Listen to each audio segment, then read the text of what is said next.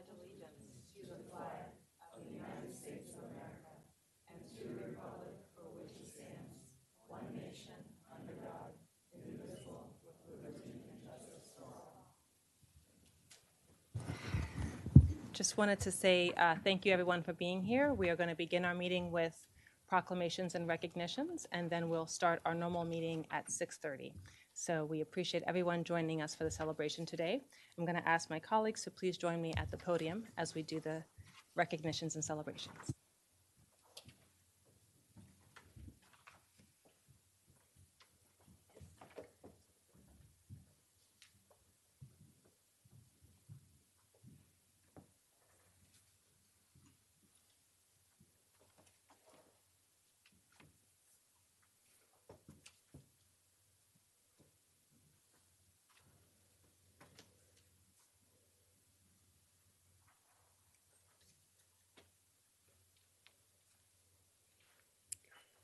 Good evening, everyone. It is my honor to read the Maddie Stepanek Peace Day proclamation.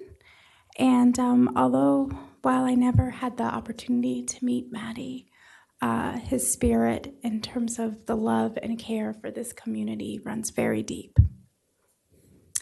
Whereas Maddie J.T. Stepanek was an American poet, ambassador, and advocate for peace in our world.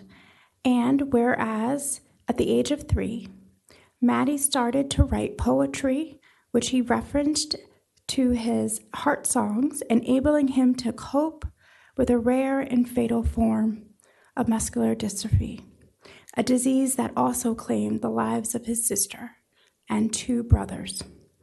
And now, therefore, the Mayor and Council of the City of Rockville, Maryland, do hereby proclaim July 17th, 2026, as Maddie J.T. Stepanek Peace Day, and encourage all members of the community to recognize the many contributions of Maddie J.T. Stepanek by thinking gently, speaking gently, and living gently, the motto by which his courageous young man lived his life.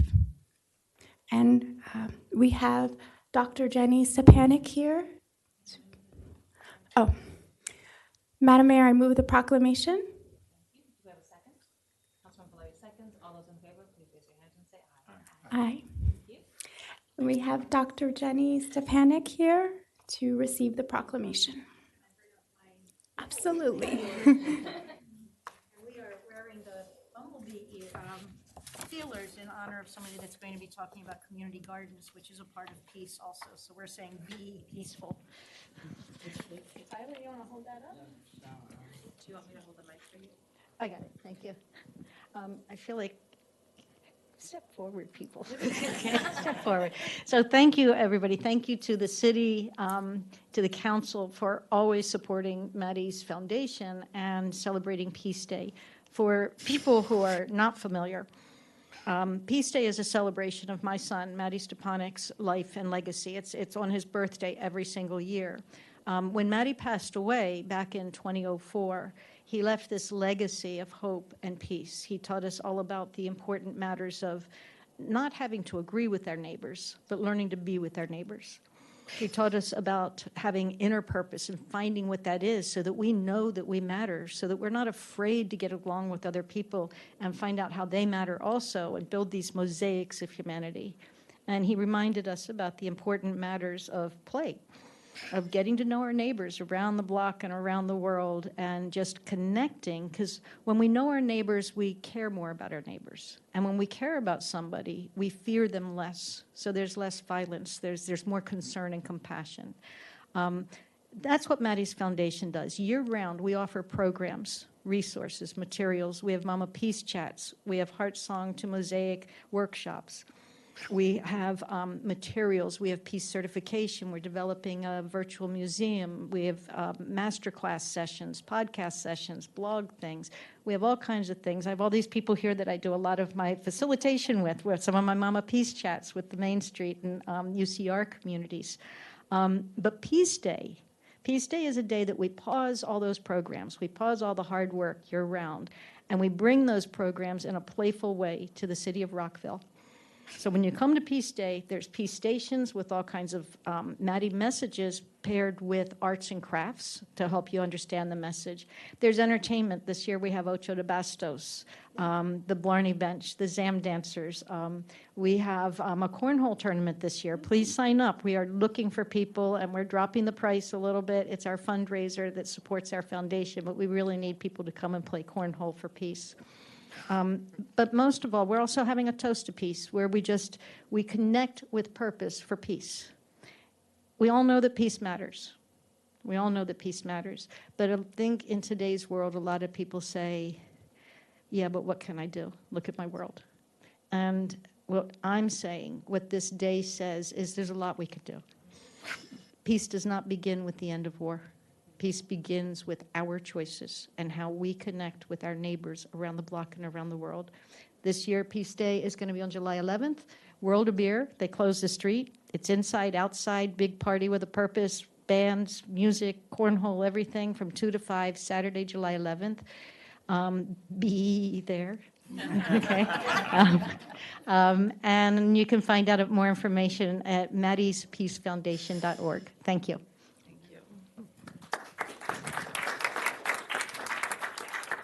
Can we take a picture?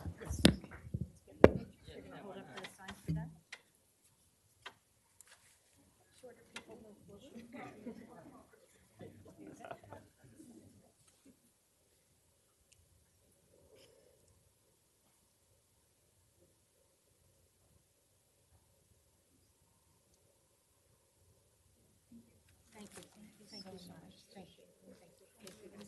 Also, please, my apologies. Usually we stay for everybody else's, but I'm literally teaching them on a peace chat even as we speak. So we're leaving to roll to it right now. Thank you.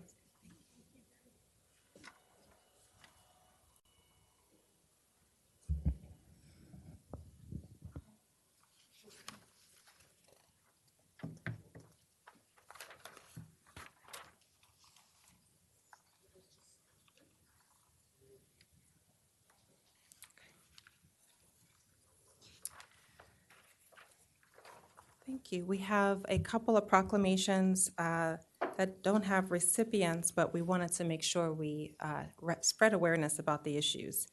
So June 15th through 21st is Men's Health Week. I said that right, Men's Health Week.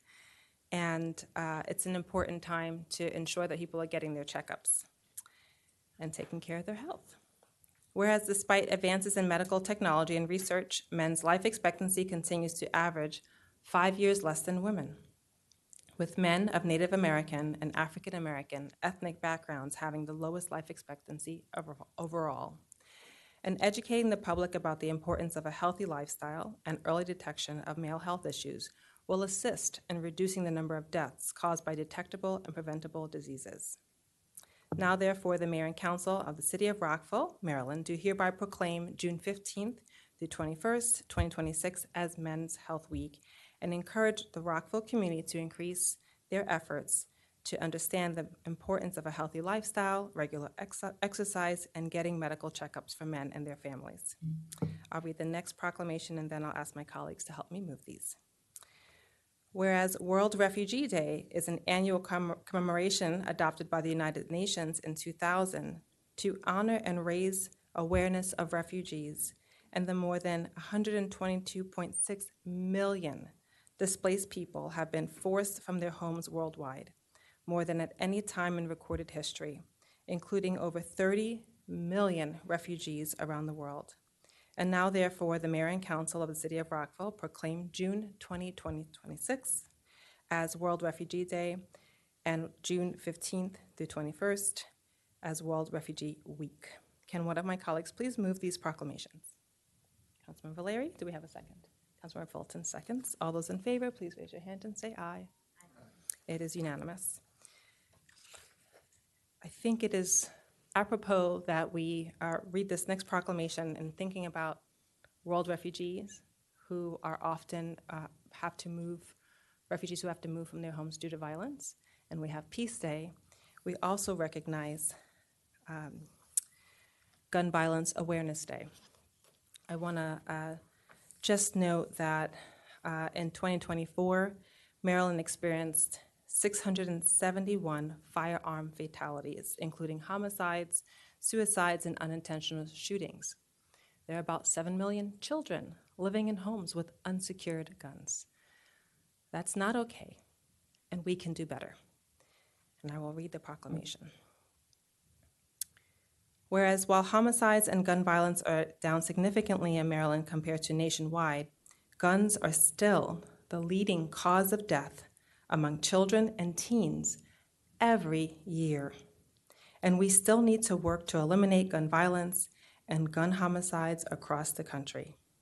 Now, therefore, the Mayor and Council of the City of Rockville declare June 5th, 2026 as Gun Violence Awareness Day, June 5th through 7th as Gun Violence Awareness Weekend, and June 2026 as National Gun Violence Awareness Month, and encourage all residents to support their local communities' efforts to prevent tragic effects of gun violence and to honor and value human lives. I want to welcome Moms Demand Action to the podium. I will say I had a chance to engage with them on Annapolis Day where state laws were being passed, and just want to thank you for your tireless advocacy. I also want to thank Rockville City Police Department because Rockville has been leading in the area to help get guns off of our streets. We have removed about 1,000 guns and melted them. Thank you for your work. Madam Mayor, And I I will do that. Thank you. So I just wanted to honor and appreciate the work that they are doing. Who can help? You did the move? Do we have a second? Councilmember Miles seconds. All right, so I want to welcome Maria Pacala, who's from the Maryland chapter of Moms Demand Action for Gun Sense in America and other chapters. Do you want to share a few words? Yes. Okay. So we got to take a quick vote, sorry. We're all unanimous, correct? Yes. Thank you. All right, there we go. Mayor Ashton and members of the Rockville City Council, on behalf of the 4,000 plus Montgomery County Moms Demand Action volunteers, I want to thank you for issuing this proclamation today to recognize the Wear Orange movement. Moms Demand Action is nonpartisan, a volunteer-based organization, and we, including my friend Leslie Katz and I, are part of a wider network called Everytown for Gun Safety, which includes Students Demand Action, Mayors Against Illegal Guns, and Everytown Survivor Network, which includes the survivors that your proclamation honors today. We are the largest gun violence prevention organization in the country with over 11 million supporters. And we work at the federal, state, and local level, engaging in advocacy, legislative action, support for community partners that work with many of the people who are most impacted by gun violence. We engage in school safety and public education and electoral action.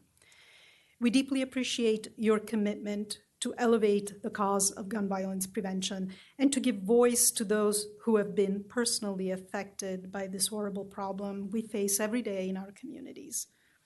This past year was another difficult year in Montgomery County, where we were confronted with unacceptable levels of gun violence.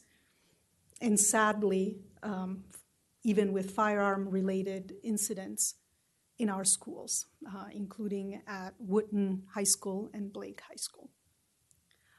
I know I share your concerns about this, and I know we all worry about the future of our children, and also for the future of those young people who make the wrong choice and then have their lives destroyed by it. Speaking out about gun violence, as you have done today, issuing this Wear Orange proclamation is a first and important step that we can take. As Montgomery County residents, parents, and students, we want to express our appreciation to you for your leadership in elevating the cause of reducing gun violence, and for this proclamation that recognizes and supports those among us who've been affected most directly. So let's work together to make gun violence, especially in schools, a thing of the past in Montgomery County. And thank you again for recognizing Wear Orange. Thank you, Mayor.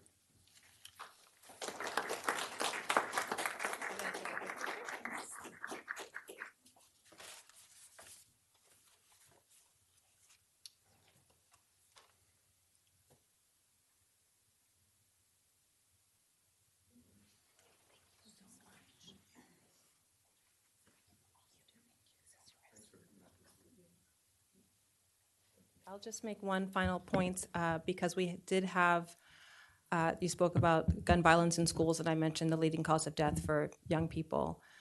Just noting that it's not just those who are directly impacted, but in the case of Wooten, over 1,000 students and teachers were impacted. And I just want to thank you for the work that you're doing, and we'll all strive to be better to make sure we're making sure that our schools are safe and our community is safe. Thank you.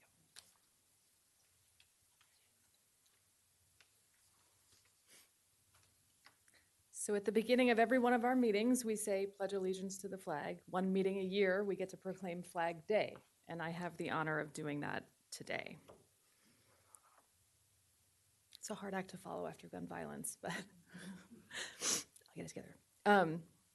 Whereas, by resolution of the Second Continental Congress, dated June 14th, 1777, the first official flag of the United States was adopted. And by act of Congress dated August 3rd, 1949, June 14th of each year was designated as National Flag Day.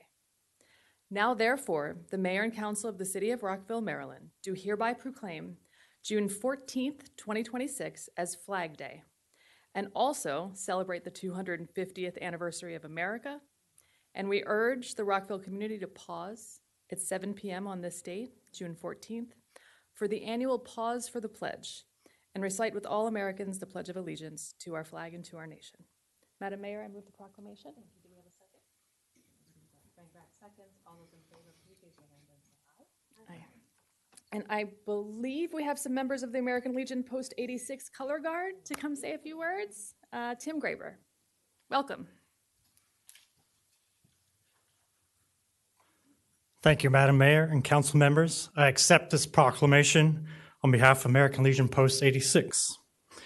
I'm an Army veteran and a member of Post 86, and I'm also in the American Legion Color Guard. We have another member over here as part of the Color Guard with me as well. To me, flag is a symbol of freedom, sacrifice, and unity. As well, it's an expression of patriotism. It stands for courage of those who fought for liberty from the Revolutionary War through our current wars and conflicts. And it also demonstrates the resolve Americans have demonstrated throughout history. That courage and resolve was demonstrated by the flag still being raised in September of 1814 at Fort McHenry. It was demonstrated during February 1945 when the flag was raised in Iwo Jima during World War II. It was demonstrated in July 1969 when the flag was planted on the moon. And it was also demonstrated in New York City when the flag was raised in the aftermath of the 2001 World Trade Center attack. To me, the flag also reminds us of the cost of freedom and the service to our nation when it is draped over caskets at military funerals and funerals of veterans. The flag represents unity and respect when it is honored through saluting and putting your hand over your heart during the Pledge of Allegiance and during the national anthem. So this is what Flag Day means to me and why it's important to continue to recognize Flag Day on June 14th. Thank you.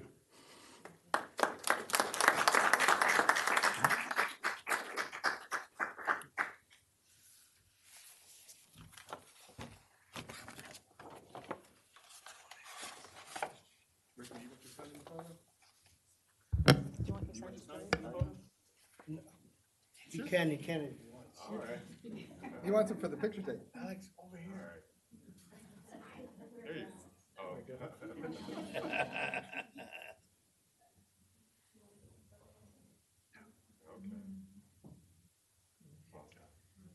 Thank you. Good job.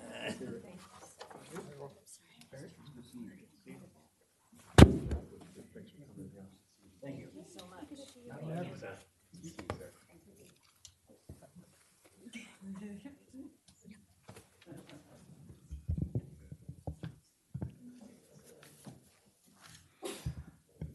Bless you. Okay. It is my privilege and my honor to present the proclamation in honor of Juneteenth, a holiday that is probably one of the newest federal holidays, and thank goodness is still a federal holiday as of last time I checked. Whereas in August 1619, the first recorded enslaved Africans arrived in Jamestown, Virginia, after enduring the brutal journey known as the Middle Passage. And whereas on June 19, 1865, Major General Gordon Granger arrived in Galveston, Texas, and announced General Order Number 3, informing enslaved African Americans in Texas that they were free, marking a defining moment in American history. Now, therefore, the Mayor and Council of the City of Rockville, Maryland, do hereby proclaim June 19th, 2026 as Juneteenth in the City of Rockville, and encourage all employees, residents, and visitors to commemorate this important day through reflection, learning, celebration, and renewed commitment to freedom, justice, dignity, and unity for all. Madam Mayor, I move the proclamation. Aye. And I believe we have Jean Booth, our wonderful JEDI coordinator, Justice, Equity, Diversity, Inclusion, to accept it. So thank you, Ms. Booth. Thank you very much. All right. So thank you, Mayor Ashton and council members, for this proclamation recognizing Juneteenth. As a community, we commemorate the end of enslavement in the United States. We honor the resilience, contributions, and enduring legacy of African Americans. May this day inspire us to continue building a community where freedom, opportunity, and belonging are available to all. This is in fact our ongoing commitment. I want to invite everyone to join us in celebrating Juneteenth this year on June 20th at Black Rock Center for the Arts. And it's from 1 o'clock to 10 p.m. So there's lots of activities, and we hope to see you all there. Thank you very much.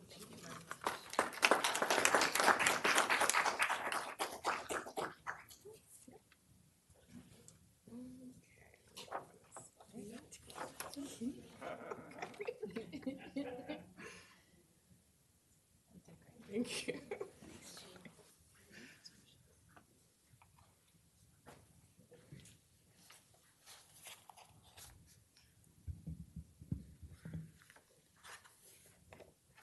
It is my honor to read the proclamation for Caribbean American Heritage Month. Whereas the commemoration of Caribbean American Heritage Month was initiated in 2004 by Ms. Claire Nelson, PhD, and adopted by the U.S. House of Representatives in 2005 to recognize the significance of Caribbean people and their descendants on the history and culture of the United States. And whereas, since the declaration, the White House has issued an annual proclamation recognizing June as Caribbean American Heritage Month. And now, therefore, the Mayor and Council of the City of Rockville, Maryland, do hereby proclaim June 2026 as Caribbean American Heritage Month in the City of Rockville, and urge all the residents of our city to honor these cultural and historic bonds and be reminded that America's greatness lies in our diversity. Madam Mayor, I move the proclamation.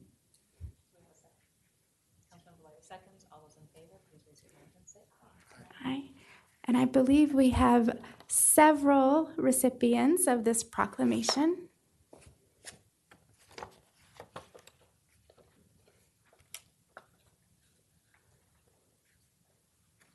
like to say a few words. It's good to see you.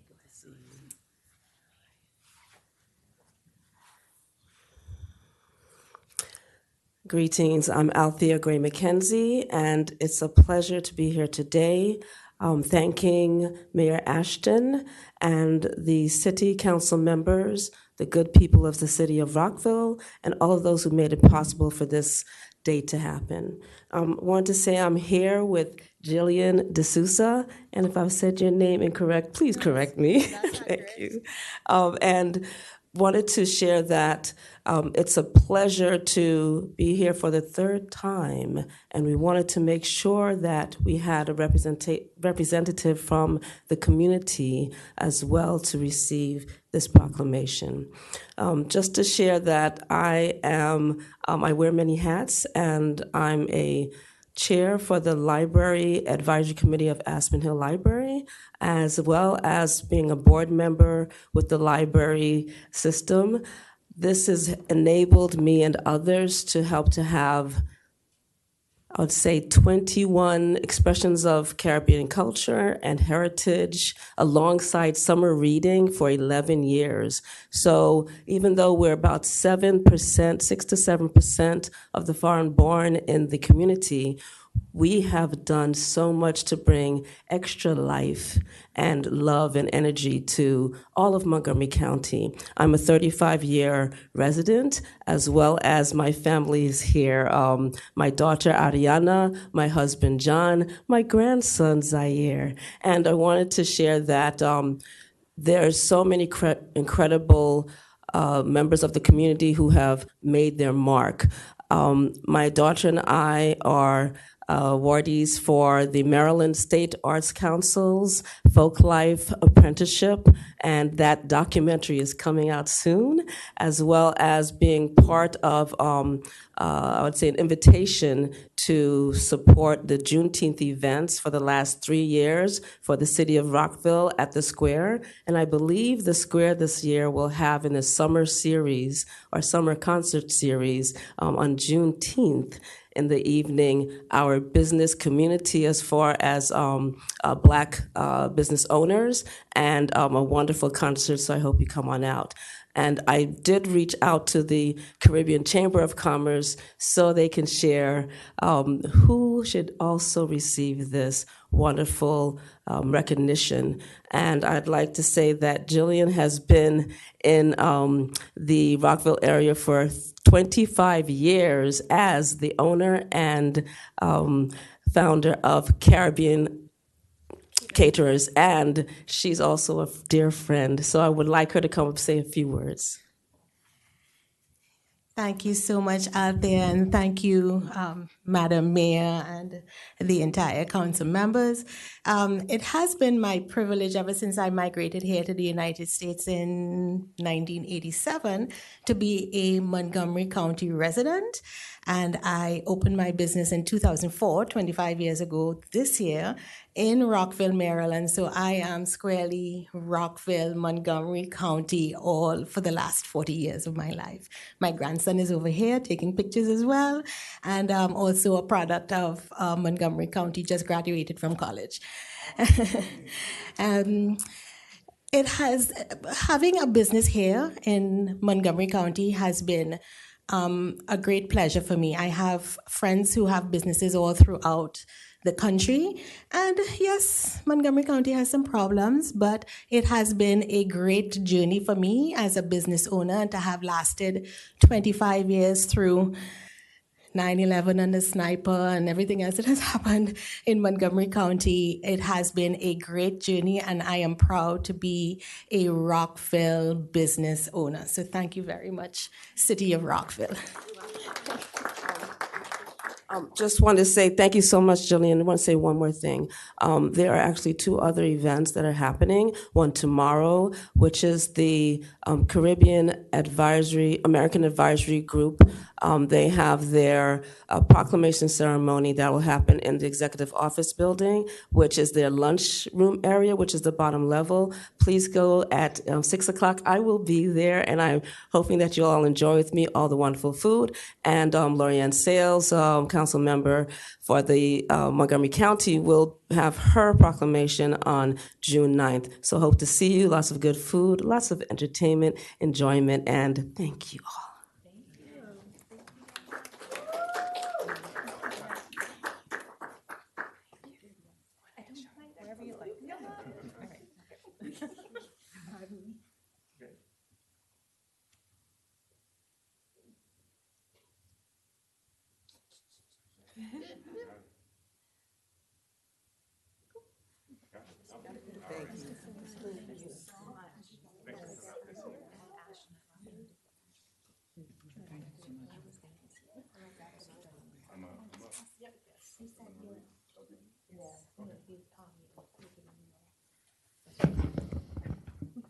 I think this is a.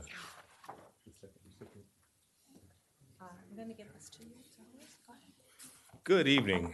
Thank you for your patience in tolerating and running a few minutes behind, checking in on family in the hospital. And I'm glad to be here this evening with you all. Again, at some point, we're going to do this outside because the weather's too nice.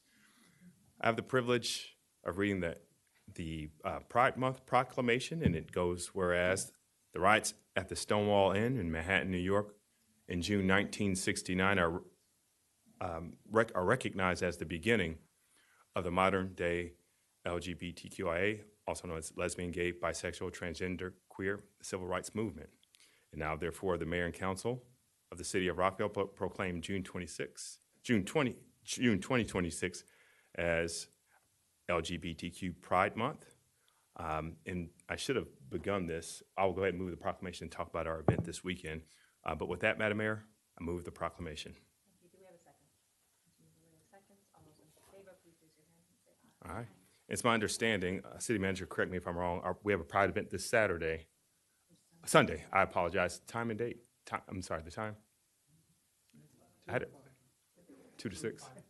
2 to 5 in Town Square. So please join us if you're able. And I'm unsure, do we have somebody to? Oh, I'm so sorry. I saw you walking in the back. Yeah, from the Human Rights Commission. Good evening. Thanks for coming out. Yeah, thank you. Thank you. All right. Mm-hmm. Cool. So the Human Rights Commission graciously accepts this proclamation in honor of Pride Month. While Pride is celebrated for just 1 month, it should serve as a reminder to everyone here who identifies as lesbian, gay, bisexual, transgender, queer, or questioning that the City of Rockville doesn't merely accept you for who you are. We have been, are, and will continue to be a community that embraces and celebrates you. This proclamation is a testament to the city's commitment that every individual, regardless of their sexual orientation or gender identity, deserves to live freely, authentically, and without fear. In this past month, we had a community member reach out to the commission after experiencing a hate crime outside of our city limits, just outside of our city limits in North Bethesda. And we were able to help her file a police report and connect her with further resources. Many of those resources are the nonprofit organizations and government agencies we host along Gibb Street during Rockville Pride, while the music is playing in the square and drag story time is happening in the library. As we come together during this joyous celebration, let us reaffirm our dedication to creating a community where love triumphs over hate, where equality prevails over discrimination, and where every person feels safe and welcomed. On behalf of the Human Rights Commission, we extend an invitation to join us, you are correct, on Sunday, June 7th, 2 p.m. to 5 p.m. in Rockville Town Center. And if anyone wants to show up and help us put up decorations beforehand, we still welcome volunteers. It's SSL hour eligible. And of course, we extend our heartfelt gratitude to the City of Rockville for this proclamation and for its steadfast support of the LGBTQ+ community. And finally, we thank the Mayor and Council for celebrating with us here today. Thank you so much. Oh, yes.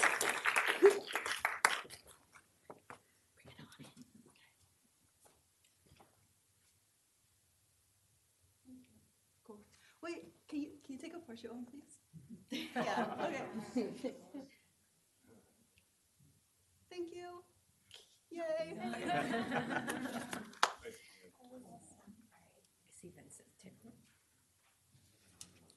And before I get to my next proclamation, I would be remiss if I did not note that the founding, the kickoff of the LGBTQ movement was begun at Stonewall by a Black trans woman, Marsha P. Johnson, and want to say her name and the importance of her contributions. It is now my privilege to present the proclamation recognizing and honoring the Americans with Disabilities Act, also known as the ADA. At the time that the ADA was signed into law, our country was in a very different place. It was shepherded through by a Democratic senator, signed into law by a Republican president. I hope that one day we can get back to that spirit of cooperation and collaboration. Whereas individuals with disabilities have long faced mistreatment, discrimination, indignities, and exclusion. And whereas the Americans with Disabilities Act, a landmark civil rights law prohibiting discrimination against people with disabilities in employment, transportation, public accommodations, communications, and state and local government programs, was signed into law by President George H.W. Bush on July 26, 1990. Now, therefore, the Mayor and Council of the City of Rockville, Maryland, do hereby proclaim July 26, 2026 as a 36th anniversary of the Americans with Disabilities Act, and encourage all residents to recognize the importance of this landmark legislation and the ongoing work to advance accessibility, equity, and inclusion for people with disabilities. Madam Mayor, I move the proclamation.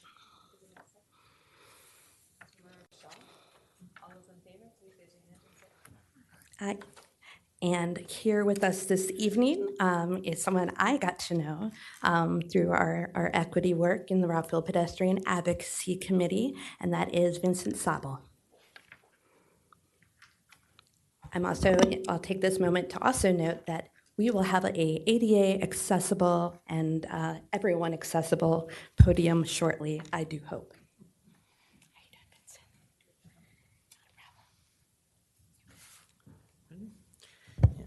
Have to turn it down. Thank you, Madam Mayor and Council, for allowing me to accept this proclamation. Let me assure you, my remarks will be short. Not,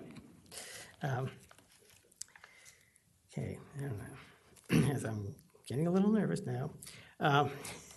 Okay.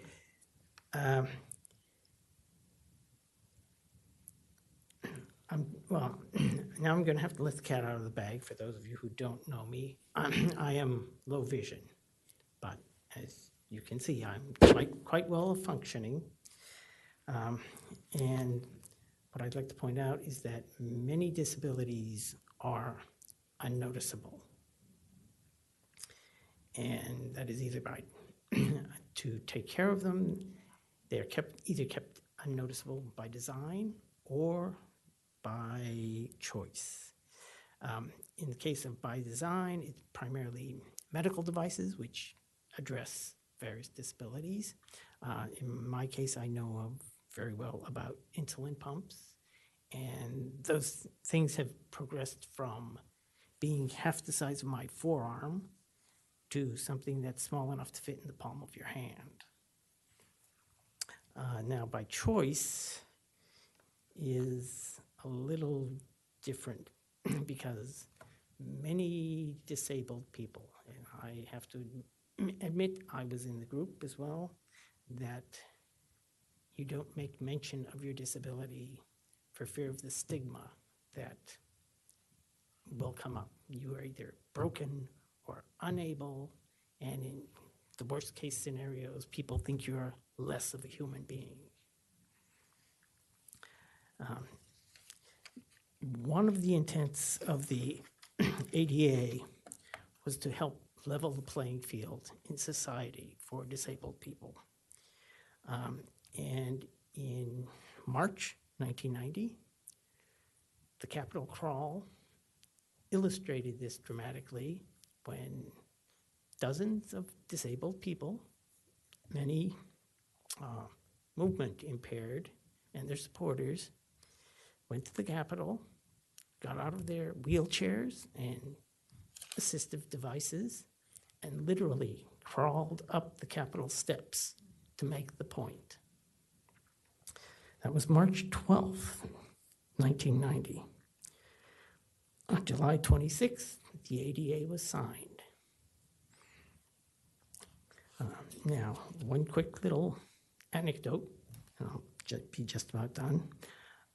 In 2018, my sister and my niece and her fiance came down for a visit, and we went downtown and did all the usual things, monuments, whatnot. One of the places we went to was the National Archives. Primarily, one of the things that my niece's fiance wanted to see a copy of the Constitution. when we were at the National Archives, we got in line, and the attendant, with due diligence, allowed X number of people to go in at a time. And unfortunately, at one point, he stopped me and put the rope across, and as that group was there, ready to go, and my sister and niece and her husband were concerned that I was going to be left behind. So but I just waved them on, knowing that full well I was going to eventually meet up with them.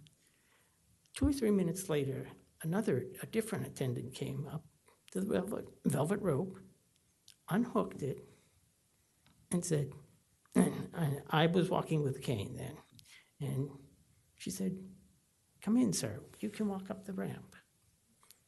But I said, "Well, wait a minute, I'm with those people over there." And she motioned them to join me, and she said, "All of you just walk up the ramp and walk right in." That is a good example of the ADA in action. Now, finally, I'd like to thank the City of Rockville, and especially the RPAC committee, which I belong to, for the attention that they give to the needs of disabled people. Thank you.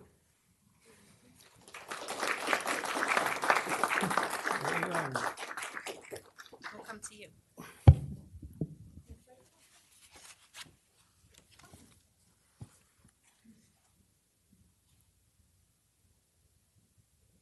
Thank you so much.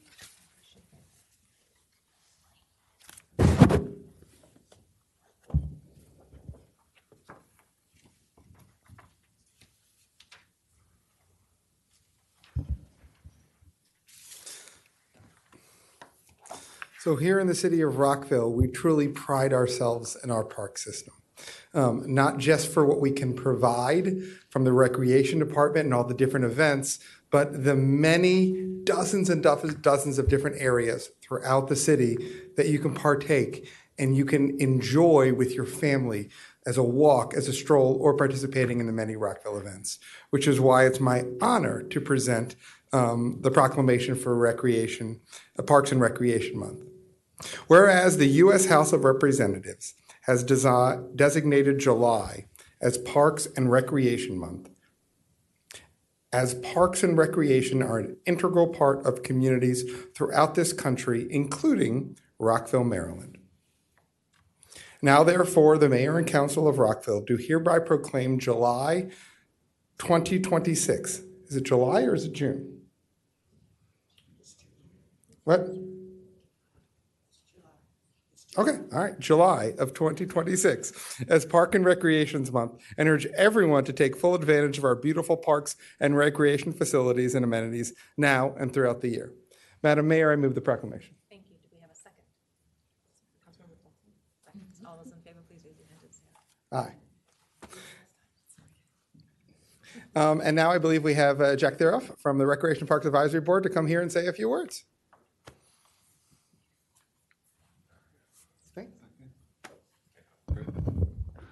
Thank you, Mayor Ashton and council members.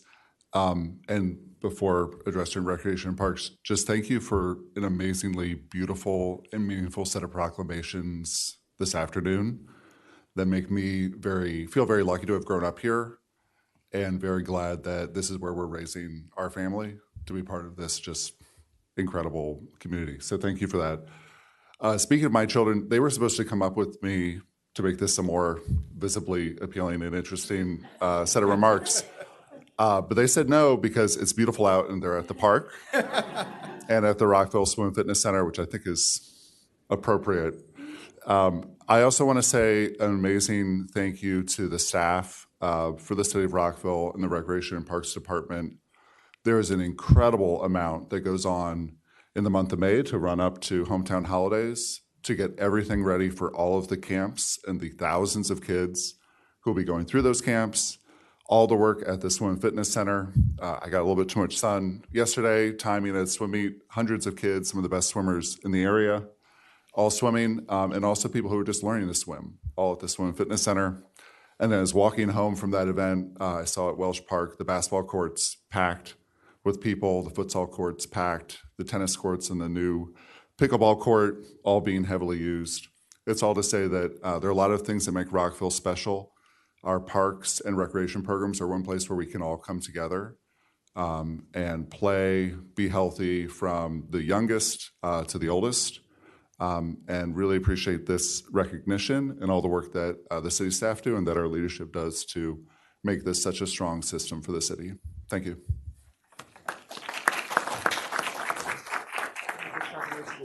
Okay.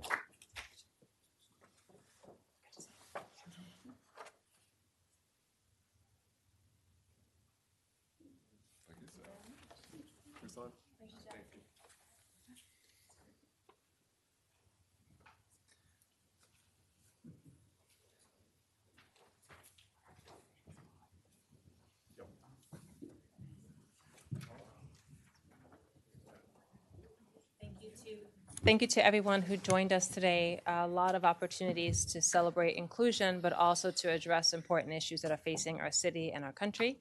And we thank you for being with us in that. And I hope you have felt seen, you've learned something new, and please join the events that we've shared. We're going to take a brief break, and then we'll be back just around. There are no changes to the agenda for this evening. Thank you very much. We'll now move to the city manager's report. Mr. Mihalik. Mayor Ashton, members of City Council, ladies and gentlemen, good evening. I just want to spend most of my time tonight just thanking city staff for all the hard work over the past couple of weeks, dealing with a lot of events and a lot of really strange weather going back and forth. We had the Public Works Equipment Show a couple weeks ago, Thursday. If you remember, it was in the 90s, but we had a really good turnout, a lot of equipment out there, a lot of really happy employees showing off their equipment, and even happier little children in all the equipment as well. So that was wonderful. 2 days later, it was pouring down rain for the whole weekend long for hometown holidays, but yeah, we had a really great turnout, and I appreciate the work of our Rec and Parks Department, our Police Department, and our Public Works Department. For those folks who braved the weather on Saturday when it was dreary, we actually had a good time. We really did. So I hope people enjoy that, and it really goes to show that it's rain or shine out there. So we're happy with that. It's going to get hot again, the other side of this pendulum at the end of this week. And thank goodness we have the interactive fountain all set up and ready to go at Town Square. And we also have the Maryville Park splash pad for people to enjoy and to cool off. And as has been mentioned multiple times, I hope people will join us for our Pride event this Sunday, June 7th, again, 2 to 5 p.m. in the square in Town Center. That's all I have, Mayor. Thank you so much. Thank you. I just also want to thank staff for all the work they did, from the nonprofit symposium to the Public Works event to hometown holidays and the Memorial Day parade and ceremony that we did. Thank you to all of Rockville for joining us. I also want to note we appreciate staff allowing the Rockville Rotary to place flags that were put for Memorial Day. They did a virtual event due to the rain, but just wanted to honor and appreciate that. Mr. Mihalik, I also know that you talked about the heats coming up, and so we have the summer kickoff event that's this Friday, and I believe folks have to register for that, but we encourage you to come out on Friday. I believe it's around 8 o'clock, so it's an evening event, and members of the mayor and council will be jumping into the pool. So please join us. Thank you for mentioning the other important events that are coming up. We'll now move on to community forum. This is the time for us to listen and to hear concerns and feedback, as well as to share ideas. We will be going through the list of those who have signed up in advance, and then if anyone else would like to speak, I will call on you. All persons, please address the mayor and council. Please speak in a civil and courteous manner, and be respectful of the members of the audience as well. Each person will be allotted 3 minutes. There is a time clock in front of you. Please state your name and whether you live in the city of Rockville. Our first participant is Ken Liu. Welcome. My name is Ken Liu, and I live in Rockville in Hungerford. Good evening, and thank you for the opportunity to speak. We're here tonight as residents of Hungerford in strong support of allowing deer mesh in Rockville. We ask that any new rule not set limitations in your location or setbacks. Both the urban planning staff and the city council have had multiple discussions about solving the deer problem in another way. While we wait for this solution, residents are left to manage the situation the best way we can. The deer problem is not an exaggeration. Deer reproduce in twins, so the population literally multiplies. These animals are no longer wild in Hungerford due to severe overpopulation. Deer walked up to our front door and ate all of our plants the first night we moved in. This weekend, my sister's dog jumped into the road because a buck charged her right off of Fleece Street. Deer right now, they give birth right next to our doors and patios, bringing the risk of tick-borne and other diseases into our yards where our children and pets play. A dehydrated fawn was abandoned in my neighbor's yard, and it screamed for hours and hours before animal control shot it. This is happening in backyards, side yards, and front yards. The deer don't discriminate. Our neighborhood is overrun, and we need deer fencing everywhere that the deer can access.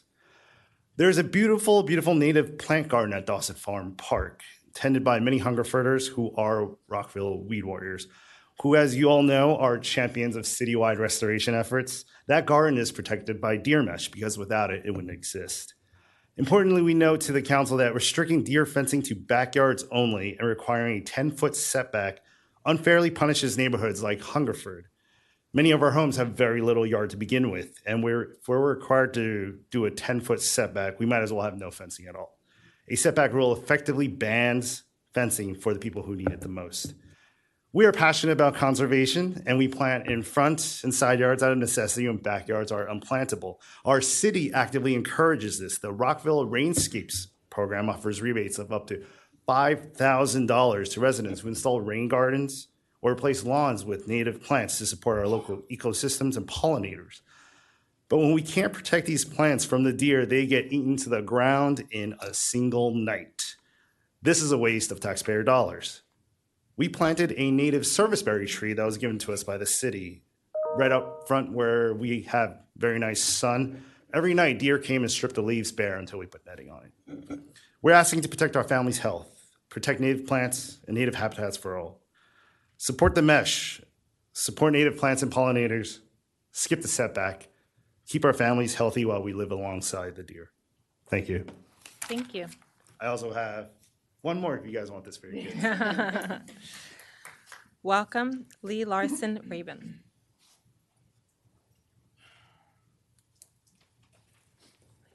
Good evening. Thank you for having this opportunity for me to speak. My name is Leah Larson Rabin. I am a resident of Rockville. I have lived here since 2014, and I live at 214 Harrison Street. The reason that that's important is because we share a backyard with the Rockville Presbyterian Church. And one of the things that we have treasured about living in Rockville and being a part of this community is that Rockville takes very good care of its marginalized and vulnerable communities. To have a women's shelter right there, to have a nursery school right there, a cooperative nursery school that provides care for children, for families who wouldn't otherwise be able to afford other forms of care, is so critical as part of Rockville's identity. And it's something that we really sort of feel it speaks so loudly to who Rockville is. And these two organizations have been in Rockville Presbyterian Church. The nursery school has been there since 1964. The shelter has been there since the 80s. Recently, unfortunately, and due to economic pressures, we've both been forced out. And I say we because I'm a board member of RPCNS and my 4-year-old goes there. It has been a very, very difficult year for a lot of people. We know that nonprofit organizations are particularly under stress, but it's very disappointing that Rainbow Place and RPCNS are being forced out of this space, of this town, really, because unless we find a new place for ourselves, there's no place for home insecure women to go. The RPCNS cannot continue to exist. We've been fortunate in the sense that we have found an alternative location. Rainbow Place has not yet found that location. And they are being forced out as we speak. They are moving their stuff out with no options. So I'd like to announce an initiative that our two organizations have joined together to create. It's called Yes in Our Backyard. It's a little bit on the nose because it's technically in our backyard. We need to move away from a lack of ownership of the community and the diversity that having these types of organizations here require. We are, to that end, holding a fundraiser on June 20th, which is apparently a very popular date. And we welcome the community to join us in supporting the two organizations. But we will also be engaging in other efforts to raise awareness and to provide opportunities. Thank you very much. Thank you. Welcome, Mark Pashela. Thank you, Madam Mayor and members of the council. It is still impossible for any neighborhood association to determine what differences there are between the current zoning and the proposed zoning ordinances. This body did not provide its last zoning instructions at the May 18 meeting, so you continue today. What then is the adoption schedule? Still June 29 or now early July? The staff materials state both dates. The final zoning ordinance text will now be released June 15th. This does not allow adequate time for review.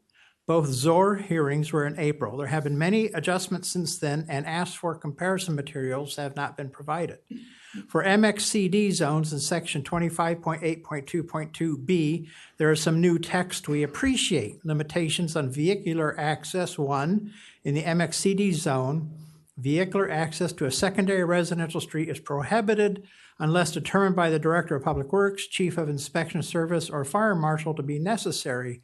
The CGCA still requests that one sentence be added. Such determinations must be made based on a published standard and in consultation with impacted neighborhoods.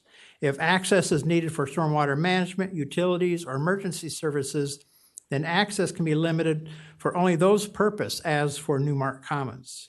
Better yet, pre-submission meetings should still be required for large projects. This is very useful for Twinbrook Quarter, and for large projects, this can be a time saver. For another request, it is still the CGCA opinion that a purpose statement for zones actually include a purpose. This is found on page 151 of the red line version. For the R90, R75, R60, and R40 zones, please add, the purposes of these zones include 1, provide appropriate located areas for residential development that are consistent with the plan and public health and safety, and 2, stabilize and protect the essential characteristics of existing residential neighborhoods. And that was taken directly from the current ordinance. This would reinforce policy 2 on page 23 of the 2021 master plan on land use and urban design. Maintain large areas of residential detached land use while allowing 1 additional accessory apartment or accessory dwelling unit per residential lot. That's pretty specific. The CGCA requests that a comparison table of permitted uses be put together by city staff, and the table explicitly state what differences are required by the state and which are at the direction of the mayor and council. The proposed ordinance goes far beyond policy 2 on page 23, and why is it so hard to determine who is responsible? Thank you very much. Thank you. Welcome, John Butler. Do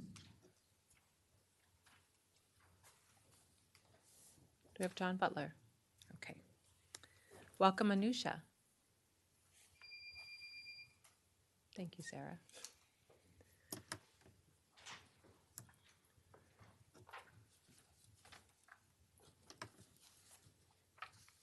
Are you born? Thank you for this opportunity to stand before you. I'd like to do this once a month to come and say thank you. Because you guys spend so much time listening and analyzing and studying all the needs in our city. And you work hard to try to make it equitable for everyone. So, someone once said, I have one life and one chance to make it count for something. I'm free to choose that something. My faith demands that I do whatever I can, wherever I can, whenever I can, as long as I can. Does anybody know who said that?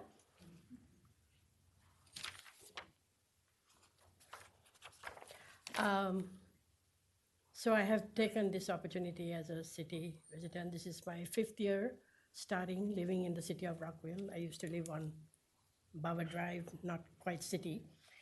And I've been enjoying all the opportunities I have gotten to volunteer, to make a difference in this city, to give back to this country that gave me what I have today, compared to a lot of people who are struggling to find work and pay their bills.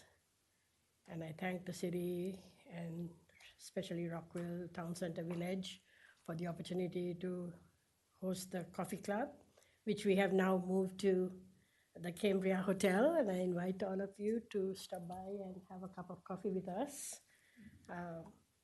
But one of the important things I really want to stress is how grateful I am that thank you. How grateful I am that this city gives us a place to be ourselves. And you, the mayor, I know you have worked hard to put the Sri Lankan community in focus. The dancing at the Richard Montgomery College and the International Night. And we also got to dance on the square stage, which was a dream of mine that I have been working on for 1 year.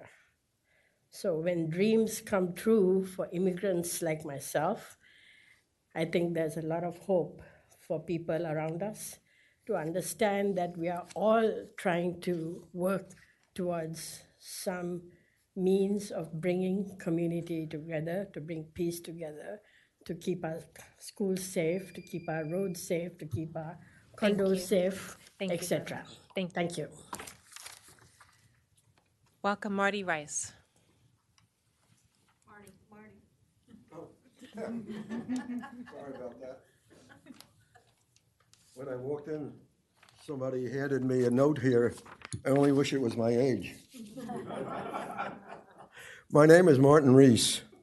In August, I will have lived with my wife Ann at number 9 Don Mills Court for 54 years. In December, I'm going to be 92 years old.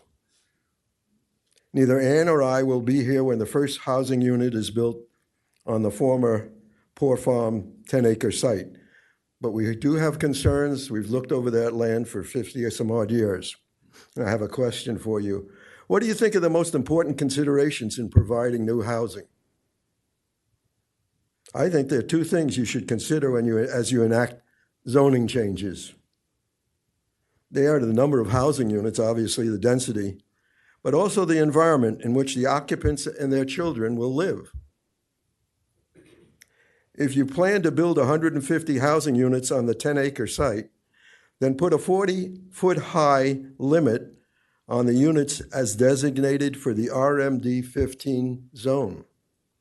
4-story buildings should be the maximum. Encourage the creation of an environment where all the trees are not cut prior to the construction.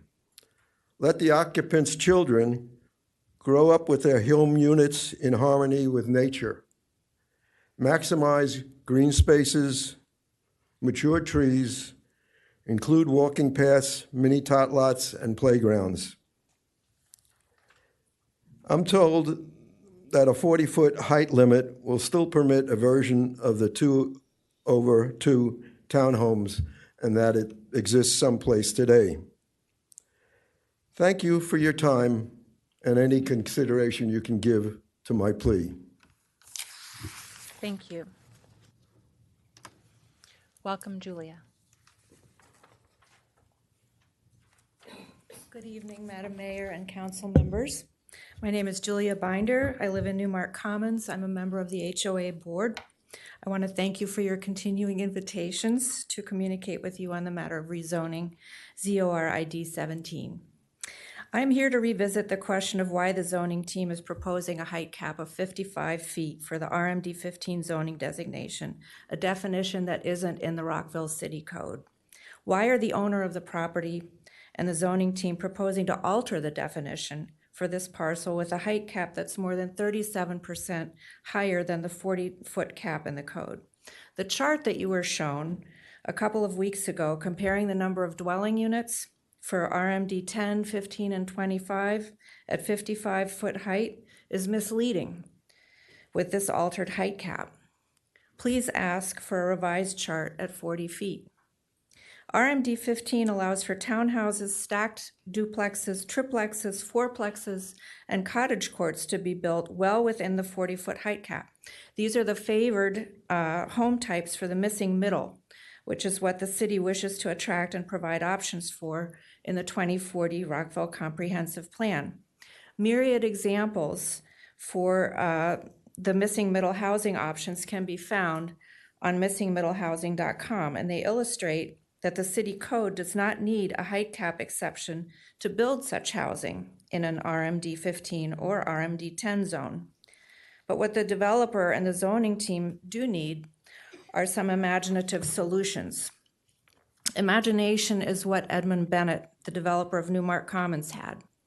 Nearly 60 years ago, Bennett pursued the ideal of affordable, contemporary, modern architecture in preserved natural surroundings. He visited communities in Europe, Canada, and the US that integrated respect for nature, embraced the existing terrain, preserved tree canopies and green space, and utilized modern architecture to let in light and create space. This is what I challenge the city administrators, landowners, and developers to do. Stick to the 40-foot height cap that is in the code. Preserve the natural surroundings. Adapt to the terrain. Build on a human scale to integrate nature and architecture in a seamless blend. Provide attractive, affordable housing options that complement instead of clash with the surrounding R90, R60, and planned development zones. Thank you very much for your continued support for reconsidering the high-density zoning designation of this parcel with its wetlands, wildlife, and special place in Rockville history. I very much hope that you'll arrive at a decision that balances the needs and hopes of those of us who already live here with those who wish to. Thank you again for your responsiveness on this matter. Thank you. Welcome, Pat Reber.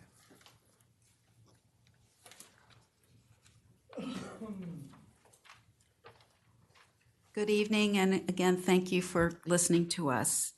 My name is Pat Reber. I have owned a home in Rockville since 1985 in Newmark Commons. I'm returning this evening to City Hall to ask you to reconsider and discuss later this evening the height limit for the RMD 15 zone you are on the way to adopt for parcel ZOR 17. The height limit you have agreed upon is 55 feet. We understand that this would increase the profitability of development on this property. It seems, however, that the price would be paid by the detached homes adjacent to this property in Markwood and Newmark Commons neighborhoods. Buildings at such a height would create a wall that would act as a multiplier of noise and pollution coming from I-270. This woodland at present protects us from the ill effects of both vehicle emissions and the roar of traffic.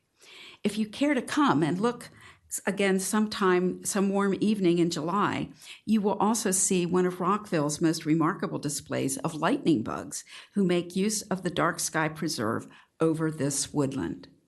By replacing the woodland with buildings that are 55 feet high, the price would be paid by the health of the neighboring communities. The resulting wall would be more than twice as high as the adjacent detached homes, which average about 25 feet. We are asking you to consider a height limit of 40 feet.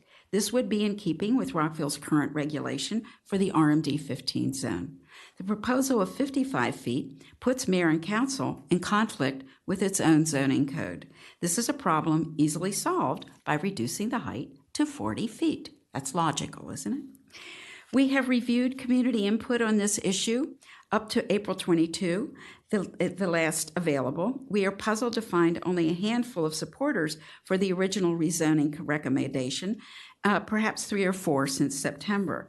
And only once or twice have we heard oral testimony supportive of dense development. Yet we keep hearing from some of you that there is strong support for dense development on this plot. Where can we find it? There has been overwhelming testimony from our two communities, including about 700 signatures on a petition. You all know that. Thank you all for having listened to so many of us who have been testifying on the proposed zoning update for this property since last September. We thank you for finding ways to reduce the density and for finding ways to prevent our two communities from becoming a cut-through for traffic. This is our final request that you reconsider the height limit of 55 feet so that it is in accord with Rockville Code and would help prevent a multiplier effect of emissions and sound. Thank you very much. Thank you. Welcome, Ana Astrid Molina.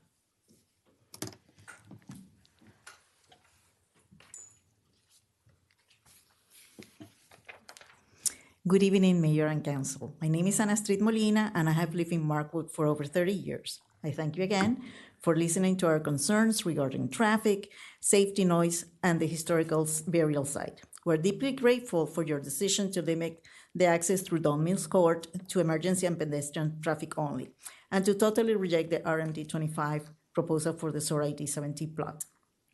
To responsibly accommodate the city growth, I respectfully urge you again to consider an RMD 10 designation with a 15% MDPU bonus, capped at the strict 40-foot height limit. My neighbors and I are deeply alarmed by the proposed RMD 15 designation carrying a 55-foot height exception.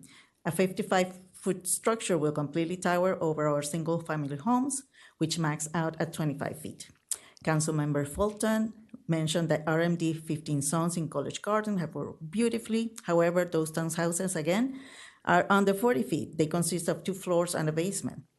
What the city proposed for SOAR ID 17 is not the same. It effectively doubles the height of the College Garden townhomes, making it entirely incompatible with the R90 zones. RMD 15 is 333% increase from the density for our R90 zone, current R90 zone. Even if RMD 15 is chosen, the 40-foot height can and must be maintained. We do not need a 55-foot exception to build density in the housing. For example, in the Patriot Terrace neighborhood in Aldie, Virginia, there are buildings looking like traditional townhomes, but are exactly 3 stories high, and they have a multi-level multi-family 3-bedroom unit and a 2-bedroom single unit on the top, and they have each their own garage. And I know this because I have friends living there. Furthermore, from my own experience, when I first moved here in 1990, I lived in a single lower unit. And I think this could be actually done here. You can have a lower multiple unit and a single unit here, of course, without the cars. But if you really want to make it luxury, you can add a terrace. And, I think that will accomplish what you're trying to do. I think this lower single-family home is good not only for young families, but also for people that have mobility issues that I don't think they are being addressed on the conversations that I've heard from you. And there are also other solutions. You have beautiful duplexes, multifamily homes. So I really want to leave this here for you, and I really thank you for your attention. Thank you very much. Welcome, J.D. Kumar. And if you want to leave some pictures there, perfect. Thank you.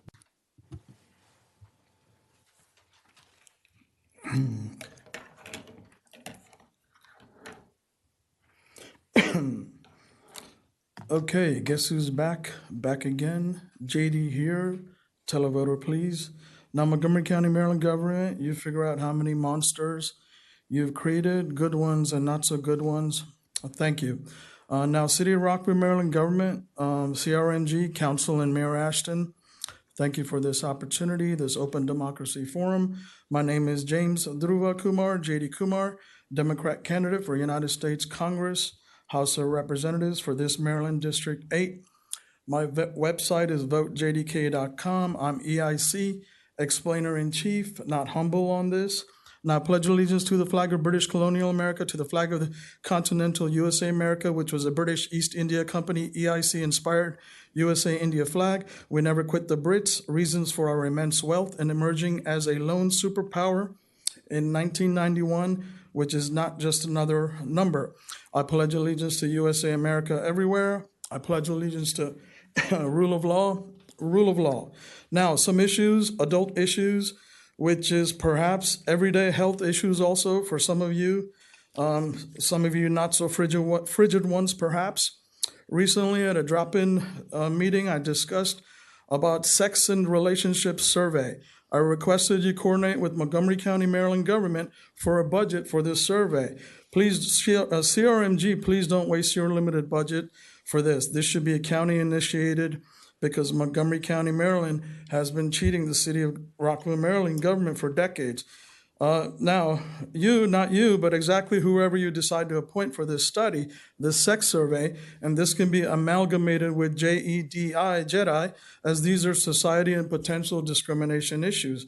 You should start with the political leadership, with Montgomery County, Maryland Government Council and their executive, some kind of fetish staying at MCPS and funding MCPS so much.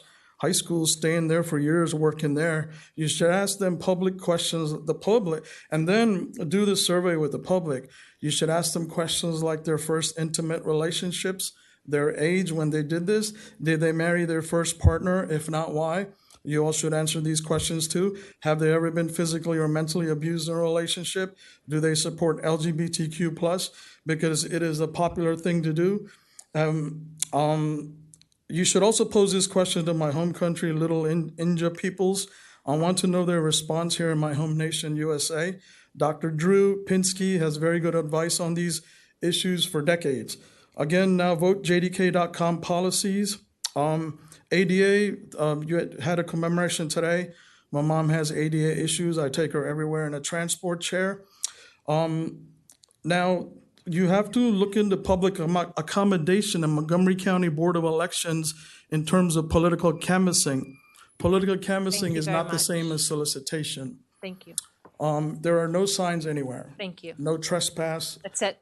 Sorry, your time has expired. We appreciate your commentary. Thanks. Thank you.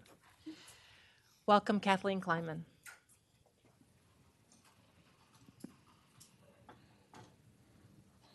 Thank you. My name is Kathleen Kleinman, and I am a Rockville resident. I just learned recently that the zoning is writing policy that indicates that food venues cannot have drive-throughs in Rockville. I had noticed early on that there was a shortage of them even before I moved here, because I would visit frequently. But to absolutely exclude them, I don't think you understand how they are utilized by people with disabilities heavily. Back when I was a working person and time was always short because I was raising a family, working 40 to 60 hours a week, and 40% of my time was travel, I would have missed a lot of meals not having access to drive-thrus. And I'm not alone. A lot of people with disabilities who drive tap into that to sustain themselves through the busy week. It takes me about 10 minutes to get into the driver's seat and be ready to pull out of a parking spot. It takes me about 5 to 7 minutes to get out and hop over to get something to eat. But that's, a big chunk of the time that I've allocated just to eat. So drive-throughs become important. If you're a person with a disability trying to do what citizens do in this country, which is work and take care of a family, and you have a busy life, but the drive-throughs are a lifesaver for us.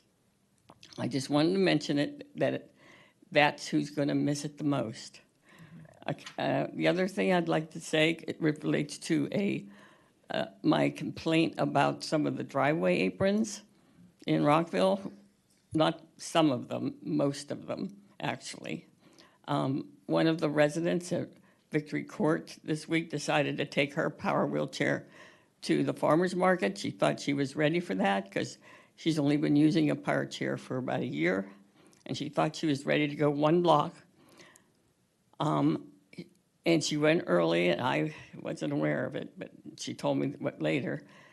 When she got to the driveway apron, getting close to the market, her chair toppled, of course, and she got dumped on the sidewalk. And you wouldn't know this without me telling you. And she's an 85-year-old woman. It'll be really hard for me to convince her to come back out in the world with this wheelchair. You know, you got the curb cuts, but the driveway aprons completely completely make effective the curb cuts. If you can't get through the block, now I'm working. I mean, there's certain ones that are arteries getting you to Rockville, important places. And I think the farmers market is one of those.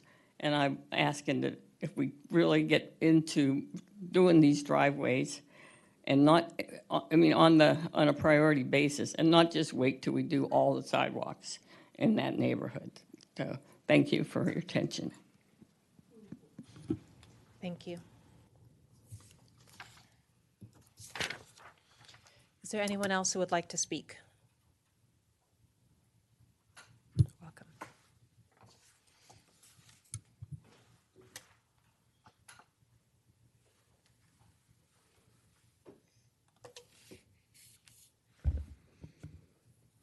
Good evening, Mayor and Council. I'm Amanda Boslin, the Marketing and Communications Director at Rockville Economic Development, Inc., better known as READY. I'm here to share an exciting program returning this June, Explore Rockville Global Bites. Global Bites is a month-long celebration of food, culture, and community running from June 1st through 30th. It's built around something that Rockville can be proud of. We're one of the most diverse cities in the nation and home to over 50 global cuisines, from Peruvian and Japanese to Jamaican, Korean, and more. The concept is simple. Dine at any Rockville restaurant, excluding national chains, submit your receipt through the Global Bites form, and for every receipt received, Ready will donate 25% of the value to a local nonprofit chosen by the diner. Visit 2 or more restaurants, and you're also entered into drawings for Visa gift cards. This year, 9 local organizations will benefit from the campaign.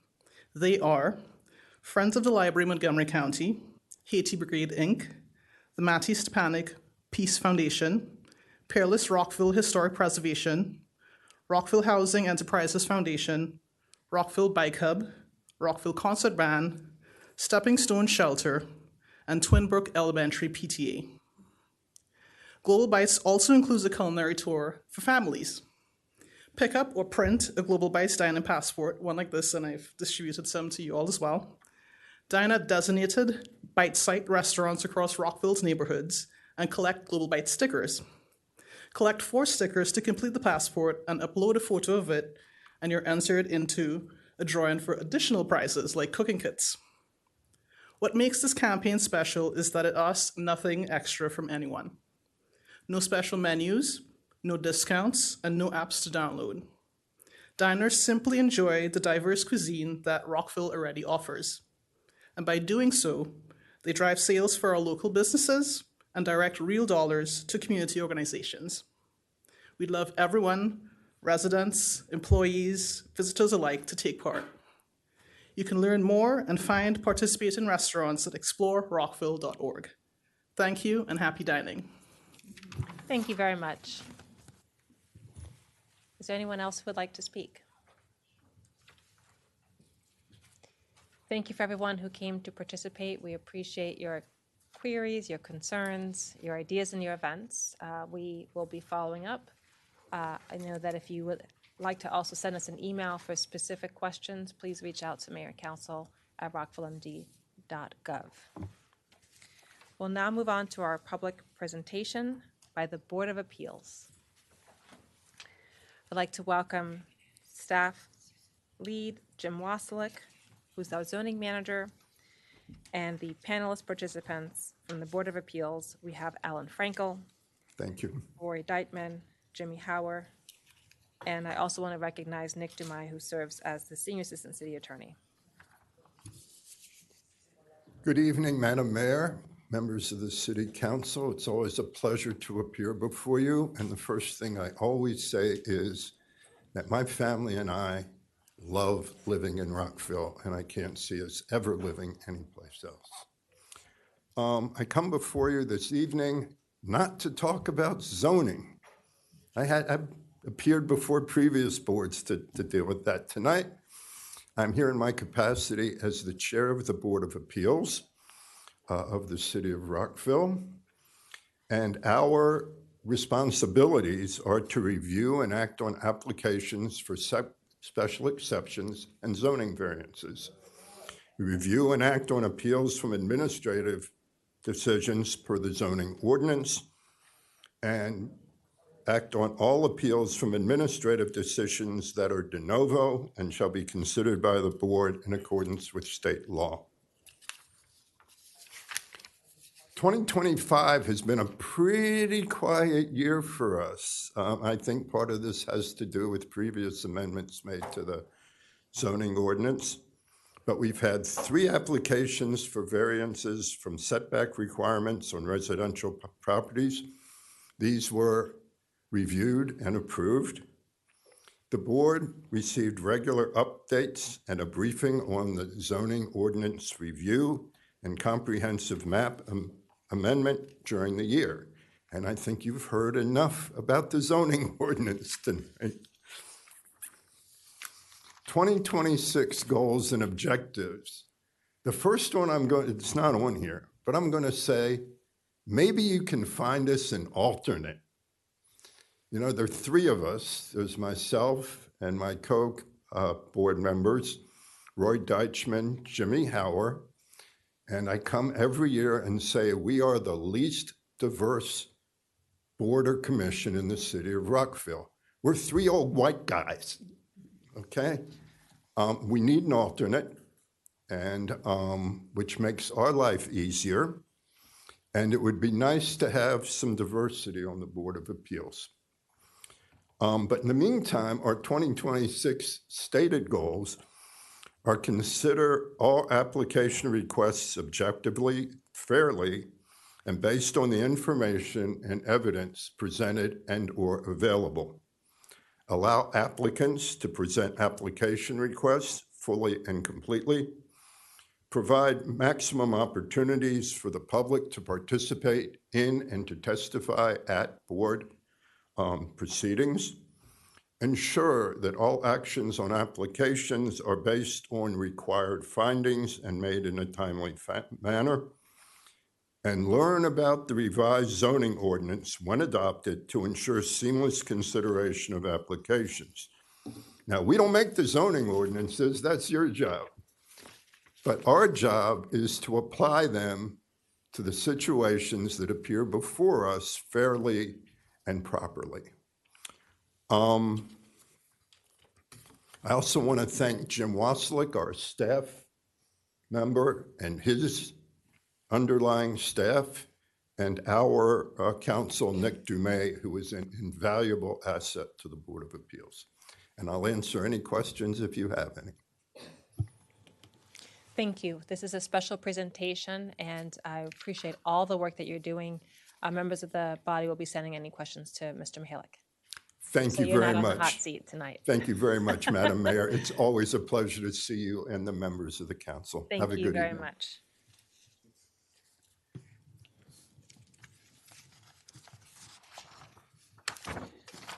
We now have our consent agenda. There are several items on the list. Consent agenda item 9A, approve and authorize the city manager to execute the fiscal year 2027 agreements that extend resident community performing arts organization status to Rockville Little Theater, Rockville Musical Theater, and the Victorian Lyric Opera Company to enable these organizations to provide performances at the F. Scott Fitzgerald Theater and Social Hall and youth storage units located at Rockville Civic Center Park. B, authorize the city manager to execute the youth and teen swim support agreement with the RMSC Parents Club to formalize the city's longstanding arrangement to receive support for the city's competitive swim team program.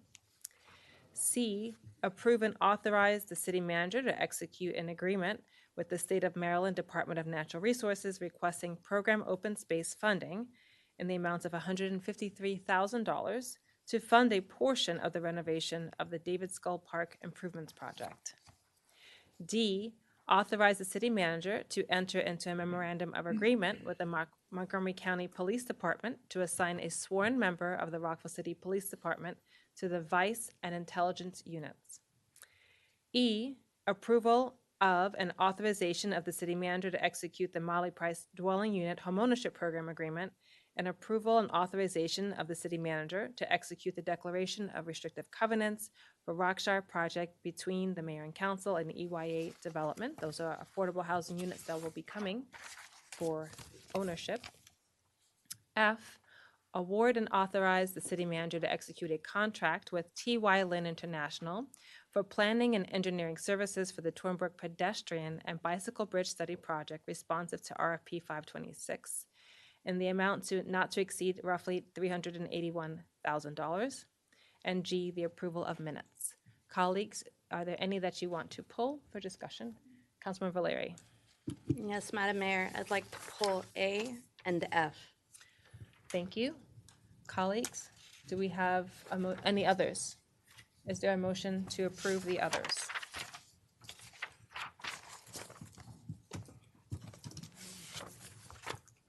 Councilmember Shaw. Madam Mayor, I move consent agenda item B, C, D, E, and G. D and E, right?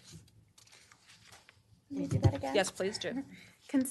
Madam Mayor, I move to approve consent agenda items B, C, D, E, and G. Perfect. Thank you. Do we have a second? Councilman Valeri seconds. All those in favor, please raise your hand and say aye. Aye. All right, let's move to questions. Thank you, Madam Mayor. I had a question regarding consent agenda item A. I have absolutely no problem about renewing it's an annual renewal, no problem with that. But was curious about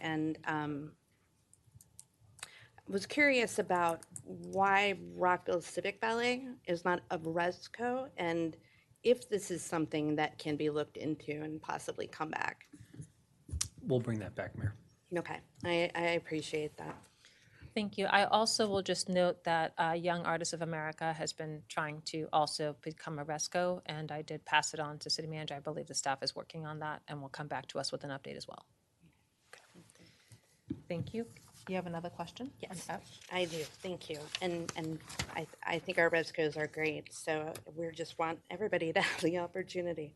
On item F, I am extremely excited to see that this is on consent. I have no problem in supporting it. What I want to note is that my understanding is in the creation of the CIP by the previous mayor and council is that this CIP, TC 22, is approved for funding through 100% of design. I know staff is working super hard on grants that are going to offset the costs of the CIP all along the way, that we got to do feasibility before we do design. Absolutely makes sense. I believe that, this body is committed to the CIP. We're committed to 100% design because of the previous decision. So I would note that the CIP page as included in our packet does not reflect this language as of yet. So I would definitely encourage that slight change just to reflect the decision of the previous body. Mr. Mihalik. We'll take a look at it. Thank you. Thank you. With that said, do we have a motion to approve A and F? Councilman Valeri. Madam Mayor, I move that we approve consent agenda items A and F. Do we have a second? Councilmember Shaw seconds. All those in favor, please raise your hand and say aye. Aye. Excellent. Thank you very much.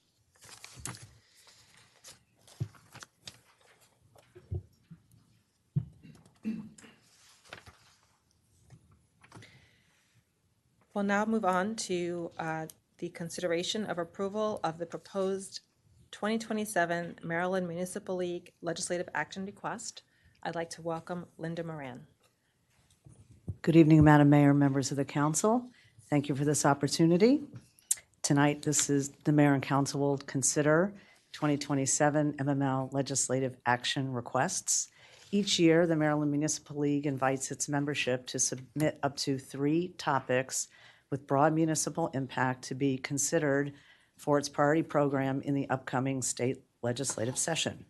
Staff is recommending 3 legislative action requests that are based on mayor and council priorities and legislative issues that the mayor and council have advocated for in the past.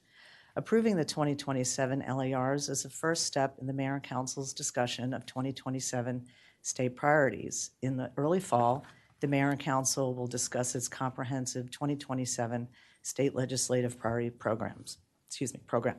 Staff recommends that the mayor and council discuss and approve the 3 recommended LARs and authorize staff to submit them to the Maryland Municipal League. Staff will now provide a very brief overview of the 3 proposed 2027 MML LARs. The first LAR has to do with municipal revenues, and it has 2 components. The first component is supporting legislation that MML would advocate for based on the findings and recommendations of the task force to modernize county and municipal revenue sources. The second aspect is protecting and preserving municipal highway user revenue and police protection aid from the state. Given there are ongoing, very significant state budget shortfalls projected over the next several fiscal years, and state law is set to change the highway user revenue distribution to municipalities, it's going to be reduced from 3.0% to 2.4%, which MML says is going to be a $12 million hit ongoing across all municipalities. It's going to be really important to advocate for municipal highway use revenue as well as the state aid for police protection funding. The second recommended MML legislative action request is exempting municipalities from the family program requirements. Family stands for Family Leave and Medical Insurance Program.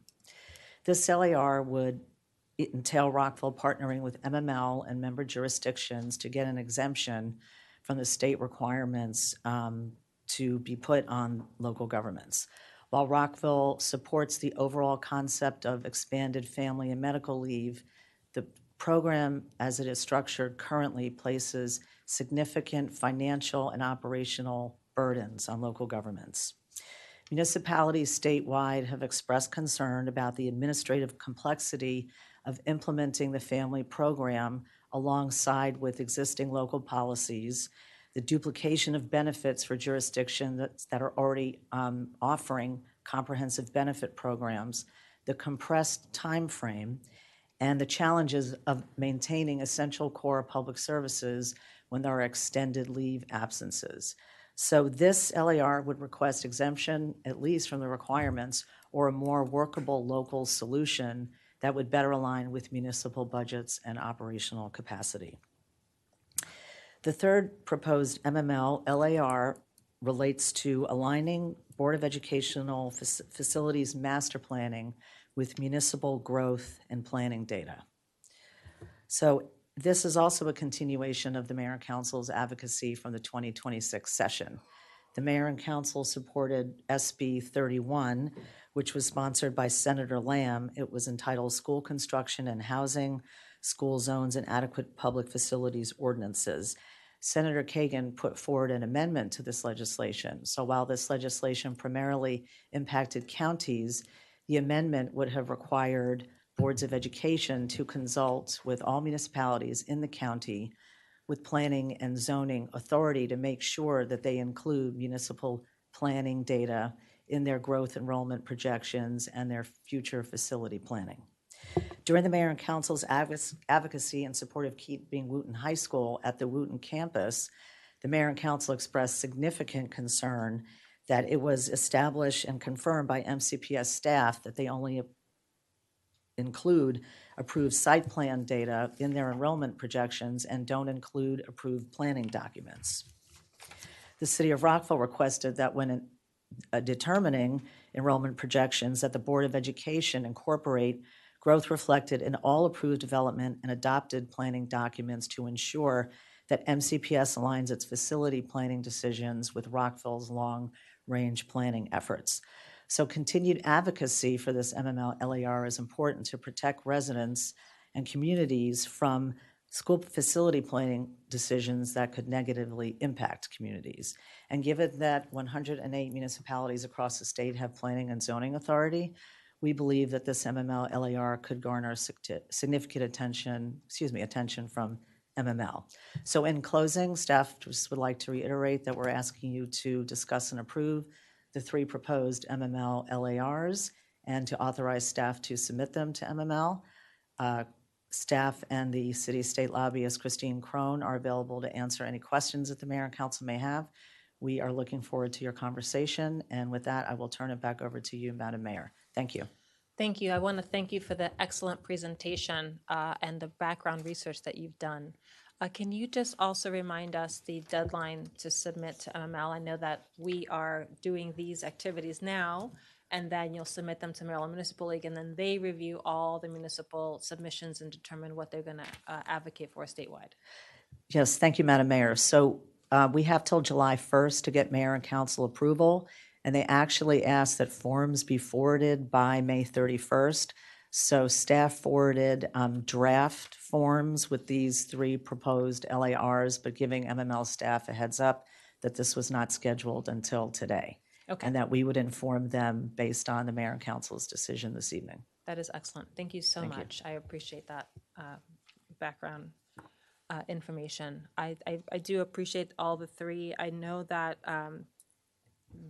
there was something that got passed for municipal revenues, and I appreciate this will be follow-up so that after the study is done, that there'll be some actionable work to make sure that municipalities are getting their fair share. HUR is something we've always discussed and have advocated for, and this entire body worked very hard to try to make sure that our data was represented, and I want to thank my colleagues collectively for that. We saw some challenges in that experience this past year, and some concerns about understanding our growth and how that will have an impact on our schools. So thank you for that. I did want to clarify on the family piece. The city of Rockville is one of the few municipalities that actually has a parental leave program, and we're very proud of that because we support families. This is about giving municipalities also sort of credit for what we're doing. I just want to make sure it's clear that we do support family leave. We have generous programs here compared to what is in other places, but it's not recognized at all in the state's current framework. And where in the state's current framework, which I think is an excellent step to try to make sure that parental leave and time to care for relatives and giving people the opportunity to make sure they have that. They didn't contemplate municipalities having such robust programs, and we don't require employees to pay into it. It is a pure leave program. So this is really about clarifying what Rockville does and saying that we are providing a better benefit in terms of giving someone leave and not making them have to pay for it. And with the current legislation, the employee has to pay generally, and the municipality has to pay. So I think we're just trying to remind, that there's not uniformity across the state, and how can we encourage and support municipalities to do things like give their employees the adequate leave versus making them pay for it. So I just wanted to clarify that comment. Dr. Miles. Thank you, Madam Mayor. Apologies for stepping away. That was the only of the legislative action requests that I did have concern more about the optics of it, and I think you addressed it. I don't know if there's a better way to phrase it, because again, at first glance, it looks as though we may be against the family program, but how to make that, thread that needle in a way that shows the work that we are doing while being mindful of the constraints that it could place. That's all. Thank you. Councilmember Fulton. I'll just add to that. When you were giving the presentation, you actually added language that I thought was helpful that I can't remember at this point in time. It was like exempt municipalities or find an option that recognizes municipality distinctions. I just feel like that kind of terminology might be helpful. You said it, but it's just not written there. Thanks. Thank you. Councilmember Valeri. Thank you, Madam Mayor. I agree with Councilmember Fulton, and I can't recall exactly what that verbiage was, but I think it also referred to the EPIP alternative. So I think giving that context, because I don't think we're trying to opt out of supporting people. I do want to and put this forward to my colleagues up here. Maybe an additional step in the number 3. Maybe we can, if this is viable, maybe we can rebrand it as something akin to municipal school alignment, because I think this goes beyond planning data. Planning data absolutely is critical. We do know that there's for instance, Twin Brook Quarter, one part, the initial phase is not actually zoned for high school in Rockville proper, but then subsequent are, and are currently the boundary for Richard Montgomery. So I think it makes sense to include those numbers. But what I'd really like to explore state legislation that would authorize municipalities to enter into agreements, MOUs with the counties to ensure that there is a guaranteed percentage of school impact taxes generated in a municipality are actually used within the municipality. So if we're generating and we're doing the right things here, we are, increasing our economic development activity and housing, and then some of us are in a position where we are literally having to beg for the barest minimum, which occurred in this last year. It's getting extremely frustrating.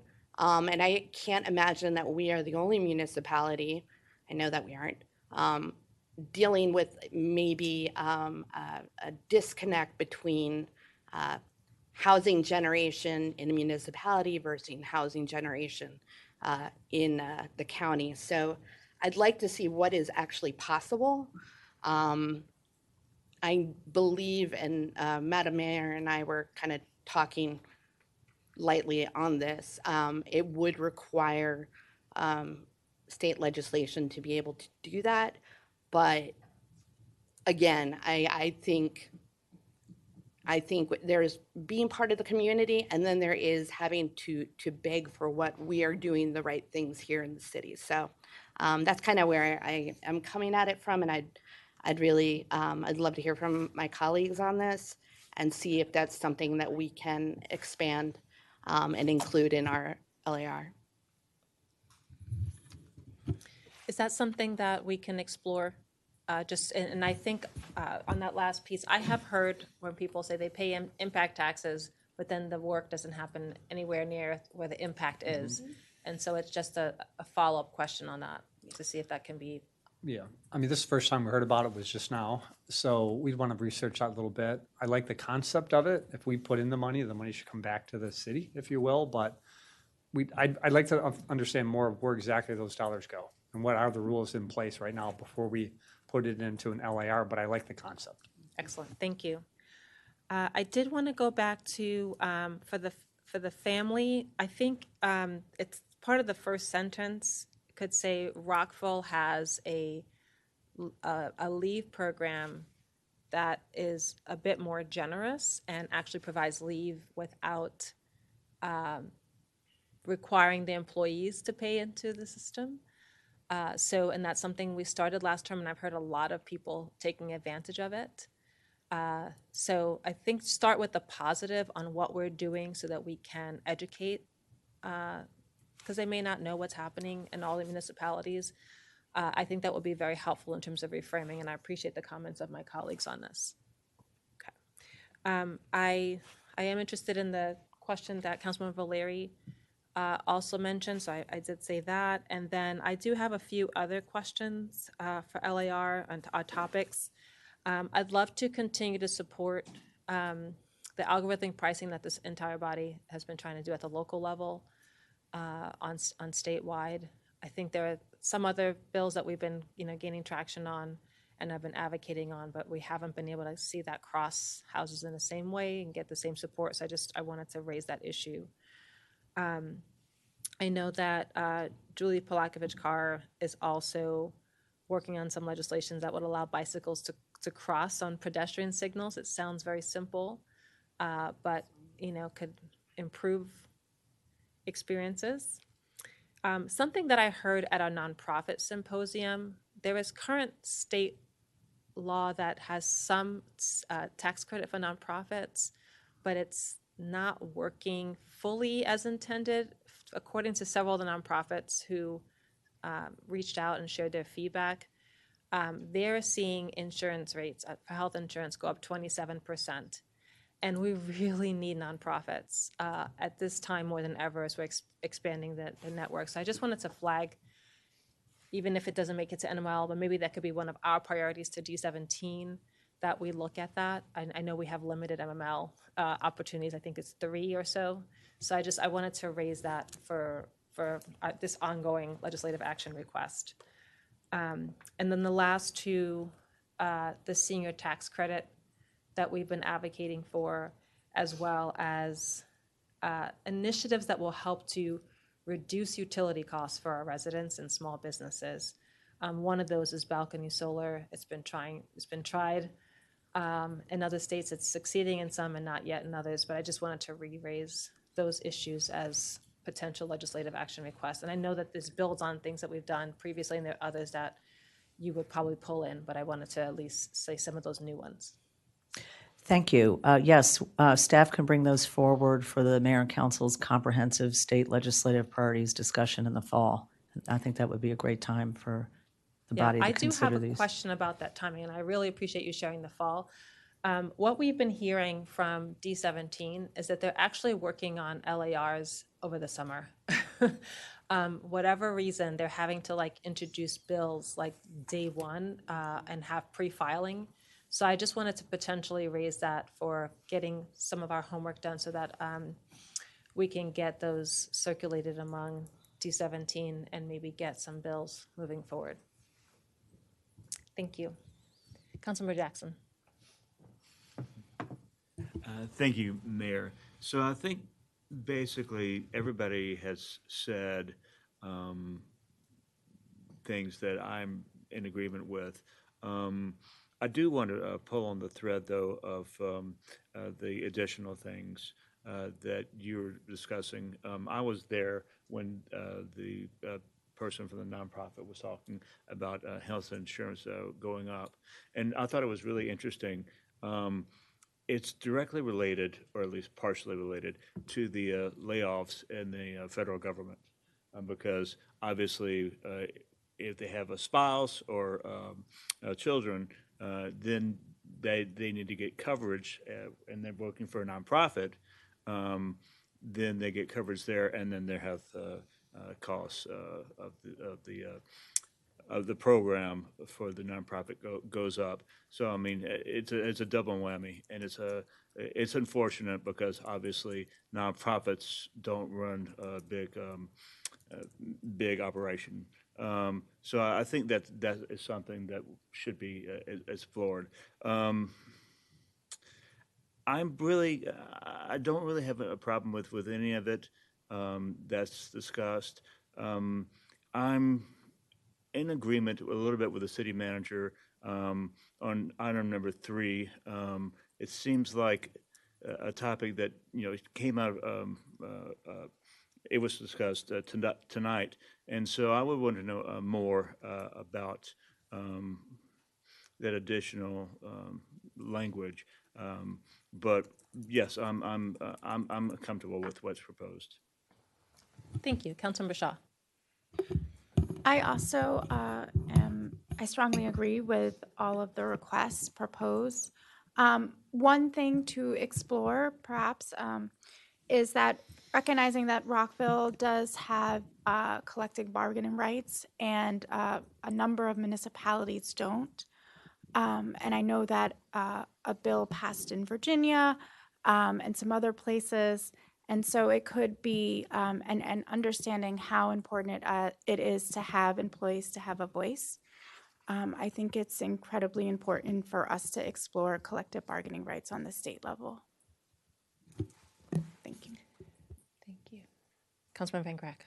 Thank you. Yeah, I think this list is excellent. Kind of following up similarly to what Councilmember Valera was talking about, in that third area, when we're talking about municipal data, it's no surprise that every one of the mayor and council have signed letters with regard to what we saw happen in Wooten. And I think the issue is not just about what we have here. And the amendment to SB 31 is important because we talked about data. But there's also the issue of, what is being considered, the money that's out there. Because as Councilmember Valeri said, there's issues of money. There was also a bill that actually did get through with regard to the state providing money to charter schools. Charter schools that essentially that money that could be going to public school assistance is essentially now has a priority lane to charter schools. So there's a lot of different things that are happening at the state level that are affecting what's happening with our county schools, not the least of which is, and I agree fully here, this issue of municipal data being excluded. The amount of times that members of this body kind of went before the school board and said, where's the missing data? And they said, well, it's kind of within our purview. This is definitely a great focus, but I think there's also a broader issue of what's actually happening to our schools from a state level and how we can usher towards it. But I really appreciate the list that you provided. Excellent job. Thank you. Thank you. And I'll just put a exclamation point underscore a support on the comments about school data. The city of Rockville noticed that in the planning considerations for Richard Montgomery High School, as well as for Wooten, that it was, and there are residents who also go to Gaithersburg High School. Those sections did not mention our comprehensive plan and our Rockville Town Center Master Plan. I know I raised it multiple times. My colleagues did. We wrote a joint letter, more than one, and I haven't seen it updated in the cluster considerations. And that's really hard because other sections throughout the county recognize those planning documents that show what is the intent of a community and how do we plan for growth and considering our schools, and then that's missing. So I do know that there were very extensive conversations at the Board of Education. I'm not discounting any of those, but those two were simple things that could have been added at the very least that were missed. So I just wanted to provide some background on that. And then I know my colleague, Councilmember Jackson, mentioned also the health tax credit for nonprofits. I wanted to clarify so that there's some direction here, or not direction, but a background. The current tax credit you're only eligible if you have a nonprofit with less than 25 full-time employees. And so nonprofits like Interfaith Works or MANA or Community Reach, many that are providing integrated, like basic needs for our community are not able to qualify. And it's causing a challenge while they need to be providing support for our community even more given federal layoffs and a number of funding challenges that are happening to core programs that locally they're helping us, local government, county government, to provide social safety net. Councilman Valeri.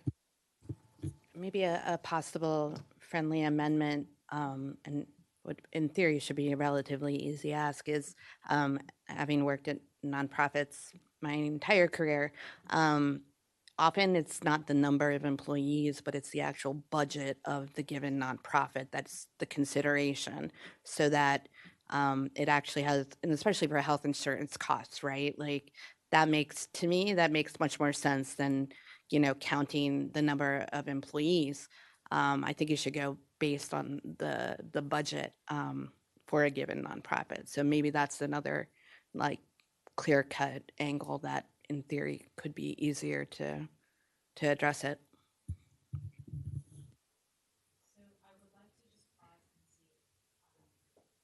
Thank you. I would like to pause and see what else do you need from us in terms of feedback for this as well as for the future LAR for our D17? Thank you, Madam Mayor and council members. I thank you very much. I think the council and the mayor gave excellent direction. It sounds like the 3 requests are approved. Staff will tweak the family item to show all that the city is doing already, and that we do support what the state wants to do. We're just looking for a little bit of flexibility. And then the mayor and council gave some great ideas, I think, in clear direction on additional items. And if we can't muscle these all into the LAR, then we'll absolutely consider it as we're recommending their legislative priorities later on this year. Thank you. Appreciate it. Okay. Thank you, Ms. Moran. We appreciate it. Thank you.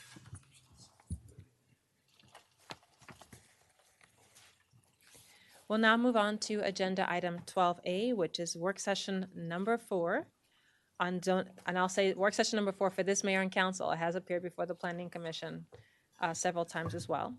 We're talking about zoning text amendment application TXT 2026-00271 for the zoning ordinance rewrite and map amendment application map 2026-00126 for the comprehensive map amendment mayor and council of Rockville applicants, Articles 9-13, nonconformities, signs, historic preservation, and plats and subdivision.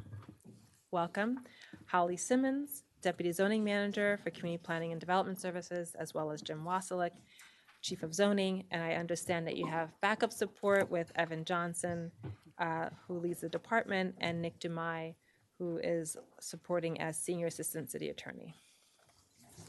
Thank you so much. Good evening, Madam Mayor, members of the council. For the record, I am Holly Simmons, Deputy Zoning Manager in Community Planning and Development Services, and as noted, we are here before you this evening for our 4th and final scheduled work session of the Mayor and Council's portion of the adoption process for the zoning ordinance rewrite and comprehensive map amendment. During this work session, we are planning to provide a couple of follow-ups on items that the Mayor and Council has discussed previously. One is the continued conversation of a Planning Commission recommendation, and the second is additional information requested by the body at their last work session. We also, as noted, will be going over the key changes from the old ordinance to the new staff draft for Articles 9 through 13. As you'll recall, any of the red text are items that the Mayor and Council have provided direction to staff on previously. Black text are things that you've potentially seen previously, but no specific direction was provided. And then we will also go over next steps. So you've seen this many times before, our adoption timeline. High level, again, we are here at our last planned work session on June 1st. We are headed toward adoption on June 29th. And diving just briefly into a little bit more specific level of detail, we also are intending to release our final staff draft of the zoning ordinance and map on the 15th, following this work session, prior to the adoption date on the 29th. So first, we are going to address follow-up from the Mayor and Council discussion. These items we are going to pause after both slides and seek direction from the body. You'll recall from prior work sessions that with the slides that pertain to the key changes, we'll go through those and then at the end have time for questions. So first up, we have electronic message centers. You'll recall that we addressed these back on April 13th when you heard the Planning Commission's recommendations. At that time, the body asked for regulations that would allow these electronic message centers, these digital display signs within the city, balancing support for small business and quality of life. So we did go ahead and review best practices here and are proposing a number of standards that would allow electronic message centers within the city of Rockville. So first off, we are proposing that they be limited to freestanding signs in our industrial and mixed-use zones, except for the least intense mixed-use zones, the MXC and the MXT. This is consistent with our other changeable copy signs, which we do permit kind of marquee signs within the city of Rockville, and those are requirements that apply. We are also proposing that the images change every 30 seconds maximum. It be an entire sign change. It wouldn't pixelate in and out. And if the sign is malfunctioning, it would be required to go dark or to freeze. And when it comes to brightness, we are proposing that they be set to a maximum 0.3 foot candles above ambient light. And in order to understand what ambient light is, they must have light sensing devices. And this is based on best practices and recommendations of the International Sign Association. So with that, I will turn it back to you all for discussion and direction. Thank you. Dr. Miles. I have nothing on this particular topic. Thank you. Electronic. Councilman Message center. Fulton? I don't have anything on this either. Thanks. Okay. Councilman Valeri? It just struck me as I was sitting here that we have some already existing in residential areas, and those are MCPS, electronic message centers. So, and it hit me because one is malfunctioning that I just went by, and it was not dark or freezing, and so I think there will be a challenge there. I don't know what the brightness is because I don't have one of those cool machines, but I guess this would be, clearly we're not going to grandfather in, but if we ever get to the point where a school has a new electronic message center go in, would it fall under the existing rules? Because again, that a lot of those are in residential, so I'm a little. Gotcha. Thank you. I was just trying to figure that out because I know that we were all thinking, like snow crab legs and stuff like that, but I was thinking more like, field days and stuff like that. That would be my only concern. Just one thing to keep in mind about the schools and Montgomery College that have these types of electronic message centers, that they're not subject to our zoning code. And so we can certainly work with them if there would be some issue with their signs and let them be aware of that. But otherwise, we can't really regulate them through zoning. No, and that makes sense. Thank you so much. I knew that, we all work together. We collaborate. But thank you. And thank you for the changes and the research on this as well. Thank you. I appreciate that you put some level of timing because I have seen some signs that are blinking quickly and have disturbed residents who it causes a health challenge for. So I think you guys were very thoughtful in how do we allow something, but also think about not causing challenges for other people. And then just also to clarify, these are in industrial and mixed use zones. So this is not necessarily appearing like flashing in someone's home window. Or could it? So the flashing is something that we would not be permitted with these regulations. I think if we had an instance where something were malfunctioning, it's on private property, then potentially we're looking at a zoning violation or just coordination with the property owner. When it comes to flashing or being visible from individual residences, it's going to depend on, what's adjacent to or confronting those mixed use or industrial zones. And that you feel like the parameters are helpful enough to allow businesses to do the advertisement, but also won't turn 355 into Times Square. That's the goal. Okay, thank you. Councilmember Jackson. Thank you. I really appreciate the thoughtfulness that you put into this, and I think it looks great. No questions. Thank you. Councilmember Shaw. I agree with my colleagues. No questions. Councilmember Van Grack. This is exactly what we asked for. This is perfect because we specifically said we want to go a little bit more. We don't want to disturb neighborhoods. We want to have something that actually addresses the flashing, addresses the light ambient. And I think, when I was going through it, it's almost exactly. And I looked at some other jurisdictions. They have almost these exact parameters in some of the similar sized cities. So just kudos to staff for kind of listening and putting something together that was on point. Thank you. And I know that we're going to get into signs later, correct? I know that is when we'll get to the Article 6. Yes, that is correct. But you want to cover some of the broader issues first. Thank you. Next up, and this is the second and final item of follow-up from prior mayor and council discussion. We did want to provide additional information on ADA parking where no minimums apply. As you will recall, our draft does include provisions that would eliminate minimum parking requirements within a half-mile of metro and a quarter-mile of bus rapid transit. This is consistent with the policy recommendations in the Town Center Master Plan and also with the policy in Montgomery County. So we did receive some questions regarding ADA parking in these instances at our last work session, and staff is recommending that there simply be no parking requirements in these areas. This is consistent with the Americans with Disabilities Act and the Maryland Accessibility Code requirements. Those requirements are based on the number of parking spaces required. So because of that, it is structured to provide flexibility in cases where no parking is provided. We also anticipate that in many instances, as you heard throughout the Town Center Master Plan process, the market will still demand parking. And where there is parking provided, generally ADA accessible spaces are also provided.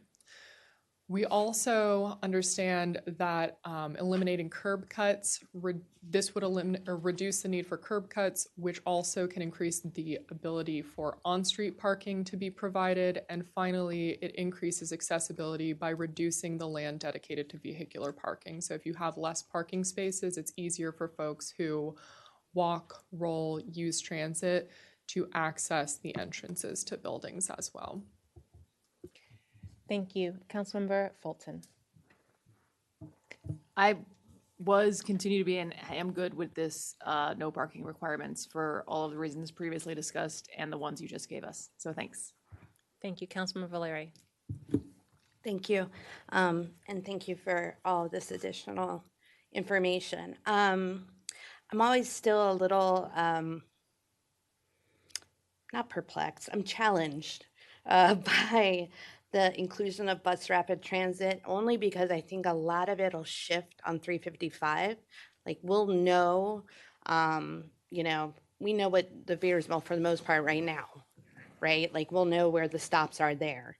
And I guess, as long as we stay on top of how that evolves over time, because I think that this part of, the parking requirements as a whole may shift. So I just always like to put a pin in that we know bus rapid transit's coming.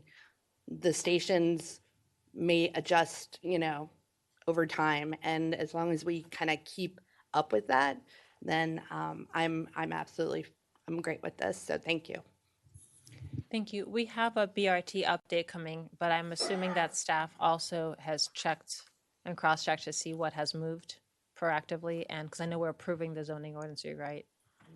In advance. So you will adjust as the BRT adjusts. Is that correct? Yes, absolutely. And the way that the language is structured is the same as what the county has, and it does account for flexibility there. Okay, thank you.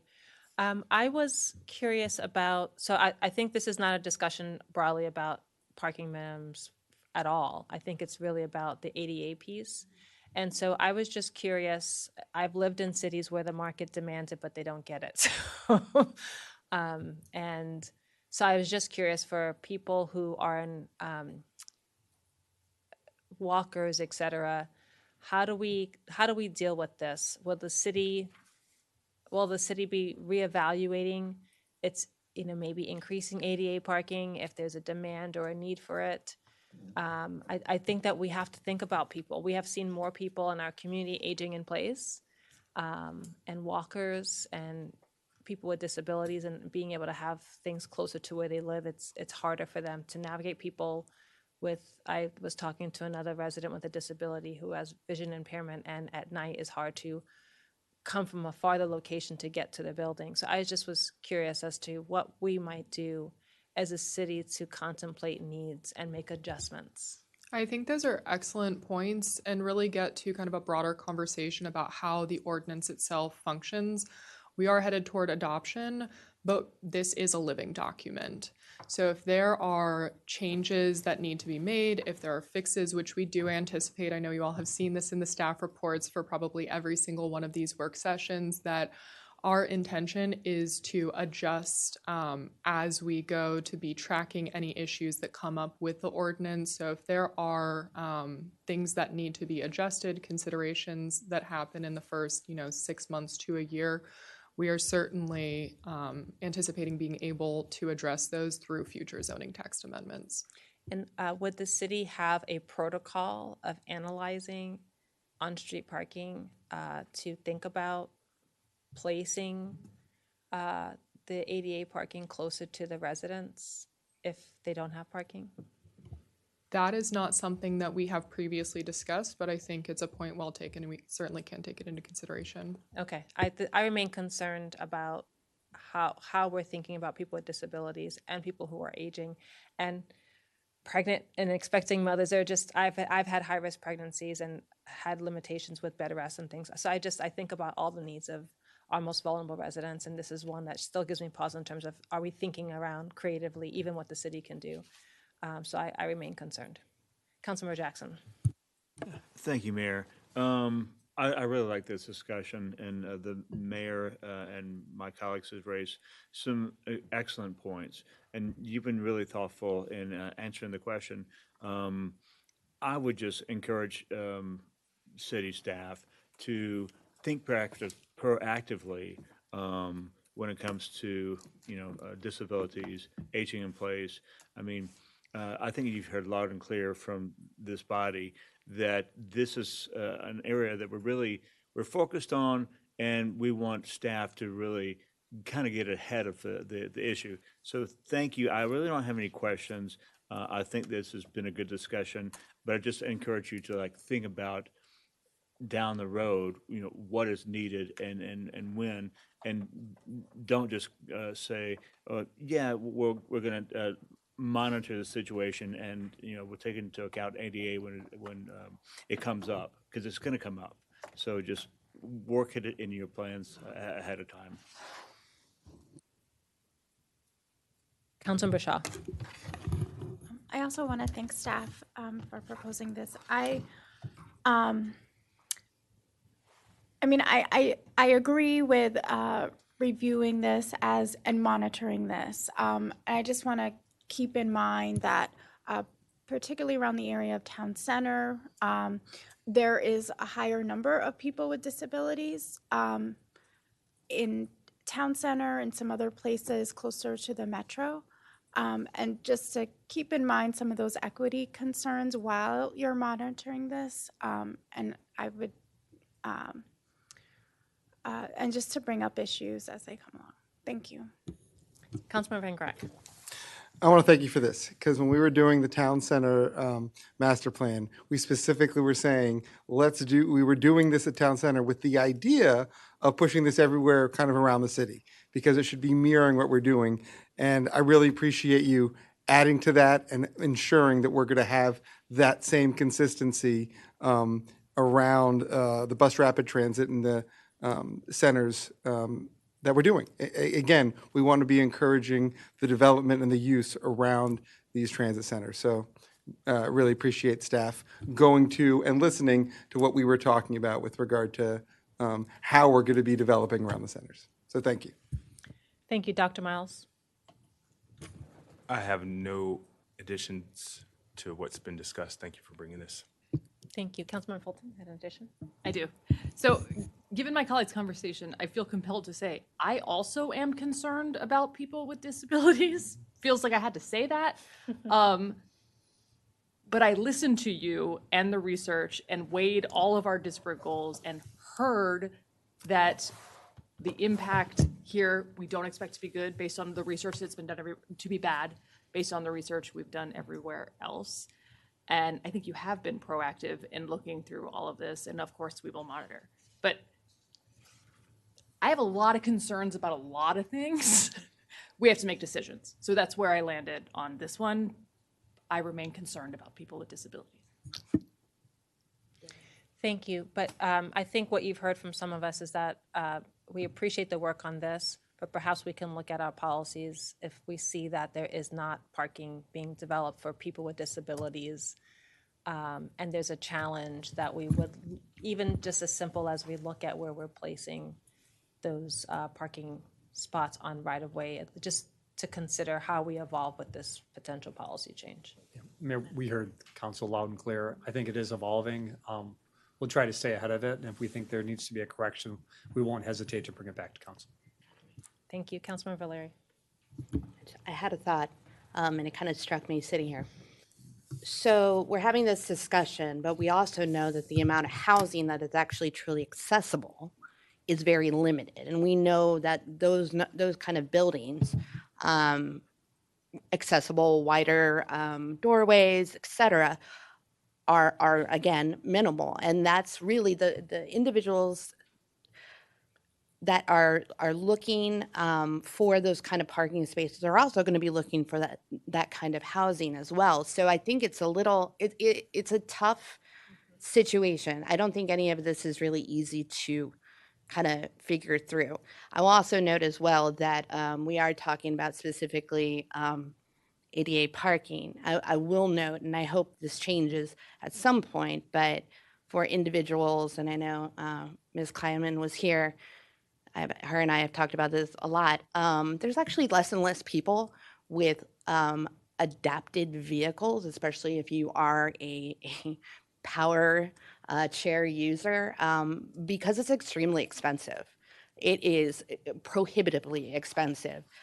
So these things may shift over time. And again, I am really just talking about individuals, power chair users, almost exclusively. But I agree. I think everybody up here is extremely concerned and wants to go even, do better than the ADA, which is, as I've always said, the starting point, not the ending point. But again, I think over time, culturally, we're going to see shifting patterns, especially with automobile use. And all of this that we're talking about is the future. And I'm probably going to say that like 5 times tonight, but these things are not going to happen overnight. We're not going to see development in a certain zone overnight, and some of us may never see it, even if we change a zone.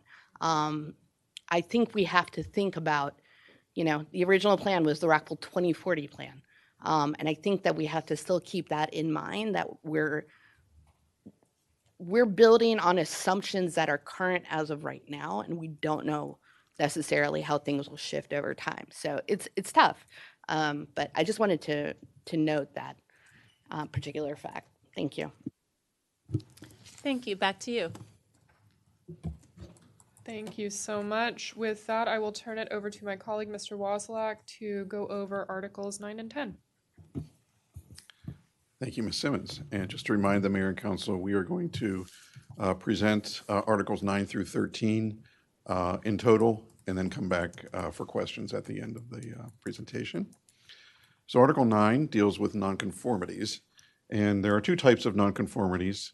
One is nonconforming uses, and those are uses that may have been legal at some point in time, and with adoption of subsequent zoning ordinances became not legal or became not permitted, I would say, in that particular zone. The other type of nonconformity is development standards nonconformities, which similar concept, although it relates to the development standards associated with property, such as parking requirements or setbacks, things like that, which affect the site design. So those things can also become nonconforming as new zoning ordinances are adopted. As you can see, the Mayor and Council, you gave us a significant amount of direction on nonconforming uses. We'll say that the provisions in the ZOR are more flexible, specifically for nonconforming uses. It allows for up to a 20% expansion of nonconforming uses, which the current code does not permit. And it's still subject to a nonconforming use expansion approval, which is stipulated in the code. It allows certain site improvements to be approved through the standard process rather than going through a separate nonconforming approval process. and allows sites to bring the nonconforming use into greater conformity with the code. It allows for site improvements for maintenance, safety, and ADA compliance, and also to improve facades, increase stormwater management, and provide for pedestrian and bike facilities. So there's a significant amount of flexibility built into upgrading nonconforming uses. And also, the ZOR also allows nonconforming uses and structures to be replaced or repaired in kind in the event of a fire, flood, or other natural disaster or emergency. In other words, some calamity that is not caused by the property owner taking an action that he or she had no control over. That allows those types of facilities to be reconstructed as they existed prior to the destruction. I will move on to Article 10, and that deals with signs. And the Mayor and Council probably has seen most of these regulations regarding signs. But Mr. Wassler, can I just ask you a question? Do you want us to weigh in on the non-conforming uses now? we were intending to move all the way through 9 Okay. through 13, and then we can come back to whatever we need to. Thank you. I will note that the sign ordinance actually was rewritten significantly in 2019. And this kind of iteration really focuses more on reorganizing the article for ease of use beyond what was done previously. It exempts certain signs, including directional signs and those regulated by Chapter 21, which is the city's road code. It further ensures that regulations are content neutral. That was one of the driving forces for the prior rewriting of the sign ordinance. And so we have, again, pushed for that given subsequent decisions. And for example, we have collapsed real estate, temporary non-commercial signs, and yard sale signs, not as separate categories, but collapsed them all into temporary freestanding sign category. We've also introduced new sign types and associated regulations. So A-frames are now legal in the city for commercial businesses. Window signs will also be regulated, something that we have not done in the past. And we are also permitting building-mounted banner signs to exist longer than just, say, a grand opening sign that we have. So it allows for more flexibility for businesses to get their message out in a variety of ways. And we also allow for up to 3 temporary freestanding signs per residential lot without a permit, probably seeing a number of those at the current time. We did provide some clarification on what signs are prohibited, specifically signs that move or give the illusion of movement. Again, similar to the electronic message signs, we don't want signs that are roadside signs to be distraction to drivers and walkers and others that may be utilizing the public right-of-way. Signs such as feather flags that draw attention are illegal under the ZOR. We've also increased the permitted sign area of signs specifically for the industrial zone and also the mixed-use zone. What we found is across the MX zones, they really weren't consistent in terms of the amount of sign area that was permitted. And so we have done that through the more intense MX zones. We still have a couple of zones like MXC and MXT that are within residential neighborhoods, and those have limited sign area. But the areas where we're seeing a significant amount of non-residential development, we've provided for additional and consistent sign area across our zones. We've allowed for an expansion on the scope of repairs for non-conforming signs. I will say we don't have many of those, even though we've written our sign code a number of times. Signs seem to be something that our businesses like to keep updated, and there actually are very few in the city that we found when we wrote the code in 2019. We've eliminated the requirement for sign plans and optional sign packages in the code. This was something that the city had in place for sites that have multiple businesses and that the signage is consistent across those businesses. You may notice in shopping centers that all the text is the same color and the same font and all of that, which I think addressed maybe an issue the city had in the past but we have opted for more flexibility to allow for additional colors, for logos that may have a certain color or certain design.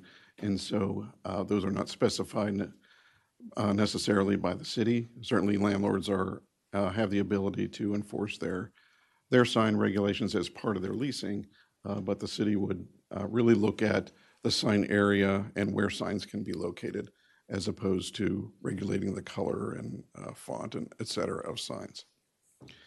Optional sign packages, we've only had one, and that was for the Twinbrook Quarter development. They put together the package prior to or just after the project plan approval. It's been amended a number of times because sign demands just keep evolving.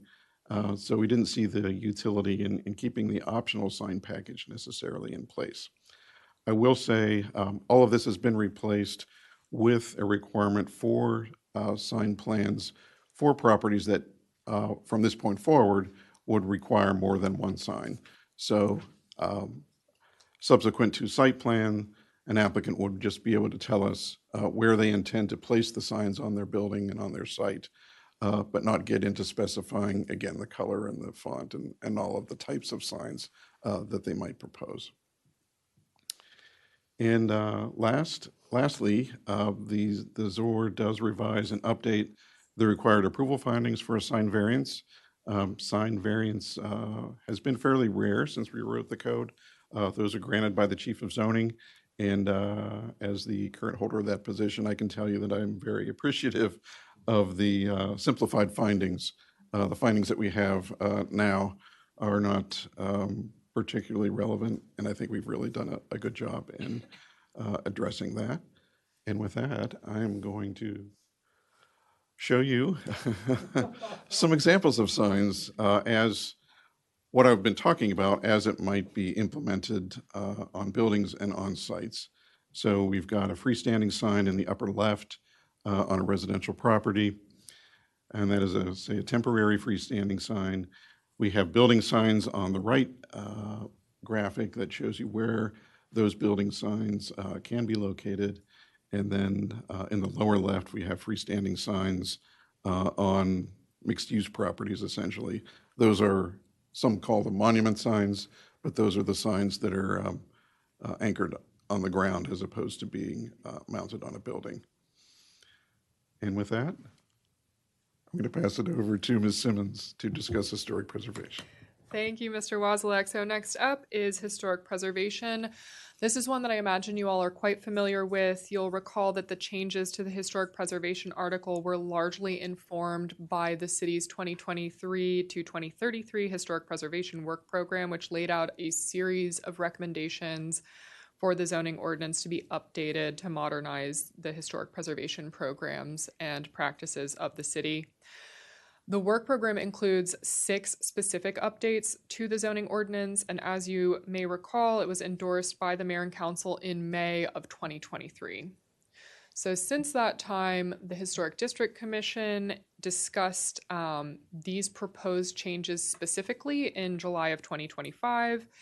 This body discussed and provided direction on the recommendations in October of 2025. The Planning Commission provided further input and recommendations in February of 2026, and then you all provided additional direction on a selection of these items prior to the publication of the revised staff draft.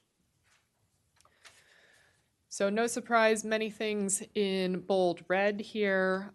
First key change is that the historic preservation article codifies Rockville's 9 designation criteria. Currently, these designation criteria are outlined, but they are located in guidance documents and they're not in our ordinance itself.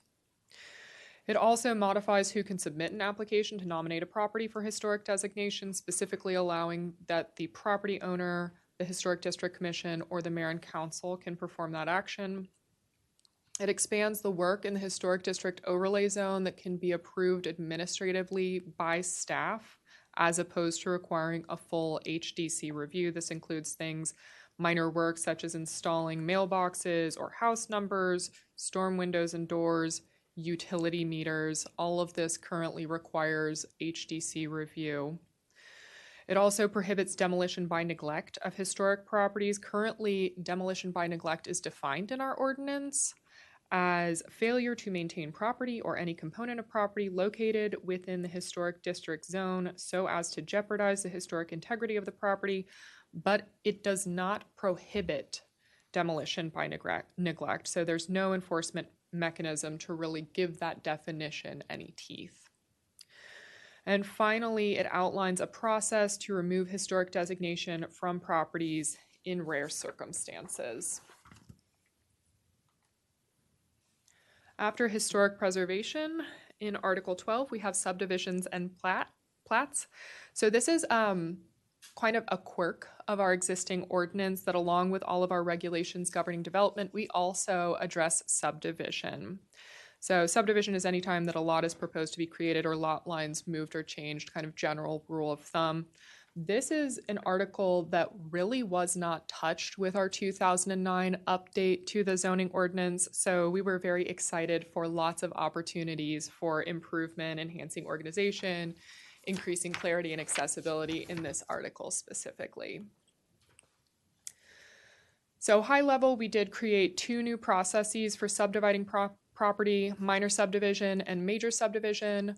As with demolition by neglect, our ordinance defines minor subdivision, but then it doesn't have any processes associated with it. It doesn't delineate what happens if you have a minor subdivision versus a major subdivision. It just says, here's what it is.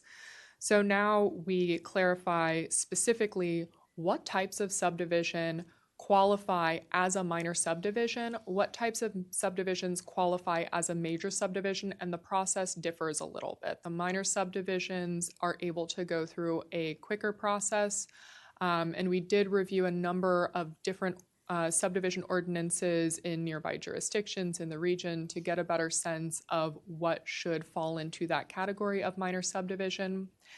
And then you've seen this one before, but it allows record plats for minor subdivisions to be approved by the chief of zoning.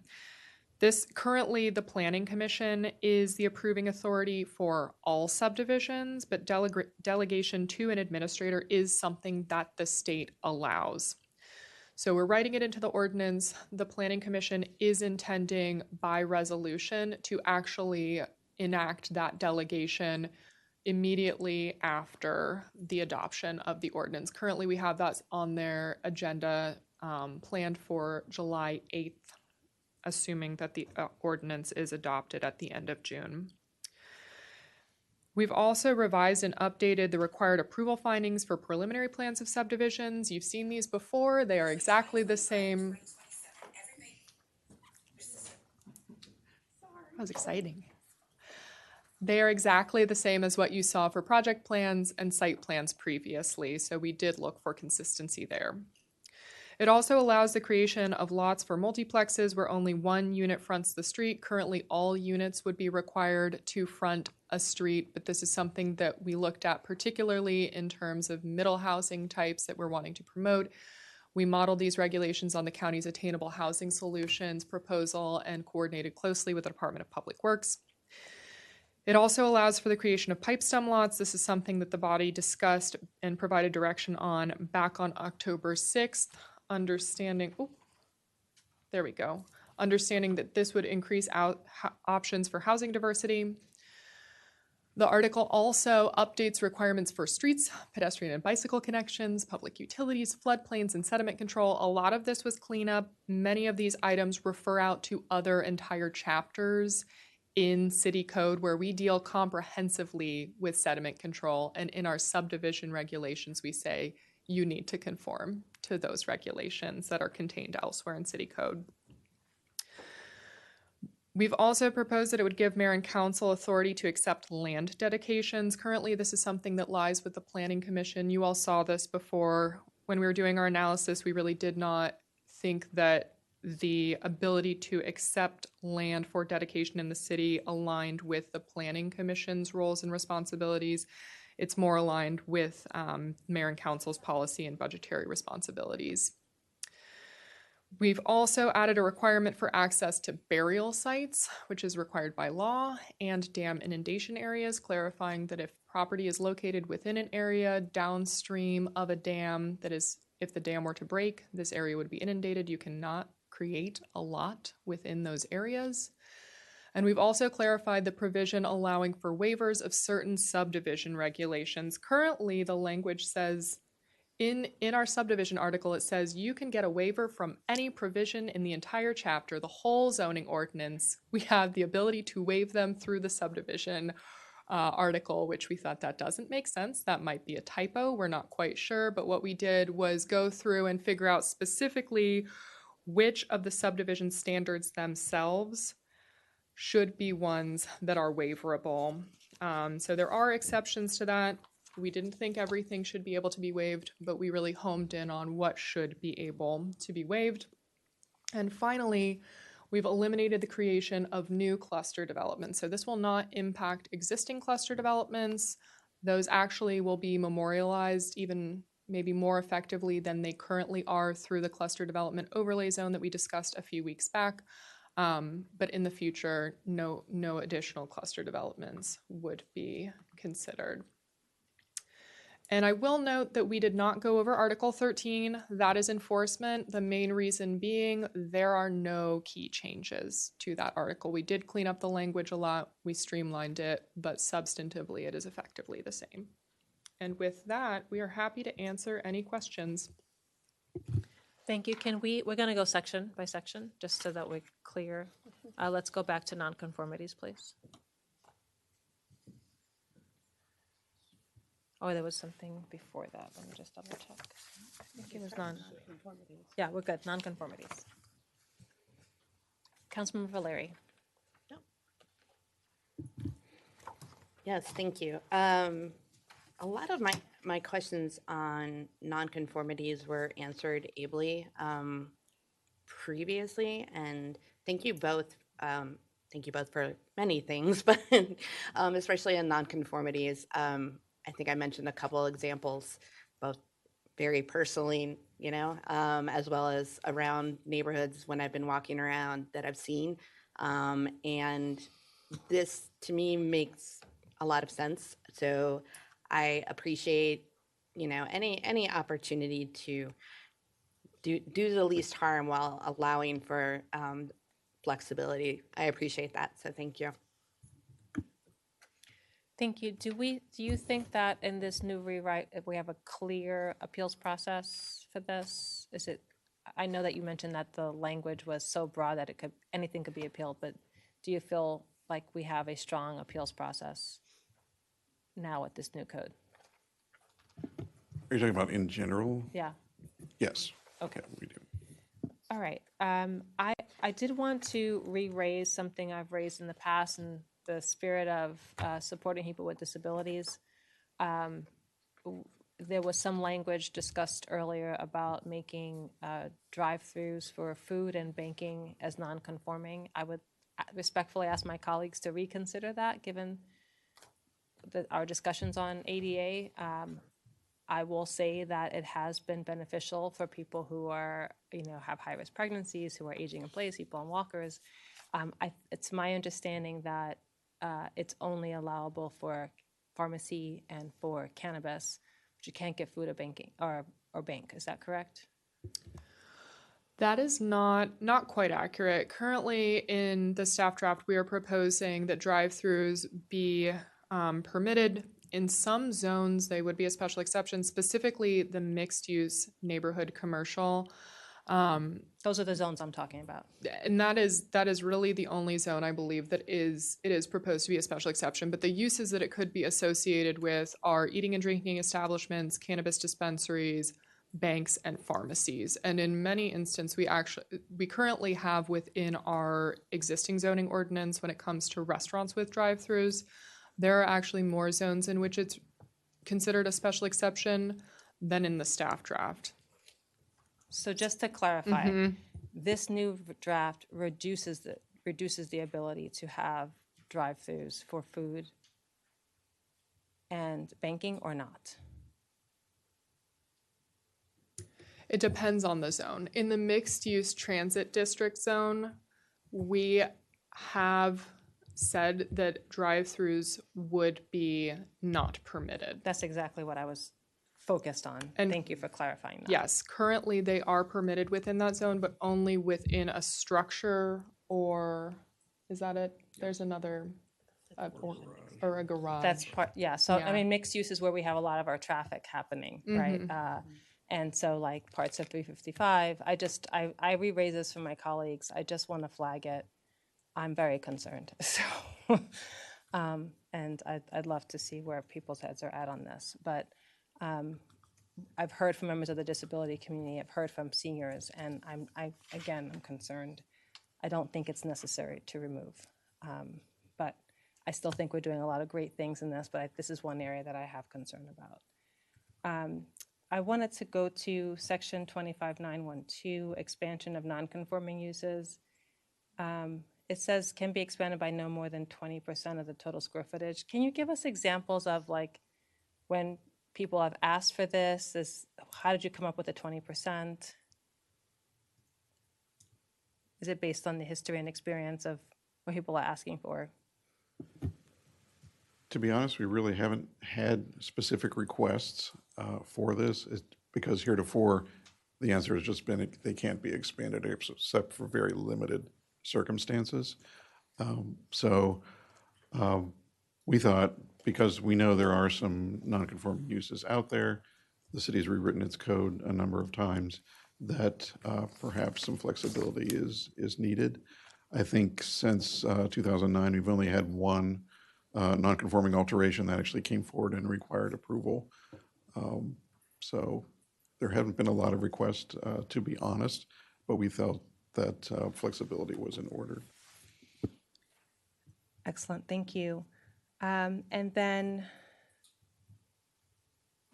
the termination of non-conforming uses, the right to continue a non-conforming use terminates if, and it talks about us, I think there's a section here that talks about if you advertise it.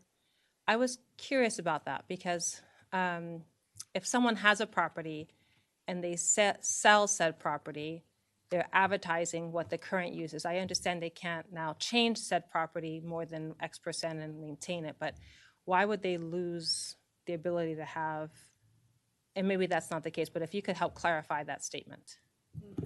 Well, that's another aspect of non-conforming uses. The uses become non-conforming because those are deemed to be uses that the city does not want to see in a particular zone going forward. So at some point, if a use ceases, a use that's not conforming can continue on operating as it has been in perpetuity if it so desires. But if it does cease uses, for example, an establishment goes out of business and there's not another establishment to replace that non-conforming use, then if the use is vacant for up to 90 days, then the use could not be replaced. When we wrote the code the last time, we wanted to make sure that there was an out kind of for property owners who may be having difficulty recruiting a similar use. And so we wrote in this ability to be actively marketing that space for a particular use. So, but if it gets to the end of that point, then the use could not be replaced with that non-conforming use. This one is, I guess, given the vacancies and what we've seen in the economy through COVID and with what's going on with our federal workforce and changes, that this one just gives me pause because people may have to sell their property. And then we're saying, even if you're not making structural changes, that you can't have what you currently have. But maybe there's a nuance there that if you could clarify that part, because are we limiting people's ability to sell the same use if it's, 90 days is not a lot of time. And I think what really happens is when we're doing what we are now, which we are rezoning certain properties and rewriting our code, that can potentially create non-conforming uses and will. But, and again, the thought was that those non-conforming uses are not, the uses that the city would like to see in a particular zone. As you stated, maybe there is some additional flexibility that could build into the non-conforming use provision in particular. if you'd like to see even more flexibility in terms of whether the use ceases. If I might add, there is a provision just below the part where it says that the use has not ceased if the site is being actively marketed for tenants to continue the use. There is also the ability of the property owner to request a 6-month extension of the termination date from the Planning Commission, and they can submit up to 2 of those requests. So there is actually quite a bit of flexibility there as well for conditions that you are outlining, things with the market, things with pandemics, unforeseen circumstances. Yeah, I think we've seen how long it takes to fill vacant spaces. I don't have to name sites. So this one just gives me pause. I'll note that, given where the economic activity has just changed. For me, if they're not expanding and they're not tearing down and redeveloping, I don't see necessarily the need to take away a property right there. But there may be examples where we would want that to happen. I don't know. Maybe you've had experience there that we should know about that might help to shape our thinking on this. But I do have concerns about removing that property right at this time. Thank you. Councilmember Jackson. Thank you, Mayor. I'll be brief. I really don't have any problems with the nonconformities section. I just want to reiterate what the mayor was talking about people with disabilities, aging in place, and access to drive-throughs for food, banking, and pharmacies and the like. I think that's something that's really important and needs to be taken a look at. So I associate myself with the mayor's comments. Thank you. Councilmember Shaw. I also support these recommendations and also support the statements of the community member that shared the issues with taking away the drive-throughs and how this can provide more accessibility for the city. Councilman Van Grack. So a lot of the issues here we've got about non-conforming usage, and it's not an automatic exemption. It's essentially, what are we going to allow with non-conformity? So with regard to the drive-throughs, I know the mayor and I talked about this the last time this came up. We really want to be able to provide that. We've seen more and more businesses utilizing this option, and this is happening especially along the 355 corridor and happening in some neighborhoods too. And that drive-through access is providing not only convenience, but is encouraging businesses to take advantage of that and allowing a wider variety, even in some of those mixed-use zoning areas, is extremely beneficial. I mean, even just looking at the neighborhood, while that isn't currently zoned for that, but looking in the neighborhood of Rockshire, there's going to be a little commercial shopping center. There's an area behind there that someone might want to put a non-conforming use. That happens. That could extremely be a convenience to the neighborhood, to the community, to allow that. So I would certainly encourage that type of access. Similar to what the mayor was talking about with regard to non-conforming uses and expansion, again, I understand throwing out a 20% number. I would actually argue for a little bit larger. Again, because this isn't an automatic grant, but something like a third or 33% could be something to be considered if there is a possibility from someone who wants the non-conforming use. Again, being able to utilize what's there, if a particular site, it makes sense for that, we'd want to be able to allow the land to be used or the property be used, if needed, through a potential appeal. I also have some questions. Now, I know that there was some discussion and that we've had before with regard to non-conforming use, and some of my colleagues were talking about it before with the grandfathering.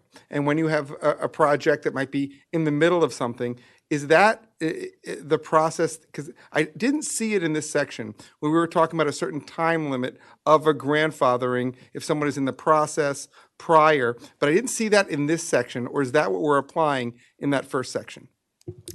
Are we talking about pending applications for site plans, Correct. project plans, et cetera? That is something that we addressed back on May 4th, I believe. If you'll remember all the way back in Article 1, you'll find it on page 3 of the revised staff draft with our transitional provisions. So that does deal comprehensively with pending applications. We are proposing a couple of updates there as well, specifically to address special exception approvals and maybe one or two other things, just clarifications and refinements. Okay, so then with regard to when we were talking here about the prior use going to that, not necessarily for pending applications, that's where we're talking about the non-conforming to be approved through the standard process, right? In those particular situations, similar to, and I think the mayor was talking about it, I think there's an ability, and I like that, I think we've got a little bit of a wider use here than we did in the prior code. And that's, I think, what we want to encourage. So I really like what staff's doing here. And I think those two additional comments about increasing the potential expansion as well as allowing a significantly wider use of drive-through, I think goes through the spirit of what staff's doing here, which is saying, listen, we want to encourage use depending on the circumstance. And I think those two changes accomplish that. So, great job. Thank you, Dr. Miles. Thank you, Madam Mayor. I have no additional comments on this particular portion in addition to what's already been mentioned by my colleagues. Thank you. Councilman Fulton. I have only one, maybe two questions. And in the expansion, the findings the Planning Commission must find to approve includes the proposed non-conforming use expansion is compatible with the general character of the surrounding neighborhood or zone. We've had difficulty with that in the past, and it prompts me to ask, first of all, do we have those required? I should know this, but is that throughout where we talk about conforming to the character, or is this a unique requirement? I would say this is fairly unique. As a rule of principle, or going through this rewrite, we really did try to remove neighborhood character needing to be consistent with or compatible with neighborhood character. I know you've had discussions on this quite recently. We did retain it in this one area, and perhaps my colleagues, Mr. Wozlak or Mr. Dumais, have additional things to add there, but generally, no, it is not sprinkled throughout the ordinance. Particularly in light of that, because I wouldn't want to suggest like a wholesale rewrite. I'm wondering if we can get at the actual purpose there in a more specific way. Like compatible with the purpose of the zoning, sure. But I struggle with that particular language, and not just me, like we collectively as a city have struggled with that language. So I don't have specific language to suggest there, but either removing that criteria or making it more specific. That's my only question. Thanks. Councilman Valeri. Thank you, Madam Mayor. I had misplaced my notes. I have now found my notes, but it's very short and sweet. One, I co-signed the drive-through issue that's been raised. I did forget this issue, even though we had talked about it. And I do agree. I think that that might shift over time as well, and that'll be probably a market forced situation. But I did want to raise on nonconformities and the use table. We did hear from a very interesting business sector, the green funeral spaces. I would want to put this to this body. We do pride ourselves on being very intentional around EV charging and solar and other things. And I really was compelled around the green cremation, non-incineration cremation.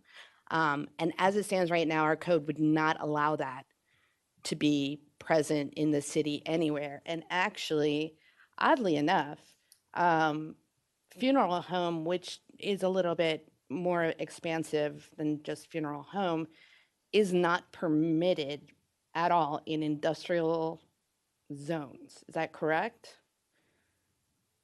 Because that's what I had on my older draft, and I don't think I saw it changed or edited. think it's page 84 of the draft. Yes, that is correct. Okay, so I think that, again, the compelling part of it is, yes, incineration-based cremation. That is a whole separate, not trying to get into any of that. But as individuals are becoming more green and aware of, those sort of,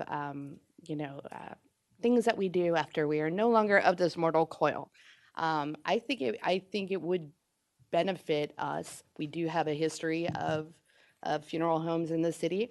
I think I don't see a downside to making the code more amenable, changing the definition of crematorium definition to include incineration only, and expanding the funeral home definition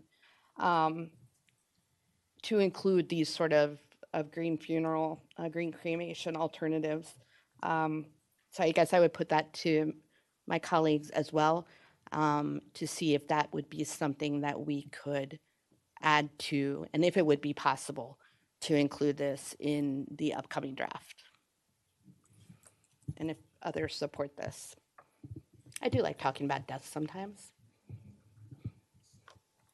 Staff is conferring. Let's just give them a second. Oh, of course. Madam Mayor and council members, I did want to note that when we were initially approached about the green funeral process, our take on it was that it actually would be permitted under our current definition. Really? Even though we're not specifying incineration about crematorium, et cetera, but as kind of an accessory use to the broader definition of funeral home, we thought that it would. It would fall. Fit It would in fall that under that definition. because it's non-incineration. Okay, so then I guess it would just be a slight adjustment in the language then, because if there was any sort of confusion from a business community that is interested in doing that, then maybe it just means it's a clarification point. I'm sorry. Mr. Mihalik has a I was just going to say, Mayor, we agree with council member as long as the body doesn't object. We'll make some clarifying adjustments to the language to make it explicit that that type of disposal is allowed. Okay, thank you. Go ahead. Yep. No, it's no problem. Thank you, Madam Mayor, because I was like looking down.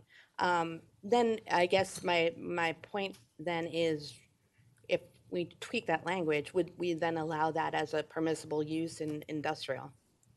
Because I could almost see that being maybe an option that industry may want to utilize.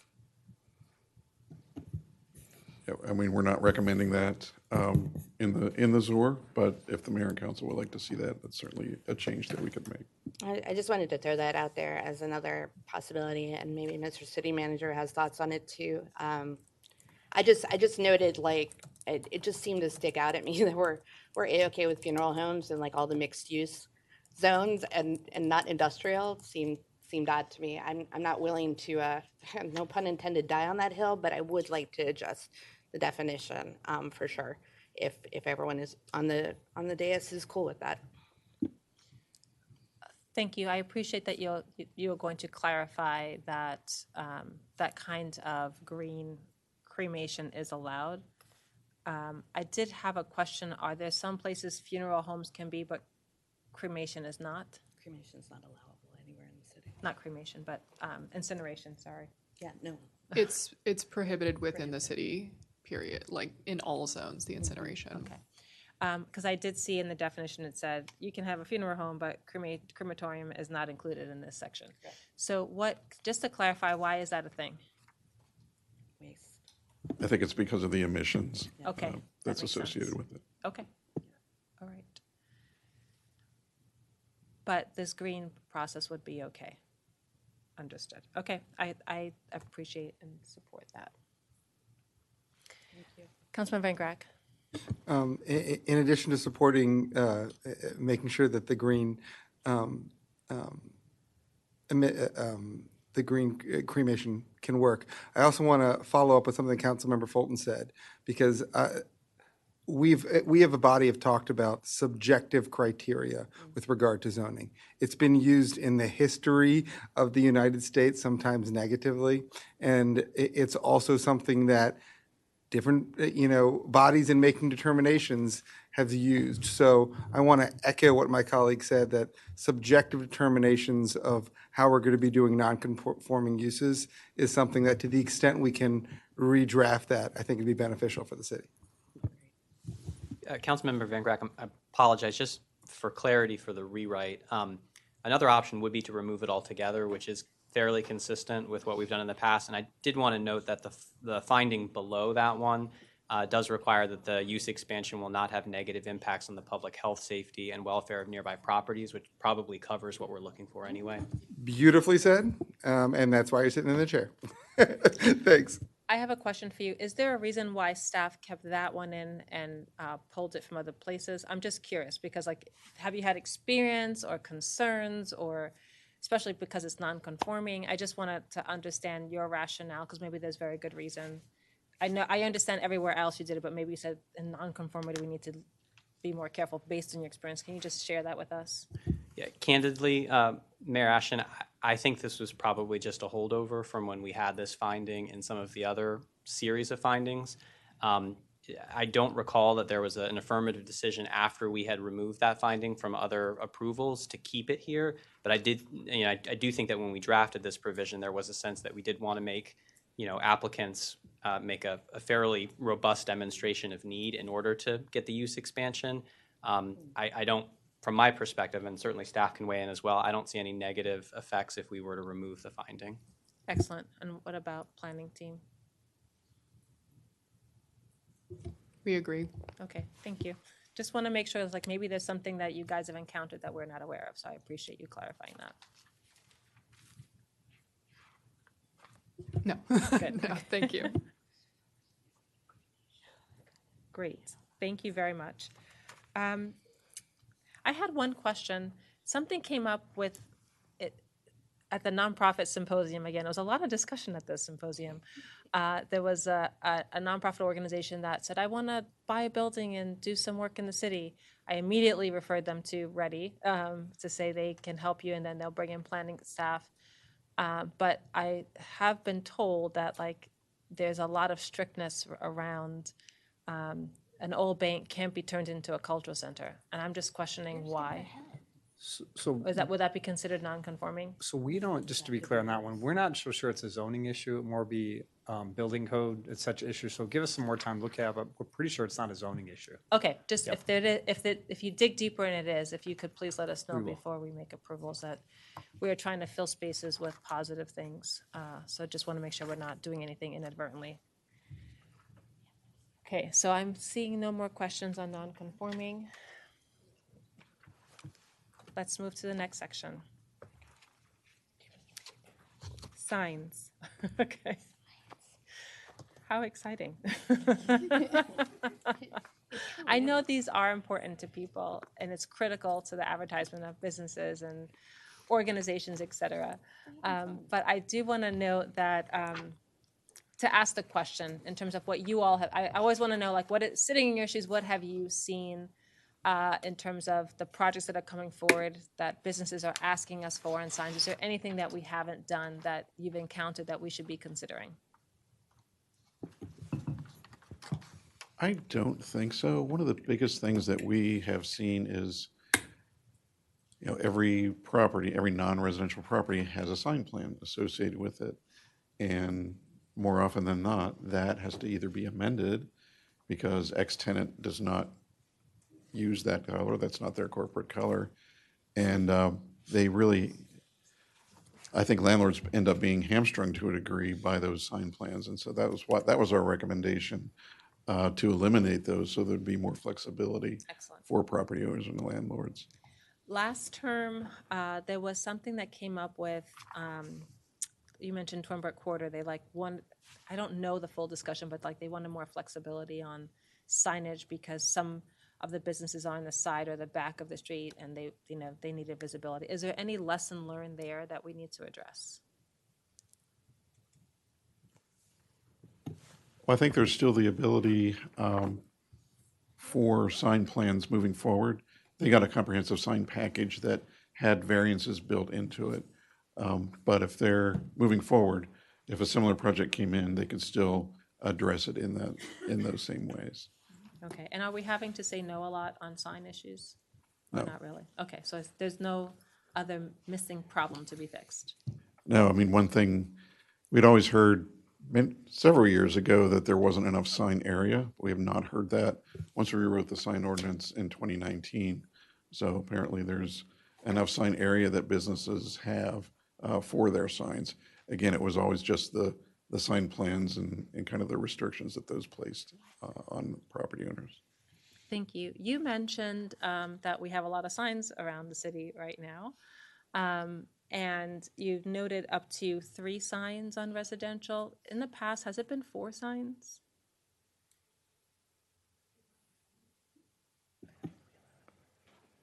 I can't recall whether it was 4 or 5. It seemed like it was more than Well, 3. I just noted that our council has expanded, right? And so Right. reducing the signs it gives less civic engagement. So I was curious about like why 4, why they went down to 3, because I remember there was a 4 number in the past. So it might be something to just confirm and look at to make sure we're not reducing.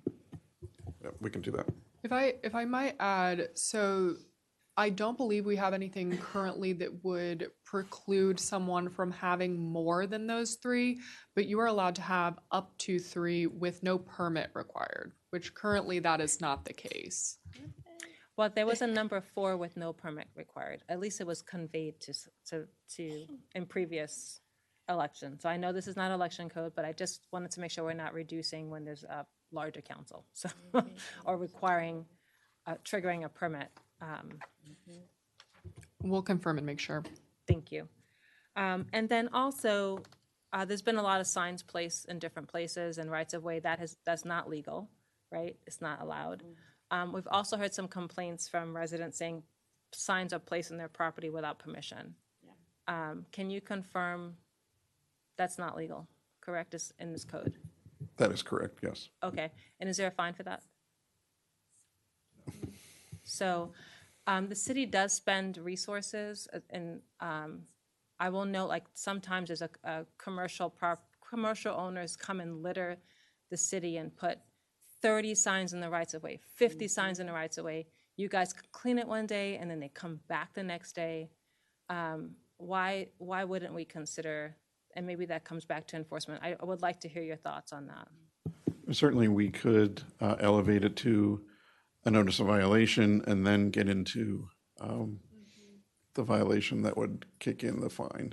Because essentially, we're working for them when we keep cleaning up their signs and they know there's no teeth to it, so they just keep doing it. Yeah, we kind of, we're out of step a bit with the county because the county allows for, say, real estate signs to be posted in the rights of way for the weekend, and we don't. So I've noticed that some of the sign installers place those in the right of way in the city, even though we don't permit those.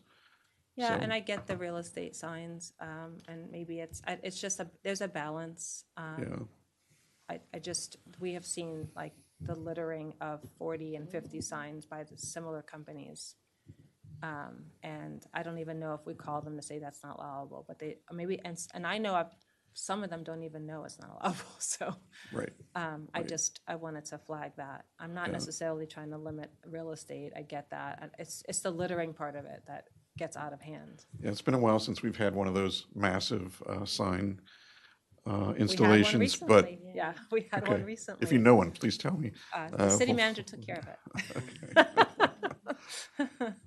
But yeah, we can certainly reach out to the providers and remind them that our code is different than the county or whatever it might be. And I think the county does allow real estate, but they have to be removed by X time. Yes. So it's like reasonable. But anyway, I think it's something to explore further. Councilmember Jackson. Thank you, Mayor. On the signs, I really have no problem. I think you guys have done a really good job. I would associate myself with the mayor's comments. 3 signs does seem a little bit limiting, especially as the mayor said, when we expanded the council by a couple of seats. But I think 4 signs is good, but I do. I'm really proud that Rockville does not have any restrictions on signs and political signs, because I think it's a free speech a thing, and I really am proud that we don't try to restrict free speech. Unfortunately, my HOAs are going in the other direction, but that's another topic for another time. But but the city, you know, 3 signs is good. Maybe 4 would be better, as the mayor said. And just one clarity, I align with your comments, but if anyone's listening, you cannot put political signs in the public right away. Thank you. All right, Councilmember Shaw.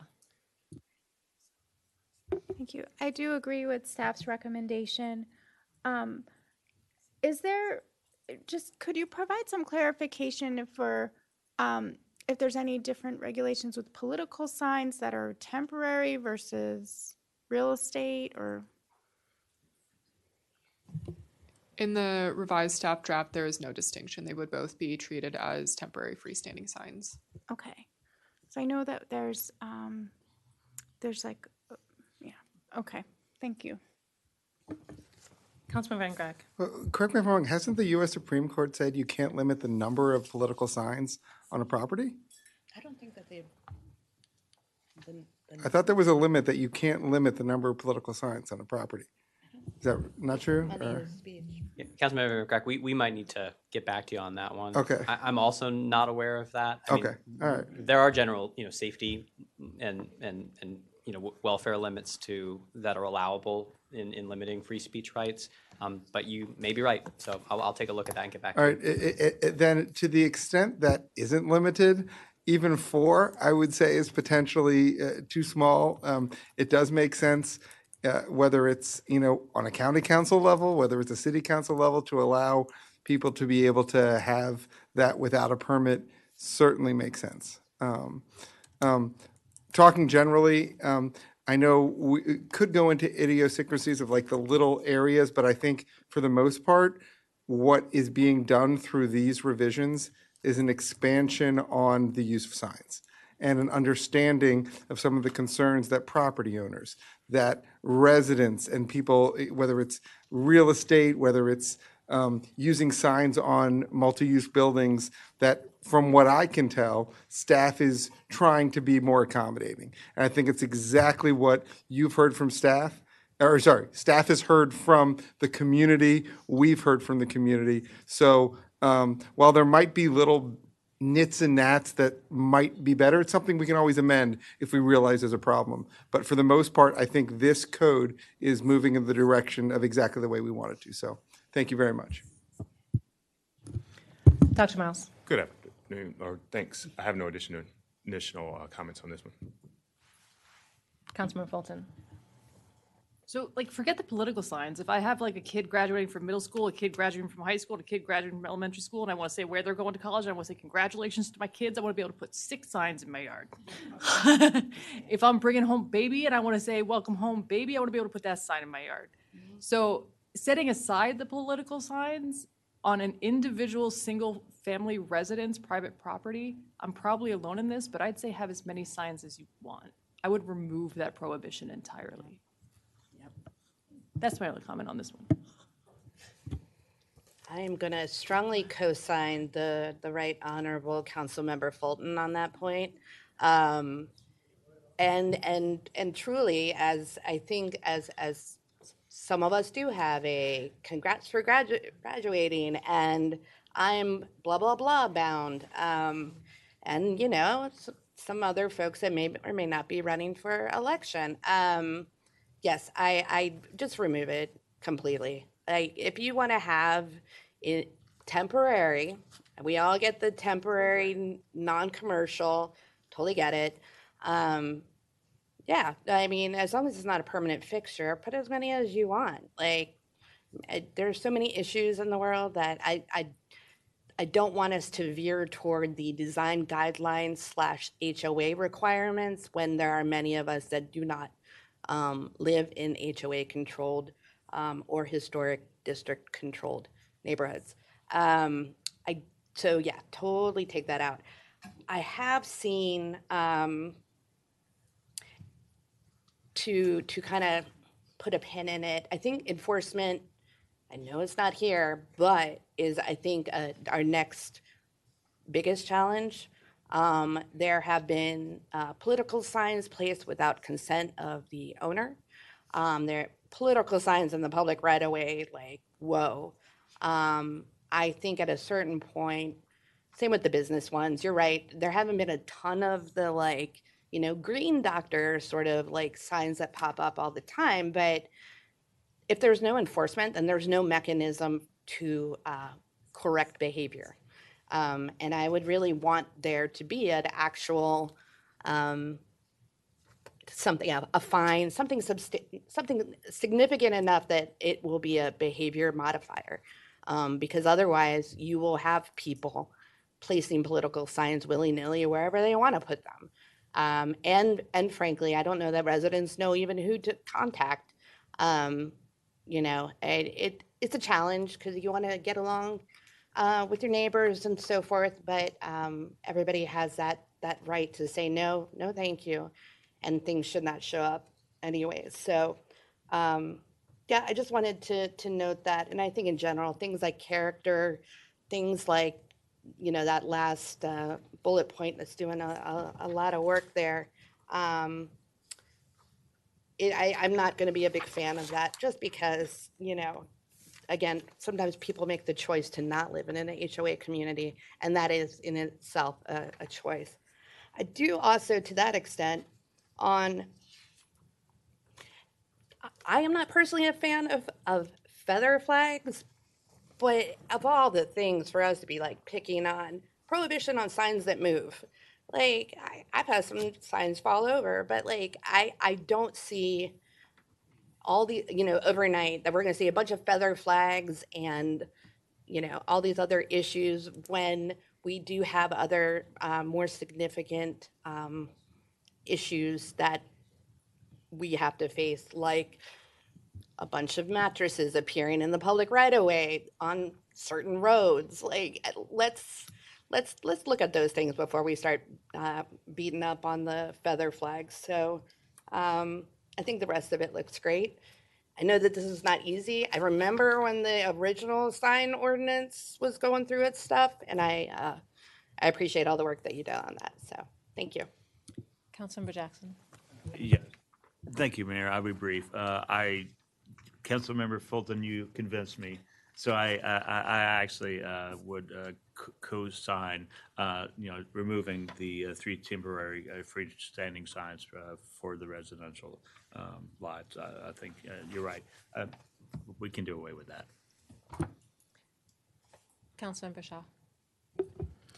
I also agree with Councilmember Fulton's comment. I do think it's related to freedom of speech, as well as not just political signs, but also like issues, like support for our schools and things. So I do think it's important to remove that. That's a majority, we'll remove it. Thank you. And just, can you also just check to make sure that we're not violating any laws? Because I'm just remembering one of our District 17 commenters had this issue in Gaithersburg, and they went through some sign issues when he was on council, and there was some free speech concern. So I just wanted to, and he has advocated on, there's some Supreme Court rules about it. So I just think that we need to take another look. Certainly. Madam Mayor, I do want to emphasize to the body, we did do a pretty thorough review of our sign ordinance to ensure compliance with recent Supreme Court case law. Okay. So I don't want you to think that that wasn't part of our analysis, and we actually put a lot of effort into ensuring, in particular, that our regulations are content neutral, but there's certainly no legal issue with removing limits on residential properties. In fact, to the extent there might be a pain point for the city, that would probably be one of them. So. Yeah, I mean, I do know that, like, especially graduation, like there are like individual little sticks. I have done it because my, when your child graduates, it's like the letters, right? And I see residents do that all the time. But you can, I have seen that cities can do the time and, define what is temporary. And then we also can still maintain our X foot requirements from polling places. I mean, that all makes sense still.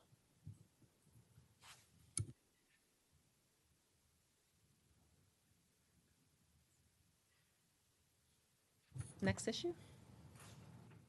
Apparently, signs were exciting. I'm excited.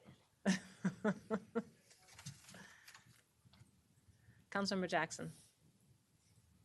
I didn't plan this, I promise. If you want to pass and come back, it's okay. No. No, so this is historic preservation, and I think staff has done a really thoughtful job on this. I have some hesitation on being unanimous, frankly, and I want to hear more discussion, but a unanimous vote it's hard to come by. I would be more comfortable with a supermajority vote of the various bodies, whether it's mayor and council or the historic district.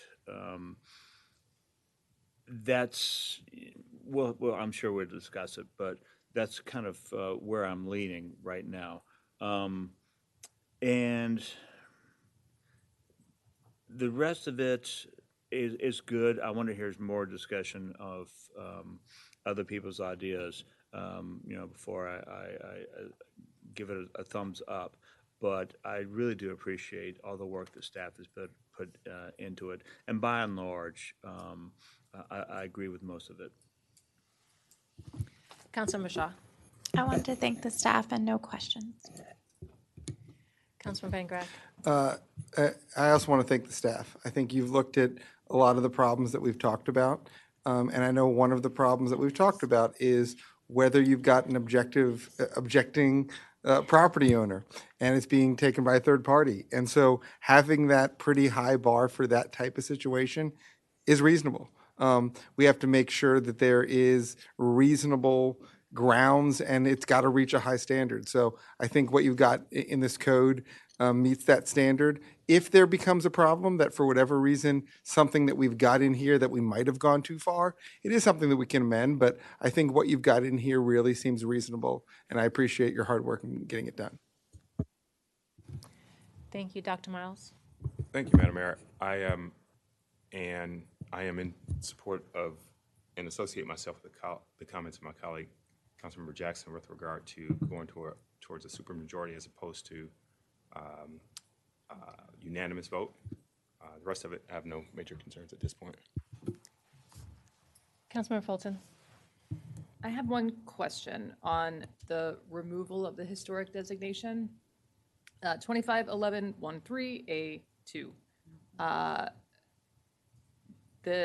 One criteria for removal is the site or structure is a deterrent to a major improvement program that will be of substantial benefit to the city. I could have missed it, but that term's not defined anywhere. Major improvement program. What does that mean? I feel like getting back to being really specific, I know what it's getting at, and I think that's important to be there. I just don't know what a major improvement program is. Is there a way we can be? I think this is one of those things you know it when you see it.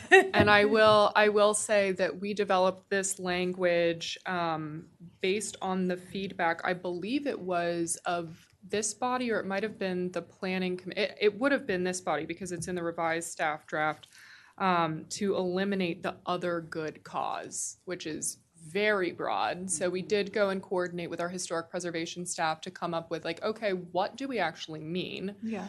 And this is language that was borrowed from state law, not specific to removal of historic designation. It was directly related to something that will come to me, but not in this moment. But it is something that this language is used elsewhere. I think we could go into state law and see if that is something that is further defined.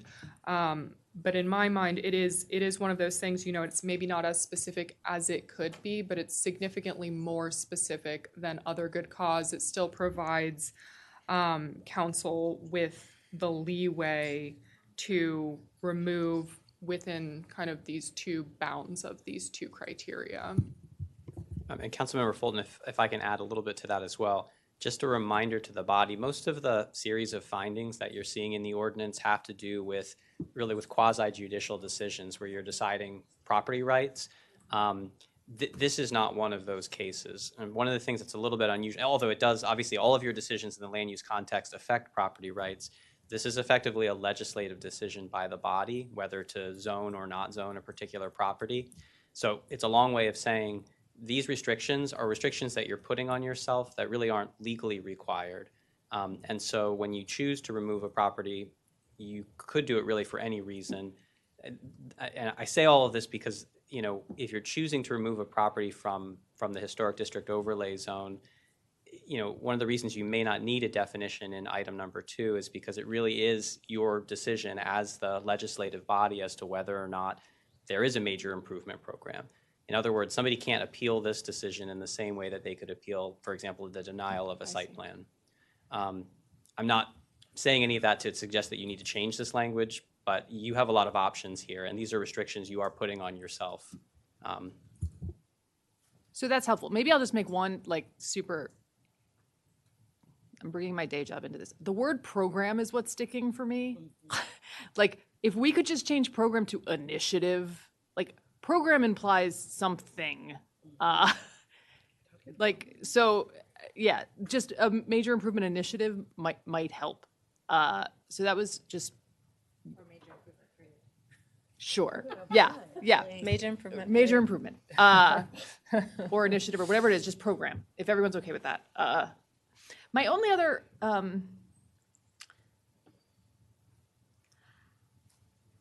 I struggle with when I read in concert we can place real meaningful restrictions on what a property owner can do with their property after they bought it, and pair that with not only are restricting what they do with their property, but under the demolition by neglect, we're actually telling them what they have to do with it. And this body talked a lot about in the conforming uses about property rights, and that like the double whammy of that, like you can't do what you want to do, even though you didn't know that when you bought it, but you do have to do all these other things.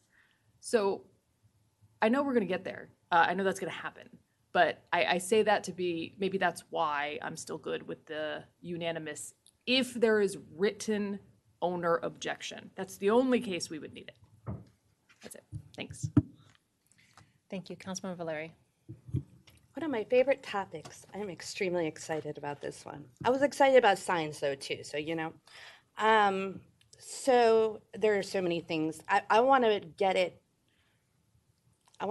get to a more foundational starting point and then kind of get more into some of these details.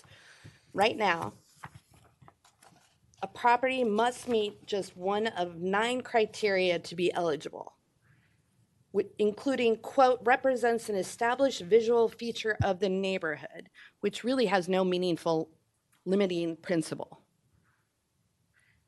There is no minimum age requirement. The National Register generally requires 50 years. Draft language does not. And what I think is most distressing to me is that the owner of a property's interests are really not relevant at all during this process. I think we're talking about 2 different things too, right? We're talking about housing, residential, and then we're talking about retail, business, historic. So I kind of want to focus on residential because I think that the rules are the same regardless, right? Which is, I think, is part of the problem. I think that maybe at a minimum, there is a higher bar for residential historic designation than for office or other sort of retail buildings that are being designated But even before we get to that point, I appreciate the changes about who can nominate. But right now, there is no provision that a confirmation that an owner has received the notice. And correct me if I'm wrong. Actually, I'll turn this around. How do owners get notified that their property has been nominated?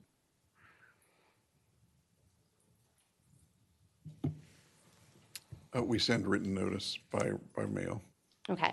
And the written notice is English only? I would say in most cases, yes. Okay. So in writing, no return receipt or signature required on receipt? Like confirmation of receipt, basically, Right, not I just. understand. Yeah. I don't think so, but easy enough to do. So there's really no guardrails. Is there? Clarification, it is certified mail. It is certified mail with a signature. In the notice, does it share with the individual that as of the receipt of that letter, there is a 210-day exterior change freeze?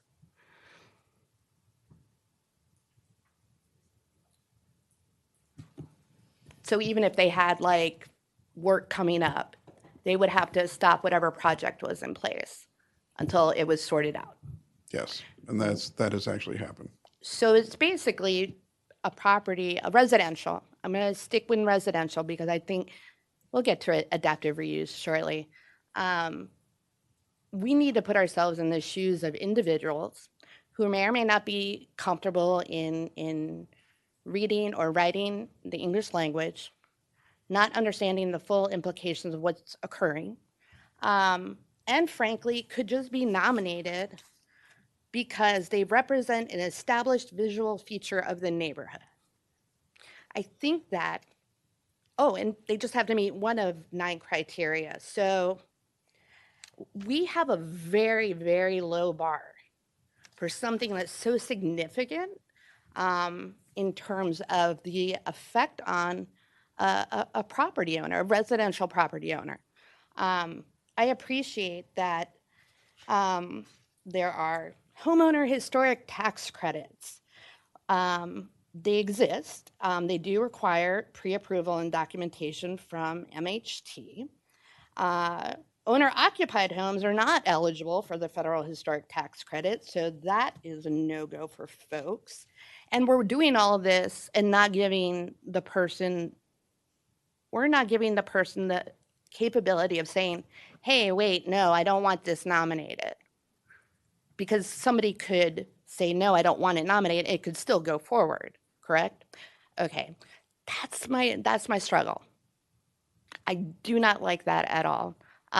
It could be something insignificant, not say insignificant, it could be something like an architectural style to like, and Madam Mayor knows I use this example, to like the something like the home that Thurgood Marshall once slept in.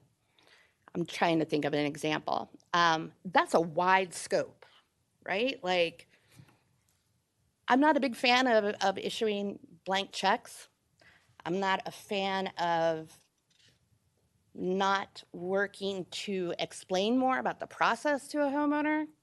I'm not a fan of not getting the affirmative response. Silence is not consent.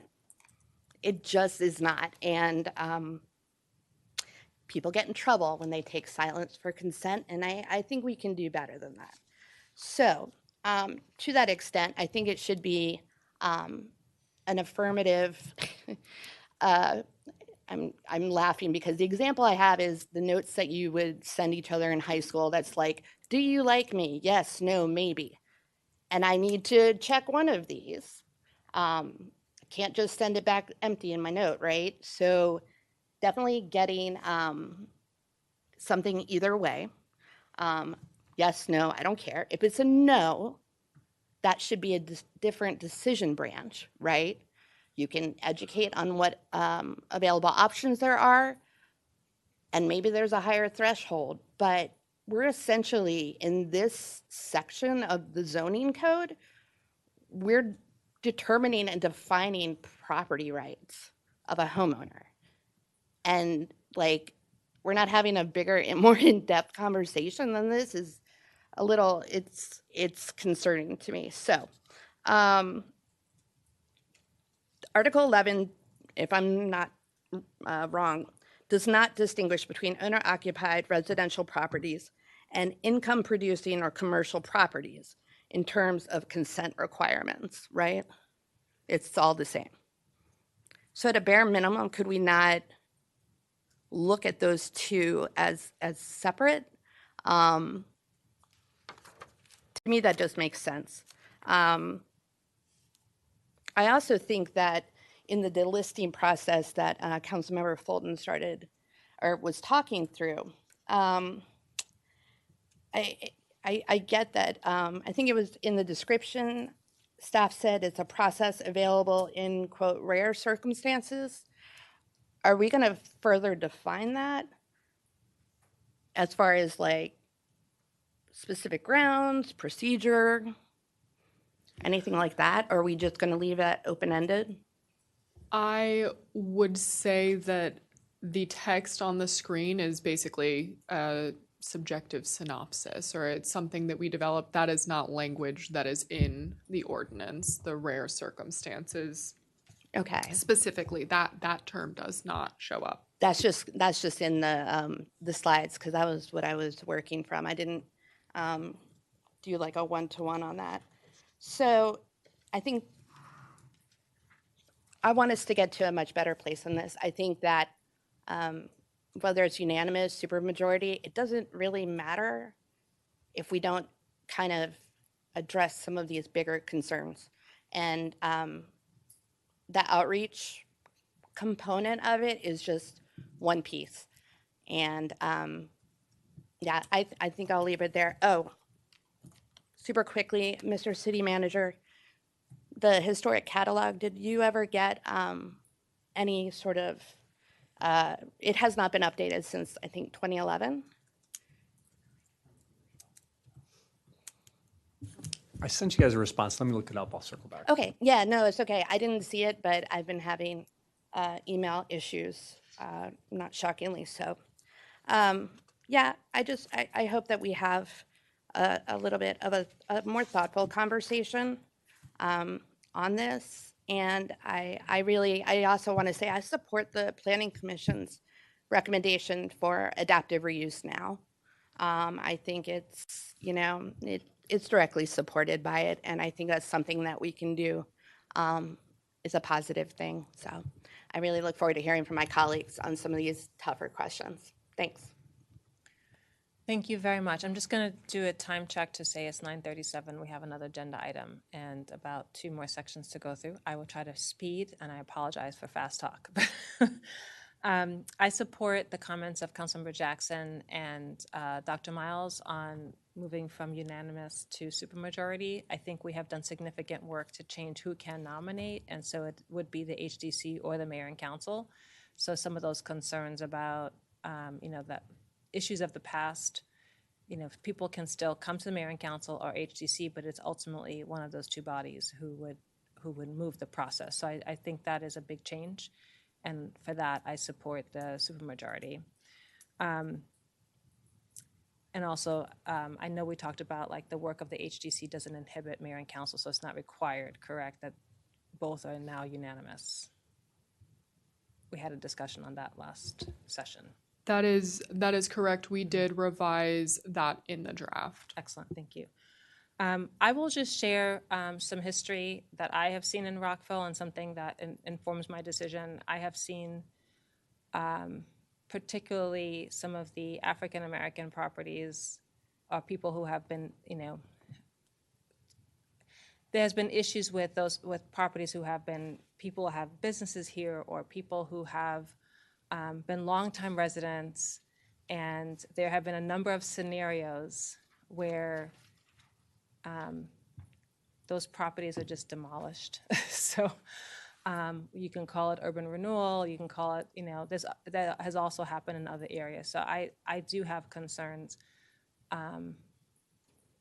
about what has happened in the past and how Black properties, Black cemeteries have been less valued than others. And that is an issue, not just has happened in Rockville, but across this entire country.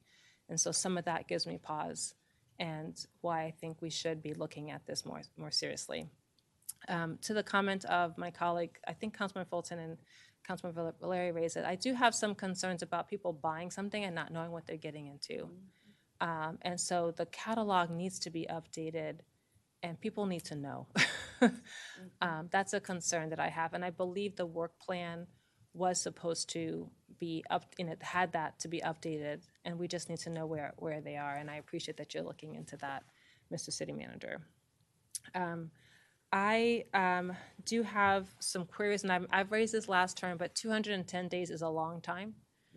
Is there any reason for that? Is it state law? Can that timeline be adjusted just so that we are, digging in on the facts and can get back to people? I think it was established in the prior code as a timeline that the map amendment, which the historic designation process is, could be accomplished, and sometimes is controversial, and those things take some time. I mean, some of the issues why things took time was not necessarily not just controversy, but like things happen that could have been prevented. I'll just leave it there. Mr. City Manager, were you going to say something? Yeah, the last historic preservation inventory was 2011. Yes, we could update it, but I'd want to put together a budget estimate for that. It's a pretty expensive process. Okay, I will note that it was a work plan that was approved that said it would happen. So we just need to re-raise the issue and come up with the prioritization plan among everything else that's going on. But I do have concern with the surprises.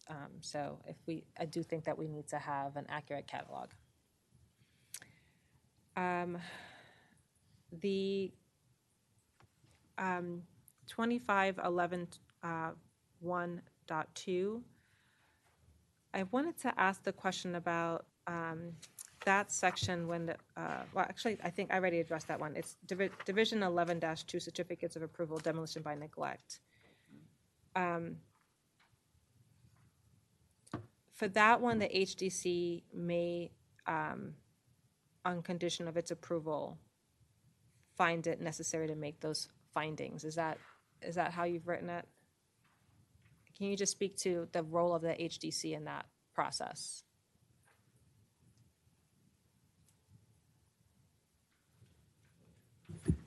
Just to clarify, Madam Mayor, you're talking about the HCC's role in the demolition by neglect process.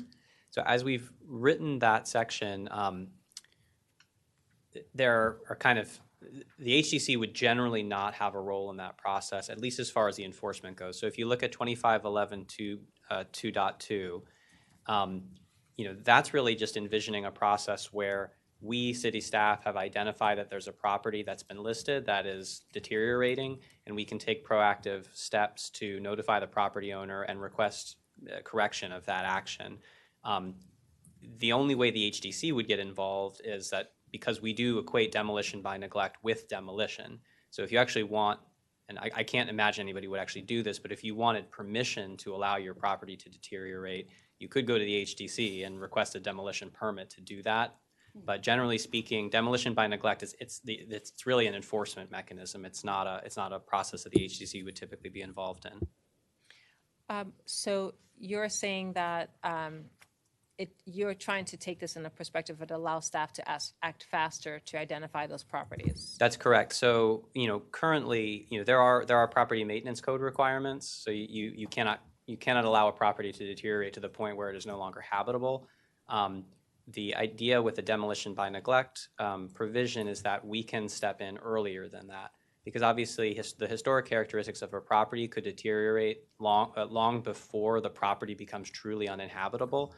And so, if we identify a property where those historical characteristics are deteriorating, as this is currently written, the chief of zoning would have the ability to issue a notice of violation. And a note, just to be clear, that's different than the citation process. The notice of violation would just identify the violation, give the property owner a reasonable period of time to cure whatever the problem happens to be. Okay, so staff would be able to act faster on issues, but in terms of delisting a property, the HDC still has that authority?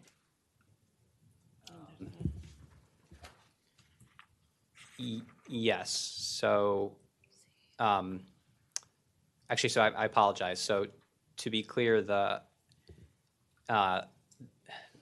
ability to file an application to remove the historic designation from a property can only come, as this code is currently written, from the mayor and council or the property owner. However, the HDC, upon that application being filed, would then have the ability to review that and determine whether for example, the site or structure is no longer has those historical characteristics.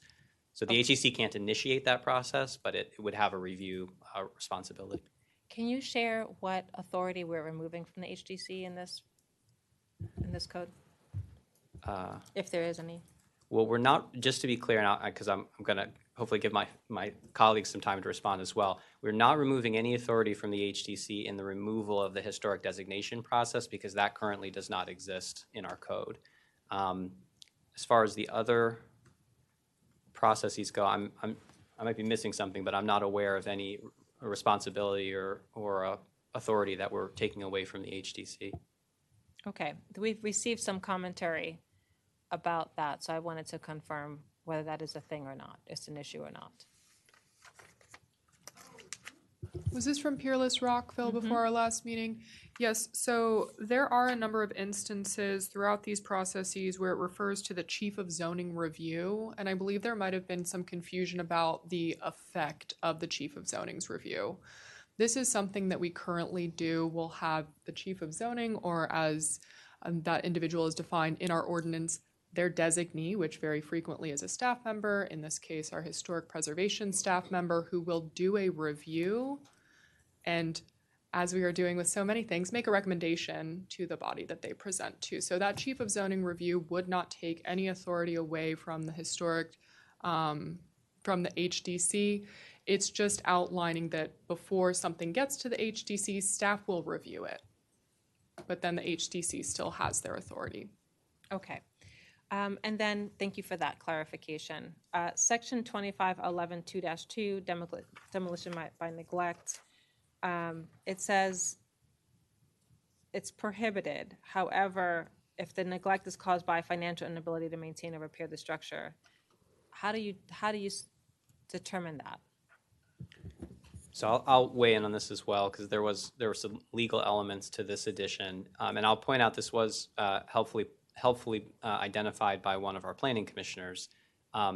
State law, and they don't do it in exactly this way, but state law effectively allows for demolition by neglect in the event that a property owner does not have the financial ability to maintain the structure. And in the land use article, they do that by adding that provision into the definition of demolition. So, and I agreed with the planning commissioner, I don't think we have the ability to not include that provision. So we have to create a carve out. The problem is state law also does not identify what financial inability to support the structure would mean. And so what we tried to do was to create a process, and I think this is largely in subsection C, where we allow the property owner the opportunity to make a demonstration. But it's a great question, Madam Mayor, and honestly, that's something we're going to have to work out in the event that it actually happens. We'll just have to make sure that there is, because ultimately this would be reviewed under the substantial evidence test that's used for all of our administrative decisions. So the question would be, is there substantial evidence that the property owner has provided that there was a financial inability to maintain the structure? It seems like a gaping window. Okay, it sounds like you guys have grappled with it as well, and it's because of state law, it's just not clear. Okay. I've seen some people, there's a resident who wanted to put an EV charger at their historic property, and they had to develop all kinds of covers. And do we have limitations on solar and EV going on historic properties, and that they have to do things to hide it? I just was curious about that. Yeah, it's not historically accurate. I mean, people have had electricity come in. I'm just saying. I mean, those installations would require a certificate of approval by the HDC. Yeah. But there's not specific criteria for either, I don't think. I think that for those two pieces, the process must be clear and fast. Especially with rising utility costs, that concerns me. So can you clarify that? I will note that as outlined in this slide, we are proposing that a number of improvements be eligible for an administrative approval, which currently they are not. And that does include the installation of utility meters, vents, cables, or telephone boxes, exterior wiring, antennas, satellite dishes, HVAC system components, electric vehicle charging stations, and exterior security devices. How about solar? I didn't hear solar. I do appreciate EV, but I do know that was an issue for a resident. So. You don't have, I know it's getting late, so if you could just look into that and get back to us. It came up also because I know that there was discussion about we can't put solar on some things because it's historic, and I'm like, where is that a thing? At some point, we went to old properties and put heat, and we put lights. So I just want to make sure we can evolve with times while still supporting the historic property. Absolutely. I know that other counties do have some provisions for solar and historic properties. I think we can look into some precedents there. Okay.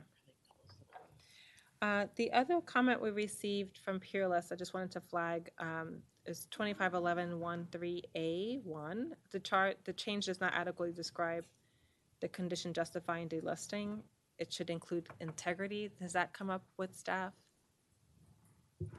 What was the section again? 2511-13A1. Yes, so we did look at that as well, and we did think that it outlines the criteria for removal. The first one is the site or structure on the site has lost the characteristics that justified replacement or justified placement in the site. That language we view to be roughly equivalent to integrity. Okay. So a way of saying integrity with different words. Okay. I appreciate that. I am done with my comments on this section. Councilman Valeri. I know it's late, but I'm going to explain why this is important to me. And thank you for the inspiration. So this is very personal to me for a variety of reasons, but I think I need to share this. So Twinbrook has a very special place in the heart of this city. Although we're the farthest south, right, we have a very special place in the heart of the city. We also are the heart of those living at or below the poverty level, those who rely on food assistance and Medicare and Medicaid. And I live in a community where on either side of me, right, I could be entering into this 210-day exterior change freeze, which actually begins at nomination filing date before the owner could even receive the notice. So it is very possible by the time I get that notice, I've already been under a freeze. I don't know it. I'm struggling with the rising cost of utilities and materials. And now I have a process that is unfolded because I have one of the 9 criteria, only need one, really want to mention that. I think we need to raise that bar to at least 3, if not 4, if we're going to remove the ability for people to control their property. I also think to Madam Mayor's point, in my neighborhood, you will probably see a lot more demolition by neglect if there is not more fail-safes to protect folks who are already struggling to keep their head above water, who now have to go through more hoops to change, repair a shingle, to do any sort of thing that other homeowners have to do. it's really inequitable. This is an absolute equity issue. And the flip side of it is the fact that we're talking about economic equity right now. And it just makes me, honestly, it makes me sad that, it makes me sad the example that Madam Mayor raised, for sure. And especially like cemeteries and so forth. I think they need to be treated with the utmost respect. Conversely, I don't think that turning any neighborhood into a landmine field of demolition by neglect does anything to A, solve our housing crisis, or B, maintain that we are an equitable city. And it's just it's disheartening to me to not see more concern about some of these things. So I just wanted to add that and add more context as to why I am a little fired up about this one. Thank you. Any other comments? I had a question. So there were 3 of us who said supermajority versus unanimous. I'm just wanted us just to clarify: is everyone else on this dais supporting unanimous? Correct. Yes. Councilman McGrack, you support unanimous. Councilman Shaw. Okay. All right. I just want to. Are there any other clarifications that you have for us? That was the one. Thank you. Okay. I was seeing your facial expressions. All right. I have concerns about that, but we are a democracy. Article 12, subdivisions and plats. Councilman Bashaw. Madam Mayor, I don't have any questions for this section. Thank you. Thank you. Councilman Van Grack. No, similarly, I like what staff's doing. Again, I think this is going in a little different direction of understanding how things are put to play. It will remain to see if this works, but as of right now, it looks like how you've laid it out about what can happen seems to make sense.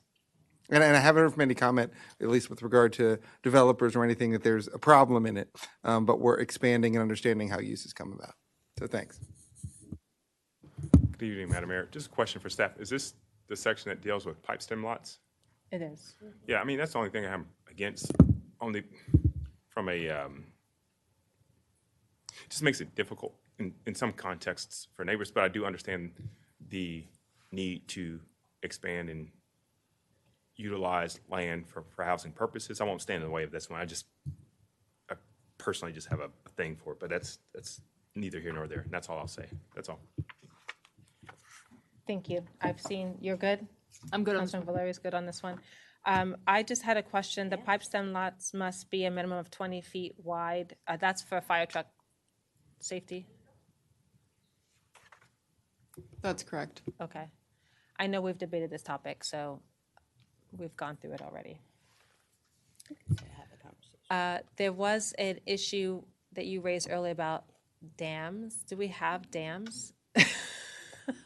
In fact, we do. Okay, where?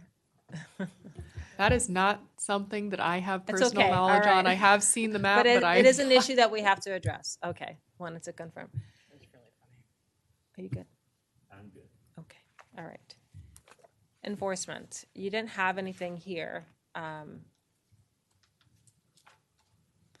but I did raise the issue of signs in public rights of way, so if you can get back to us on that. I think we heard loud and clear, and I will note 2 things on that. You'll be very pleased to hear, I believe, that we have refilled our senior zoning enforcement position, and they are starting on Monday of next week. So we're very excited about that. We'll definitely get them out there taking signs out of the right of way. And the other is that we are taking a look at fines currently. So we'll be able to address that as well. And I know this came up in previous elections, but just clarity on if someone wants to report an issue with a sign, where should they go? If a sign is placed in their yard without permission, what should they do? Those are just recent things that I've heard, so I just wanted to flag that. It's not clear. The property owner has every right to just remove it. So that's probably the easiest thing.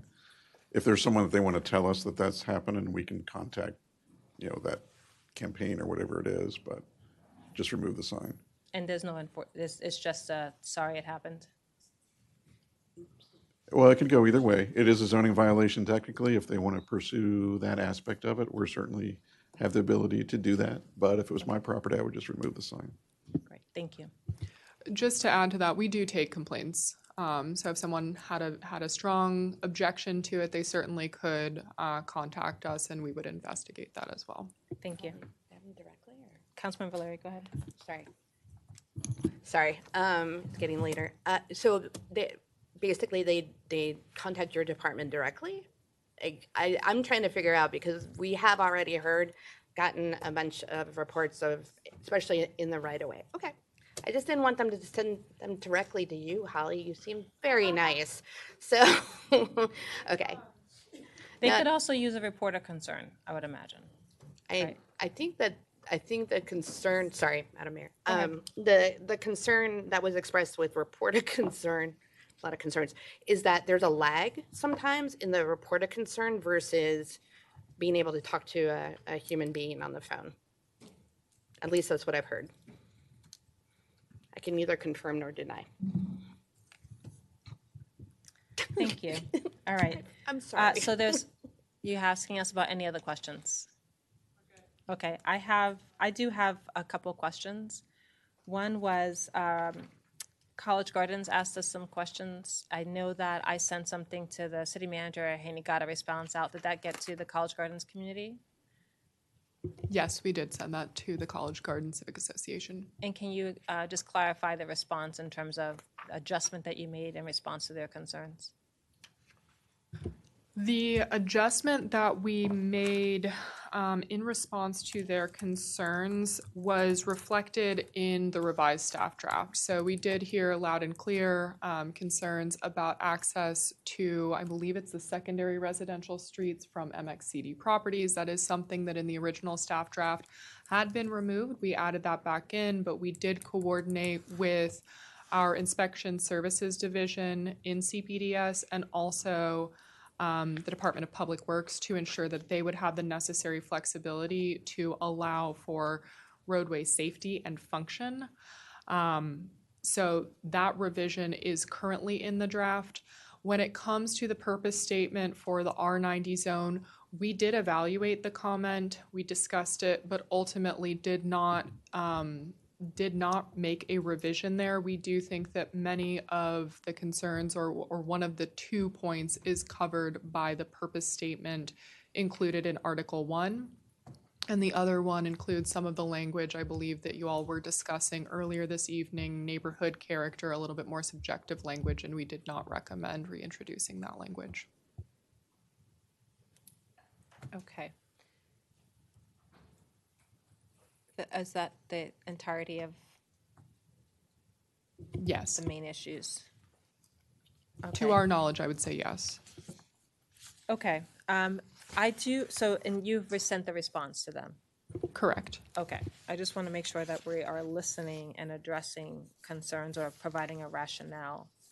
And I would just, former Councilman Purcell, if you would like to talk to staff, we're not taking questions from the floor, but if perhaps someone can be available in the back so he can raise the concerns that he has, that would be very helpful.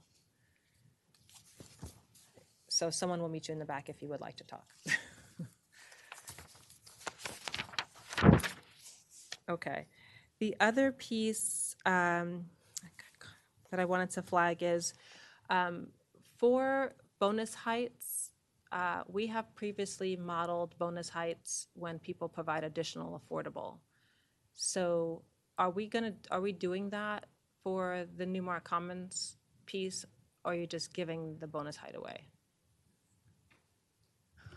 I believe that the only way that that particular property in Planning Area 12 would qualify for bonus height is if it is a qualifying project under the Housing Expansion and Affordability Act, which I know we've discussed many times before. I won't go into the details of that, but there are certain criteria that you would need to meet. Or if it came into the ownership of a religious institution. So I'm just noting, since we're giving 55, could they be asked to do more affordable units, because technically 40 feet's allowed? So, okay, so I think I'm understanding, correct me if I'm wrong, that there may be a desire among some members of the body to keep the RMD 15 height at 40 feet maximum with an additional see, and with an additional increase for affordable housing above the minimum Well, required. I'm just trying to find Or- ways to get more affordable units. We've done that in Town Center, and I'm just curious, could we apply a similar formula of sorts to get more affordable units? If they want to go up in height and we want more affordable, could we I would say meet in the middle? technically it is possible, but we do have direction from the body as of two or 3 weeks ago regarding the recommendation for that site. So it would be kind of reopening the issue for It's consideration. still allowing to go up to 55, but we're asking them to do more affordable for that, to get to that point. That is something that technically we could write into the ordinance. It would be something, we would write the provision. Okay, Councilman Valeri. Sorry about that. I would be in support of that. I think something that this body has said repeatedly from the dais is that if we're going to have one policy in one area of the city, we want to make it equitable across all parts of the city.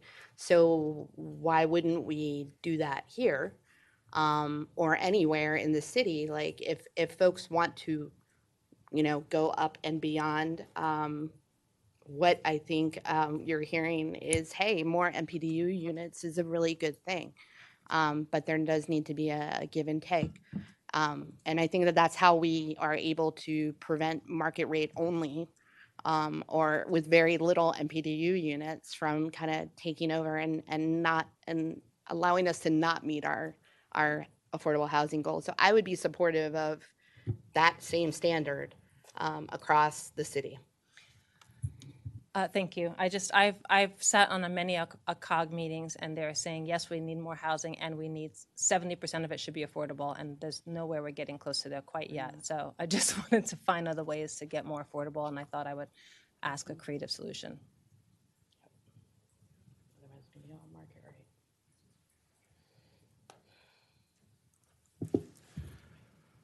We hear what you're saying. We do believe that's a major change to apply it either across the city or even to the RMD 15 zone.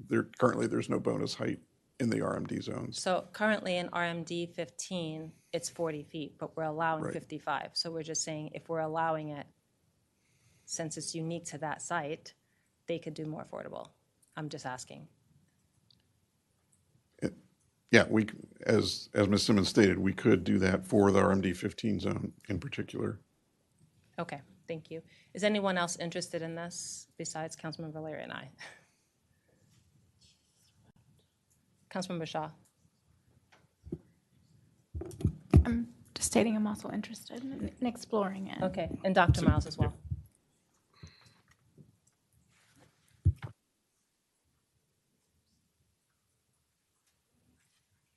Councilman Valeri. Oh, yes, thank you. I think this is kind of a similar issue on Rockville Pike as well. And I know that we have the Pike plan coming, shortly, and I think that that'll be helpful. But I think and again, maybe folks need more information on what this would look like. But it was the idea of the Champion project status is constrained only to the Pike. I understand that, physically there's not that many places for a project that large. But again, I think we need to think through some of these zoning changes more broadly and not be so focused. We are focused on transit-oriented development. I get that. Transit may look different in the future. And I think we're going to have to wrestle, or others will have to wrestle with that maybe. But all these sort of exceptions, like allowing for more height if you have more MPDUs, I think would be a great benefit along Rockville Pike 355 because we have untapped potential in that corridor, not only for access to transit, but just in the ability to go up to a certain height and have that large enough footprint. So I think that I think it bears that, I think we need to have that conversation, and thank you, Mr. Waslick, for, I think it's significant, but what is the point of having a zoning ordinance rewrite if we're not going to think more holistically and broadly about where we want to go as a city? Just makes sense to me. And having this piecemeal, like town center can do it and some of these areas can do it, I think ultimately it constrains our ability to really attract people that are going to do this sort of investment in the city. Thank you. I know this has been raised before, and I know we are going to have a Rockville Pike plan. I do know that plan would get to like really having a deep discussion about base heights. However, I would be comfortable with applying the same bonus formula that we've done right at, in front of the 355 corridor. I would support that. If I may, upon giving it a bit more consideration, the one thing I would caution with the RMD 15, applying a bonus height there, currently we are applying bonus heights in areas where those are specifically recommended in the comprehensive plan or in a master plan updating the comprehensive plan. The town center master plan specifically calls for bonus heights. We're also applying them in areas where state law calls for it. We're really not applying them in other instances currently. So that is not to say that technically we could write this into the ordinance, but I do think adding it to the RMD 15 or considering other zones at this point would be a departure from the structure that we've been operating inside of. I would also note that the comprehensive plan for that property in the Tower Oaks planning area calls for the RMD 25, which allows for a base height of 75 feet. So currently, applying the RMD 15 with a 55-foot base height, even though that is an increase over what the RMD 15 zone allows, for that property, it is a 25% decrease, actually slightly over a 25% decrease from what is currently implicitly recommended in the comprehensive plan. So I think those are just points that I would raise for consideration. I appreciate that. I think there was 4 who said we'd like to see what it looks like. And we don't apply that increased height for other RMD 15, but we've, as a body, determined that we would go in that direction to support it there. But we are trying to find creative ways to get more affordability. So I just would appreciate that follow-up. Mayor, can I just clarify? So RMD 15 with a 55-foot requirement plus the additional affordable units, but only in that section 12, not Correct. Throughout the city. Correct. Okay, I got it. Thank you. Just want to make sure everybody heard it. Okay. All right. Okay. Thank you all very much.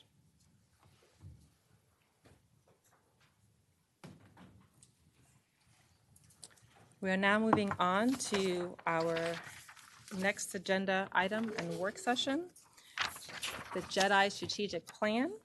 Thank you to staff for your hard work on that. Mr. Mihalik, I'll just note as we wrap up that we're going to see the rewrite for the first time. So if there's, as soon as we can get it, would be greatly appreciated so that the public has enough time and we have enough time to dig in on the details, and that we do another round of notifications to community associations, on our broad city blasts, et cetera. The ZOR, for ZOR. We're looking at the 15th, but if we can put it out sooner, we'll certainly do that. Thank you. Thank you. Okay. So we now welcome Jean Booth, who is the Director of Justice, Equity, Diversity, and Inclusion. And we also welcome Dr. Patricia Morgan, who is the consultant supporting this effort. Welcome to you both, and we're excited to hear about this JEDI Strategic Plan update. Thank you very much, and good evening, Mayor Ashton and Council. I want to thank you for the opportunity to be here tonight and your patience. And as you mentioned, I'm Jean Booth. This is Dr. Patricia Morgan, and who's been leading this strategic planning. Tonight, we're going to bring you preliminary findings update, and we're here to share what we've learned, but also to get some feedback as we move forward.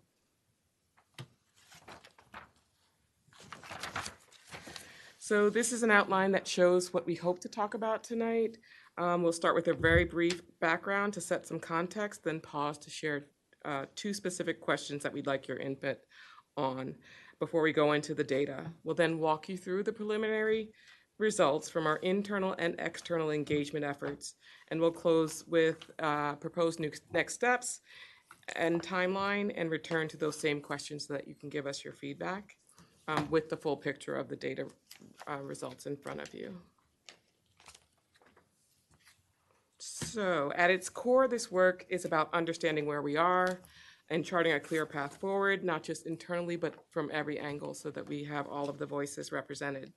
We're assessing the current JEDI landscape across city operations and the community. We're identifying strengths and gaps and using what we find to develop this actionable 5-year strategic roadmap with very measurable outcomes. We hope to have a stronger organizational culture, deeper community trust, equitable service delivery across all populations, and a JEDI framework that is sustainable because it is integrated into how the city operates, that it's not treated as a separate initiative, but it's really woven into the fabric of how services are developed and provided to the communities. This is not a report that's going to sit on a shelf. It's a living plan that is designed to guide decisions and to hold us accountable for real change. All right, this slide briefly shows the work that we've done, which has been a lot. It moved quickly and deliberately. The Executive Learning Lab was engaged in January, and by February, our equity champions, which are the internal folks that represent all city operations, were at the table helping shape the assessment framework and to identify community partners. In March, following the Mayor and Council work session that we had, we launched the organizational-wide staff survey and completed employee focus groups. In April, we conducted the external community listening sessions, and tonight, in very early June, we're back before you with what we found. So 4+ months from start to find to where we are today just reflects the urgency that we feel and that we know that you feel around this work.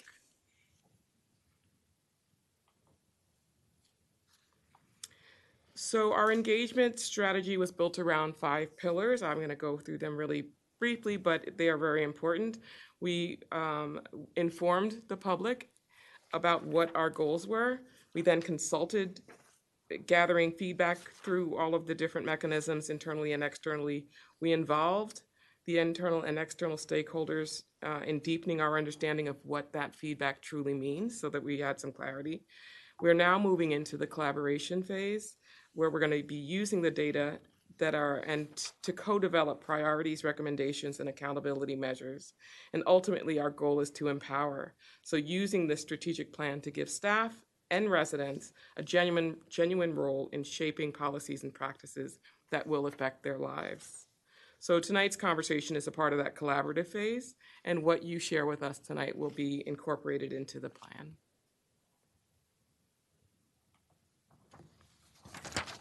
So before we go into the data, we want to put out our 2 questions to you so that they can anchor everything that you hear from us tonight.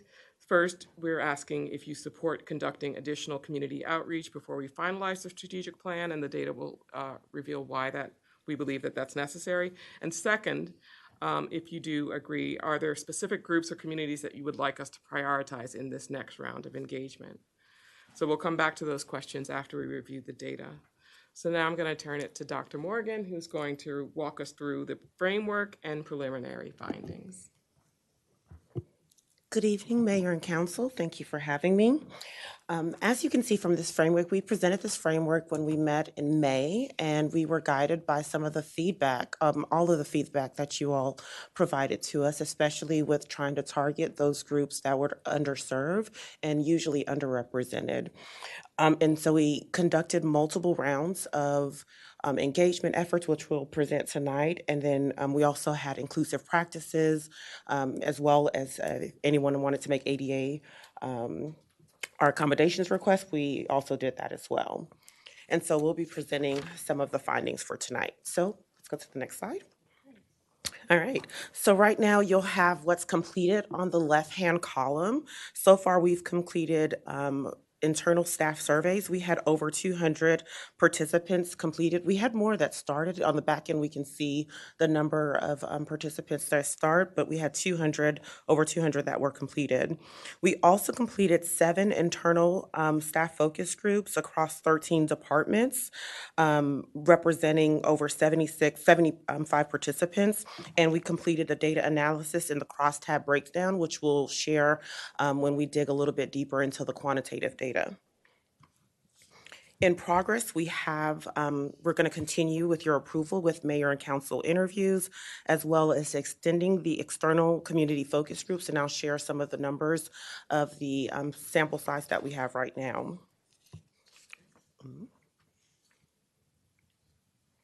All right, now we're going to go into the internal engagement efforts. I'm going to first draw your attention to the staff survey, and then we'll go into some of the focus groups and listening sessions.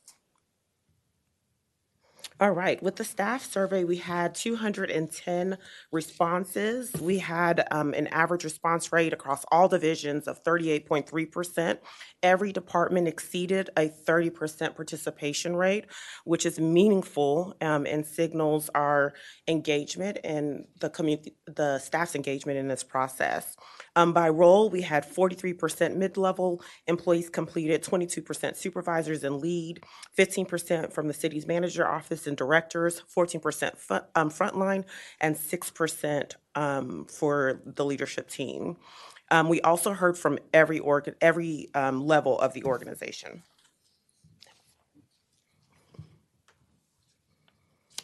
All right, so we're going to first go into some of our areas of strength.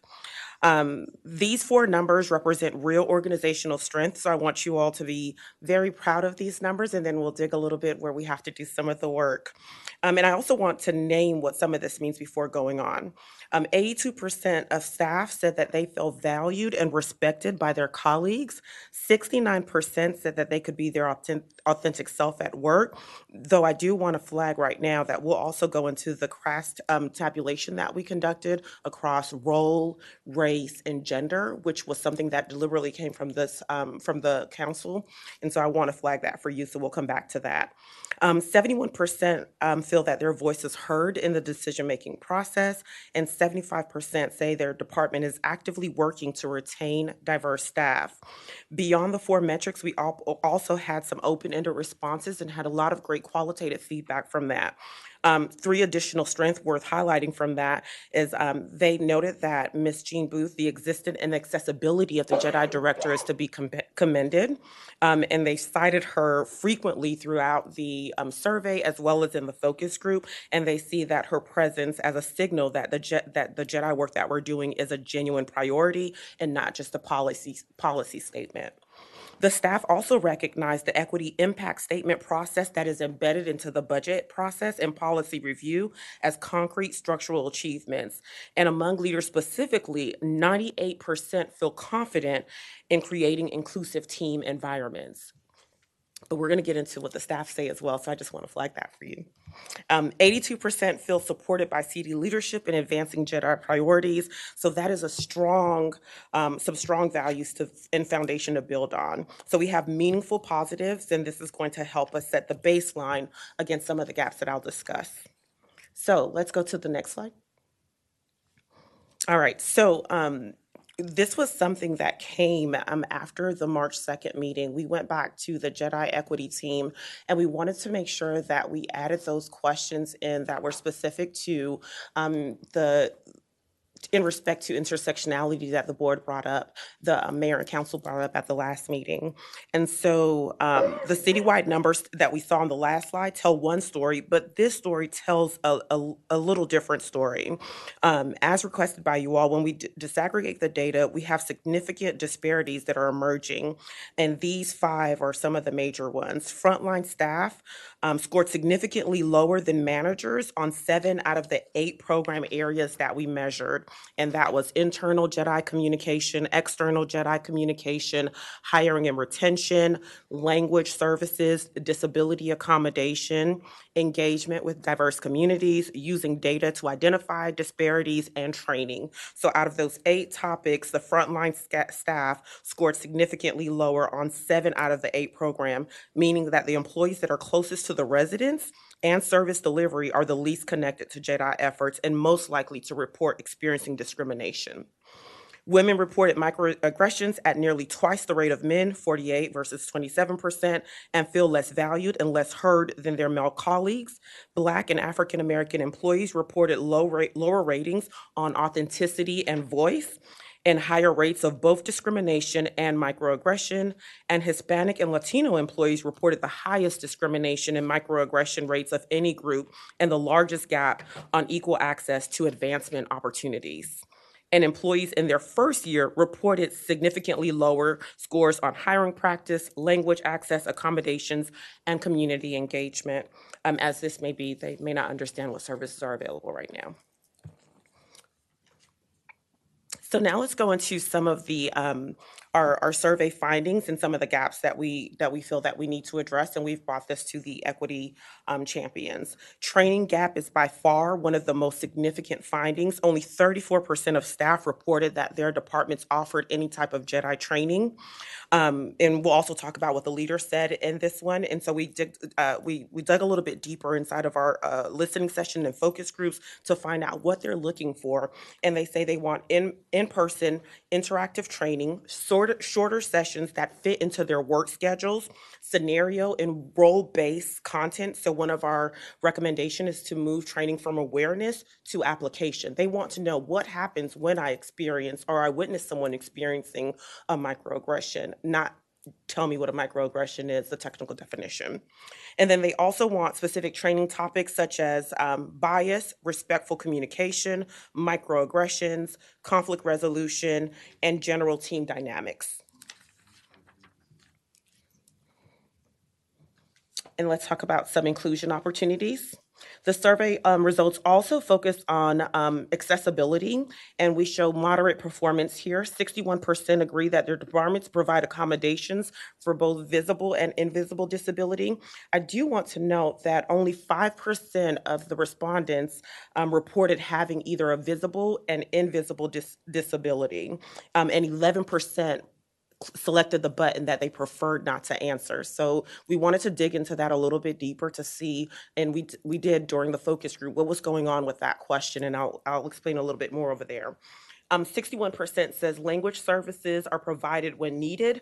However, all of the group says that their accommodation request starts with their supervisor and not HR. So it's inconsistent across the board. So your level of inclusion, accommodation, and those things are dependent on the supervisor that you have, the manager that you have. For example, staff reported delays in receiving some ergonomic equipment or even with medical documentation, because that's a process that doesn't go through HR at this moment. Language access emerged as a critical gap in every focus group that we interacted with the public. The current internal language bank system, they say, is slow. It places burden on the bilingual staff. They are provided a stipend, but there's not a centralized bank of who the trained translators are, and so most people go to their favorite person, and that person ends up translating everything and having to do a lot of work.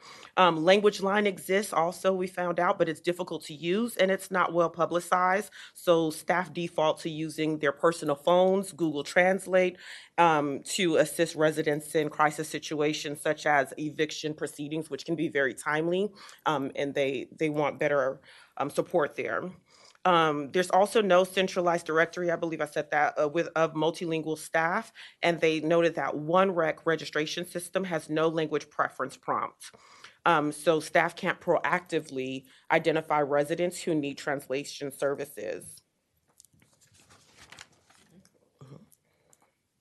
All right, now we're getting ready to go into some of the top barriers that leaders felt. Leaders said that 49% of leaders said that they had unclear expectations from senior leadership. No, time constraint was 49%, unclear expectation, 51%, insufficient data, 40%, limited resources, 35%. But they noted that it wasn't just money. Staffing was a huge concern. So they wanted that to be addressed as well. So leaders want to do this work, but they don't have clarity on what's expected or the tools to implement it. Next. Now we'll go into one of the major themes that came up with shared organizational definition of JEDI. So during our focus groups that we conducted in early April, we had over 70 participants across all levels and department. Overall attendance was strong in 6 out of the 7 groups. We are recommending in today's recommendation at the end to open up 2 more staff sessions for those that were unable to fall into the 7 that we conducted earlier. And so here are some of the themes.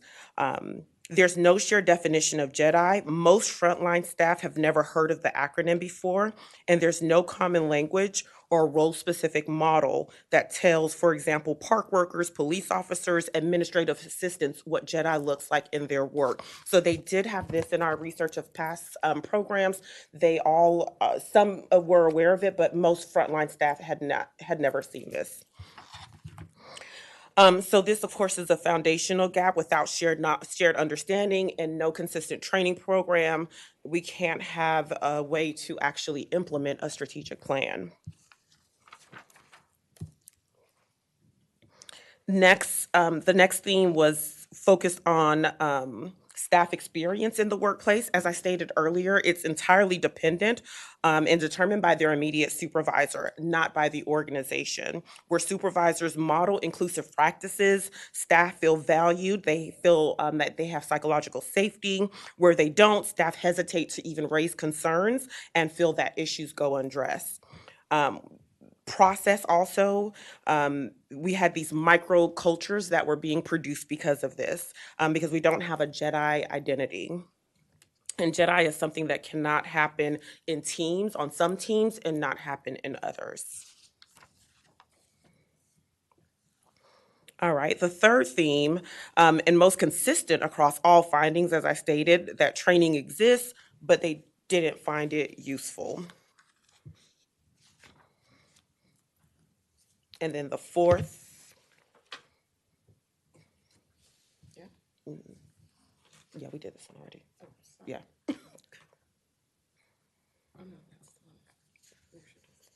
Oh, okay, yeah. Yeah. Oh, yeah. And leaders genuinely believe that JEDI efforts are underway and moving forward. However, staff experience those same efforts as unclear, not connected to their daily work. So this isn't about the leaders are not being honest about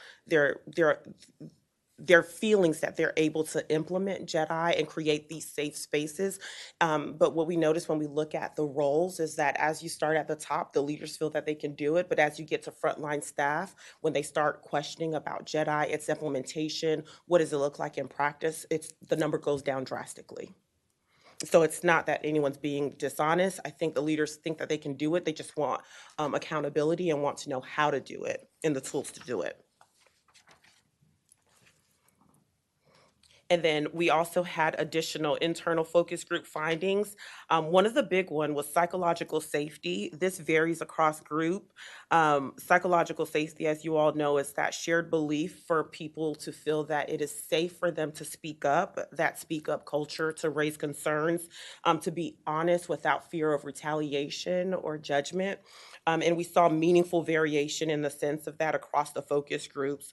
Some groups were forthcoming, and other groups said that it depended on their managers. They were really afraid of retaliation, even some noting that they appreciated having the focus group and they did not participate in the survey because they did not know if the survey would get back to anyone. And so that was a huge concern and something that we wanted to ensure that we kept those results confidential. Even when we share with our equity champions the breakdown, we don't show like departments, small departments and such. We bulk them together so that it's not easy to identify what's being said by departments. Second, Jedi is seen or widely experienced as compliance rather than culture. Staff described it in terms of training, initiative, and external mandates, not as a value. And so how the city hires, how it supervises, how it evaluates performance. So until it lives in those core functions, then we're going to have Jedi seen as more compliance than culture.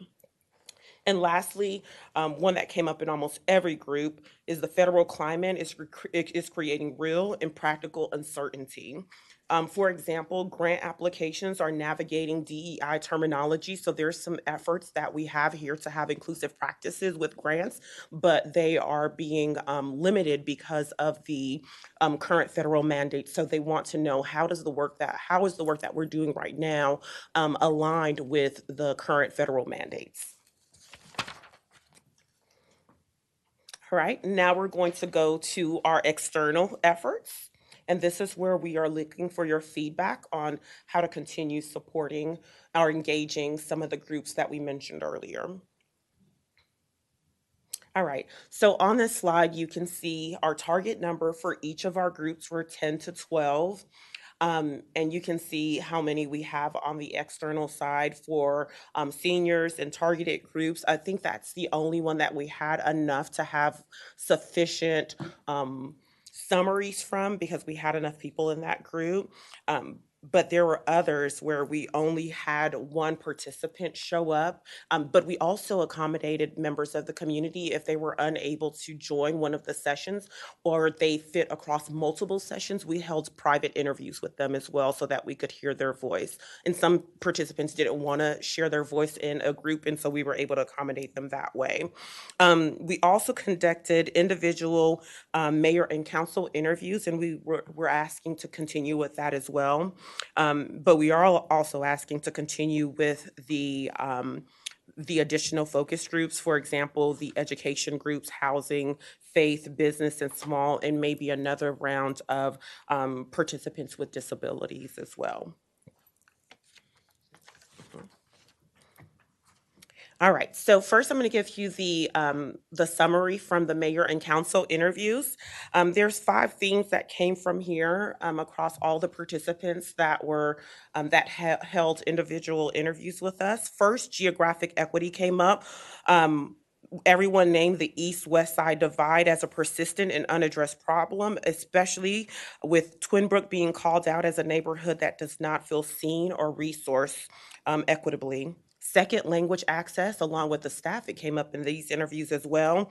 It's near unanimous agreement that the current outreach channel only reaches residents that are already engaged with the city, and we experienced the same thing. We sent over 250 emails to 250 different organizations and groups, and we found that the people that showed up found out through word of mouth, despite having the flyers and the different promotional materials that we developed. Third item that came up, training. Participants want training to extend not just for staff, but also elected officials, boards, and commissions. Fourth, accountability. There's a strong call for outcome-based KPI, key performance indicators, and not just progress. We don't want to measure progress. We want to know, what does this look like in 5 months, in a year? And so and we also saw this with the staff wanting to know, could we do the survey again and see if those numbers move after we implement some of the suggestion. And fifth, this came up before in the staff group, but the federal climate, participants acknowledge that immigration enforcement is actively deterring community members from engaging with city services and coming to different events, which is also why we held some virtual sessions as well to create a safer space for that problem. Now we'll go into some of the groups. Of course, these are groups that had limited engagement, so we will not be able to generalize these findings, but they're just here so that you can get some of the feedback that we have. For housing and faith-based community, we had people in these groups that range from housing, economic, faith-based, youth, and for these different groups, we had about 2 to 4 in these different ones. They said the themes that emerged were on the housing and economic. Navigating the city services is a complex issue for them. If only residents with social capital that can figure out what's going on. On faith-based organizations, the population most in need, Latino immigrants, transient families, and seniors are largely invisible to the city's current engagement infrastructures, and they also noted that faith communities are underutilized. For the education and youth group, they documented disparities between after-school programs in under-resourced areas. And then they also noted that majority Latino areas versus wealthier neighborhoods and immigration enforcement is disrupting youth and family participation in the way that the city has been addressing it previously. And also the city, doesn't control the county schools, so there was some issues there. Now, for the next group, for the seniors in diverse communities, we felt like we had a good amount to generalize some of these themes. So I'll go through some of the participants that we had. Across the participants that we had people representing disability advocacy organizations, the Human Rights Commission, AAPI, and Caribbean community liaisons, and others. They were very knowledgeable, but also they said that they also had the social capital to find out about these events from someone in the neighborhood, so that we can keep that in mind. On digital accessibility, they said that the city's emails are not properly screen reader compatible and images lack audio descriptions. On physical accessibility, community center equipment requires staff to operate, which is exclusionary. And they also mentioned Twin Brook Community Center again as having sidewalk and transit barriers that prevent nearby residents from safely addressing it. On transportation, they noticed that flex rides coverage and hours were insufficient, and we know that that's not the city's domain. And some of the bus routes in Twin Brook do not safely cross Rockville's Pike in the evening. On AAPI barriers, the AAPI community said they're not a monolithic, and they do not share the same media, and we cannot treat them as one audience. There was also jurisdictional confusion, which was also cited in the last report that we reviewed from previous years. This one was the needs analysis that came out in 2024, and we found similar findings that residents don't know which services belong to the city versus which ones belong to the county. They did give some glowing remarks about some of the city's program, specifically the Autism Acceptance Proclamation, which was described as being genuinely moving, and participants said they were brought to tears by the depth and intentionality of the event.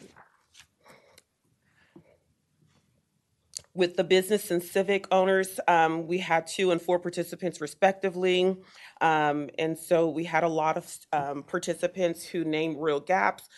Twin Brook, again, residents felt that they were left behind. They noted that they had mold in some of the lower resource and income apartments, receiving less city attention than some of the wealthier neighborhoods. They also noted that award programs and advisory boards skew white, and renter and apartment residents being systemically excluded from outreach designed around homeowners association. But again, we only had 2 to 4, so we can't generalize these themes. And now we'll go to some of the cross-cutting themes across all of our sessions. First, the people most in need are the hardest to reach, and this is not a motivation problem with our residents, it's a structural design problem in how we conduct our outreach. Our systems are built for people who are already engaged. So if you think of Engage Rockville, if you think of all the areas where they have access to information. Second, language access is a system and not a translation. So providing translated document is a starting point, but it's not a solution. We need real language access, trusted messengers, culturally relevant communication, and meeting people through channels that they actually use. Next, geographic equity in Rockville is the most visible gap. Twin Brook came up by name in nearly every session and interviews that we had. The East and West divide is not perception. It's a pattern that shows up in resources, representation, and responsiveness. 4, Rockville is actually doing a really good job in a lot of areas, but it is uneven. We heard real praise for some of the city's programs and the moments of inclusions that we have. The challenge is that you are not starting from zero. It's replicating what works well across all communities and all departments.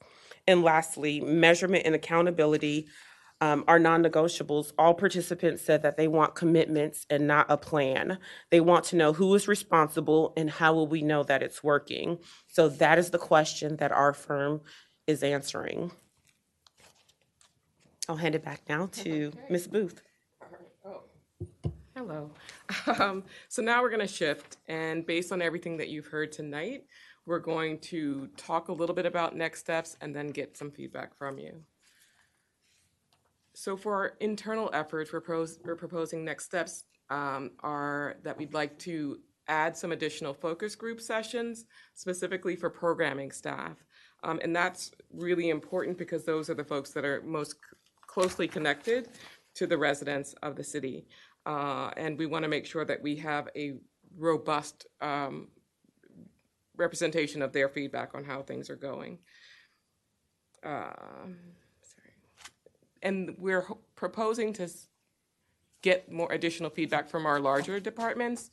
So our CPDS, Community Planning and Development Services, and HCD, which is not one of our larger ones, but it is a very important one because they are very closely connected to the community. So we're hoping to have those particular programming staff represented in a more robust way.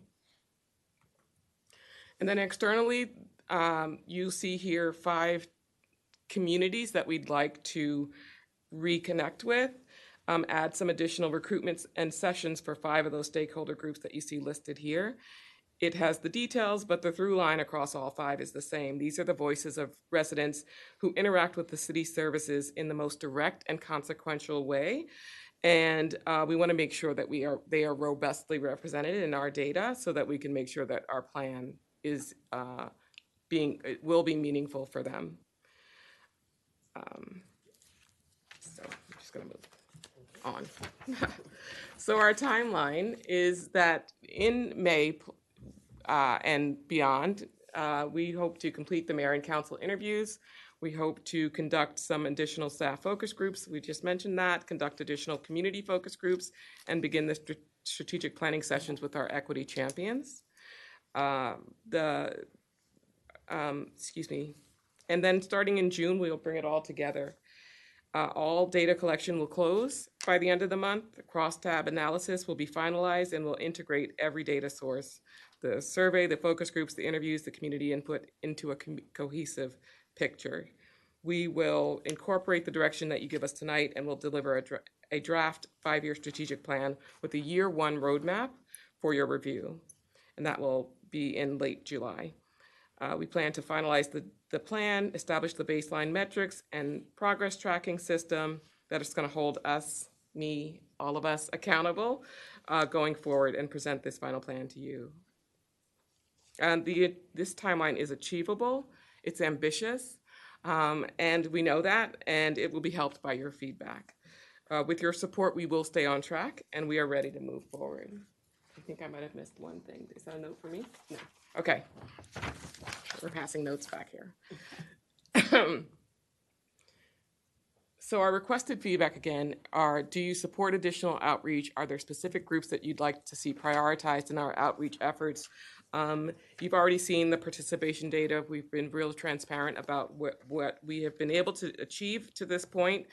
More than 250 organizations were contacted. They were emailed multiple times.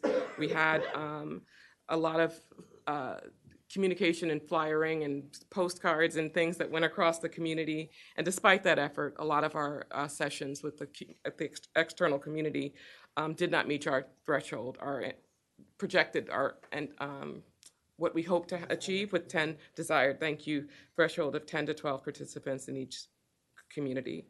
So our question to you is simply, do you support this? We believe that we cannot responsibly call this plan community informed without a more robust participation. So that's why we're asking you that, but we do want your direction. And then if that answer is yes, our second question is equally important. Are there specific groups or communities in this table that you want us to prioritize? We know that you have relationships with the community. We know that you have access points that we may or may not also have, and we know that there are populations that we have not effectively reached, and we want to hear from you tonight. One of the things I want to mention is that that list in those tables is not an exhaustive list, but it is just a representation of the groups that we did reach out to. There were, again, lots of emails, 250 emails. And it was conducted through email, personal contact, and then public flyers at all of the facilities. We have the Engage Rockville page that is up and live, and we're providing updates as often as we possibly can. We've reached out to all staff liaisons and to all board commissions and task force members. And this just demonstrates a summary of the representative organizations that we contacted. So those are our two questions. I'm going to pause. Thank you very much. I know everyone up here has been super excited about the plan development. I know we've been working and waiting on this since last term, and everyone has been totally supportive of this initiative. So I just want to speak on, I think I can speak on behalf of all my colleagues and say we're very thankful that this is moving forward. I'm going to go in line, but I did want to say, based on my colleagues, we've always supported additional outreach to be more representative. So I think that is not, can we just do a thumbs up on question 1? Okay. All right. I'm sure each of us will have ideas of organizations. I'm wondering, do you want us to spend time giving names up here, or can we email those to you? I think if you email them to us, that'll be just fine. Okay. I just want to make sure we're using our time wisely. All right. I have a lot to say, and I'm excited, but I'm going to follow the stack. So, Councilman Van Grack, you're up next. Don't need to go into excruciating detail, but a couple things. One, this is fantastic. You've really done an effort, and I think it showcases what my guess is we all know. We're doing some things really good. We're doing some things not so good, and that we really need work. We need, obviously, just as the mayor said, more outreach, and we need to drill into some of those areas. Obviously, just as the mayor said, I think there's a number of lists that I and my colleagues have, but two things I do want to bring up. One, and I know you've touched on this a little bit, it's something that I think we need to address. Beginning around September of 2023, there was an incident with regard to the Jewish community, and there was intended by the mayor and council by a resolution to have a circle back with the Jewish community with regard to some of the feelings that the community had. And when we've brought it up, we're going to get back to this when we get into the ready communication. That, I think, is something we need to at least address, because I know that I don't think there's been a communication directly with the Jewish community as a follow-up for some of the things that happened before. And I know that I've been contacted every now and then by some in the Jewish community saying, hey, is there ever going to be that follow-up? And we're now kind of 3 years from that. So I want to make sure that as part of this outreach, we're being cognizant of the fact that if we're touching base with the Jewish community, which you clearly are, it's on the list, that we're doing so with the knowledge that they're probably waiting for some type of additional, hey, where's the communication that was supposed to come? The only other thing I do want to add, and I think you've touched on it, clearly you've heard there's a geographic divide. And with regard to the future outreach, just as kind of there's the issue with going on the kind of the Twin Brook, East Rockville side, there's an issue kind of west of 270. And interestingly enough, there isn't an organization here listed that's from the west of 270. Part of the reason for that is it's almost exclusively residential.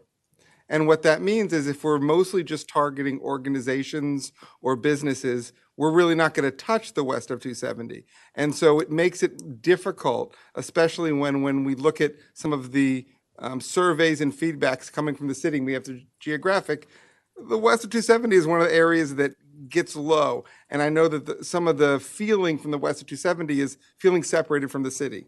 Now, some of that might be because there aren't a lot of organizations for us to be able to more easily touch base on an organization from the area. But it might mean that we need to do a little bit of extra drilling into some of the residents in that area to kind of see how they're feeling with regard to the issue that you have directly addressed, which is geographic diversity. But I think overall, this was extremely helpful. And I think it really showcases some of the things that in the city, we really need to improve it on. And I think that, and I'm really hopeful that with the further engagement, with the further figuring out a plan, because the first step, as you noted, is figuring out what do we need to do or what are some of the problems. The more difficult step is what are we going to do about it. And I know that's, and I also want to, I think you identified properly. That's a pretty aggressive timeline because we still haven't even finished, as you've acknowledged, the outreach to try to figure out where some of the problems are. So I want to encourage you that I know this has taken a long time. This body has talked for a while about trying to get it done quickly, but we don't want to rush things because this is so important. As you are finding out, there's a lot of things that we can do better, and I want to make sure that the city does better in all those areas. So thank you for everything you're doing, for really highlighting it, I think, very clear and identifying some of the things that we really need to do better. So fantastic job. I appreciate it. And I'll follow up via email, obviously. Thank you. Dr. Miles. Thank you, Madam Mayor. I want to thank staff, both for your patience, and I know this was rescheduled, and thanks for hanging out with us late tonight. Thanks for the work that you've put into it, and I'll get my specific groups back to you all via email. Thanks so much. Thank you. Councilmember Fulton. So on this feedback, yes, I will give some suggestions. One of the things that might address what Councilmember Van Grack was saying was HOAs. Like, it's not that there's more residential. Well, there are more residential units, but it's not a residential versus non-residential. It's community association versus HOA that I think might cause part of the problem there.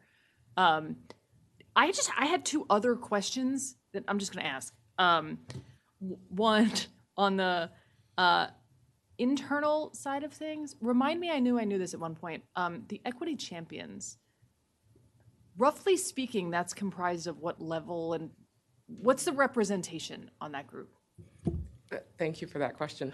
They are between line staff and mid-level managers. So there is a senior leadership, it's a separate group. So yes, it's the folks that are connected. Perfect. I just thought that, but I just want to make sure.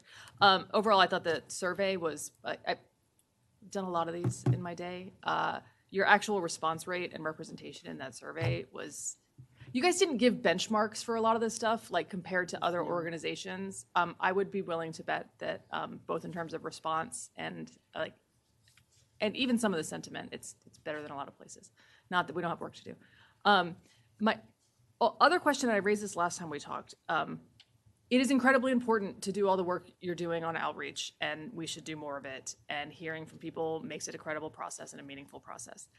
At the same time, like, I saw all my colleagues nodding, right? Like, there's very little that surprised anybody.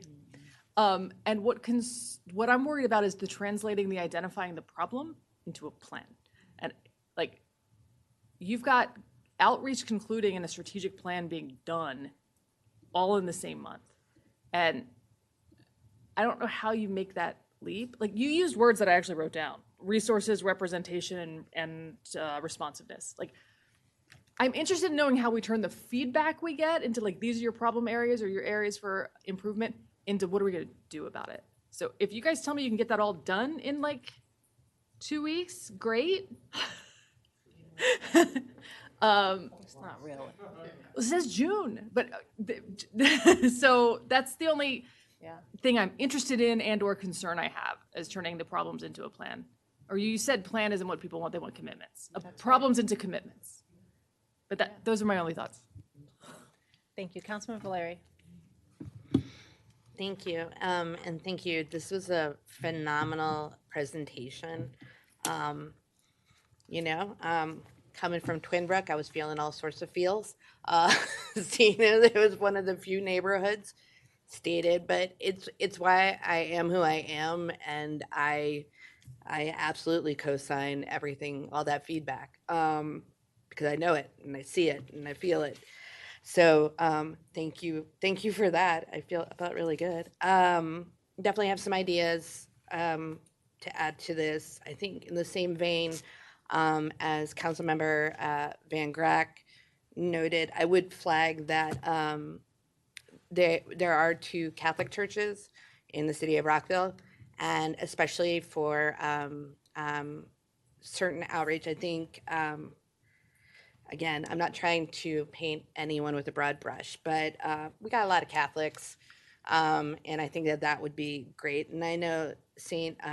Raphael, I will not call it Raffles, in particular has a tremendous Latino outreach. So I would throw that out there. But I can send more on that. I definitely think, and I think I could say a lot of stuff, but yeah, the one thing that literally I wrote the note that this hurts my soul, and that is the 11% of people that don't feel comfortable to share that they have a visible or invisible disability. And so I think that, and even in the feedback for the autism acceptance proclamation, that felt a little like we got to do more than just proclamations, sort of like, yeah. Anyway, so any sort of outreach, maybe more significant outreach to NAMI and Montgomery County were phenomenal in during the diversion center conversation.